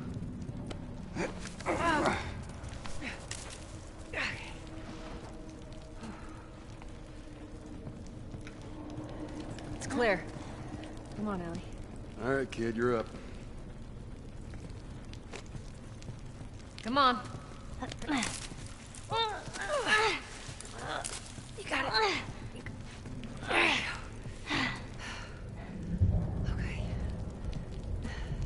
Come on, big guy. Give me your hand. Let's go.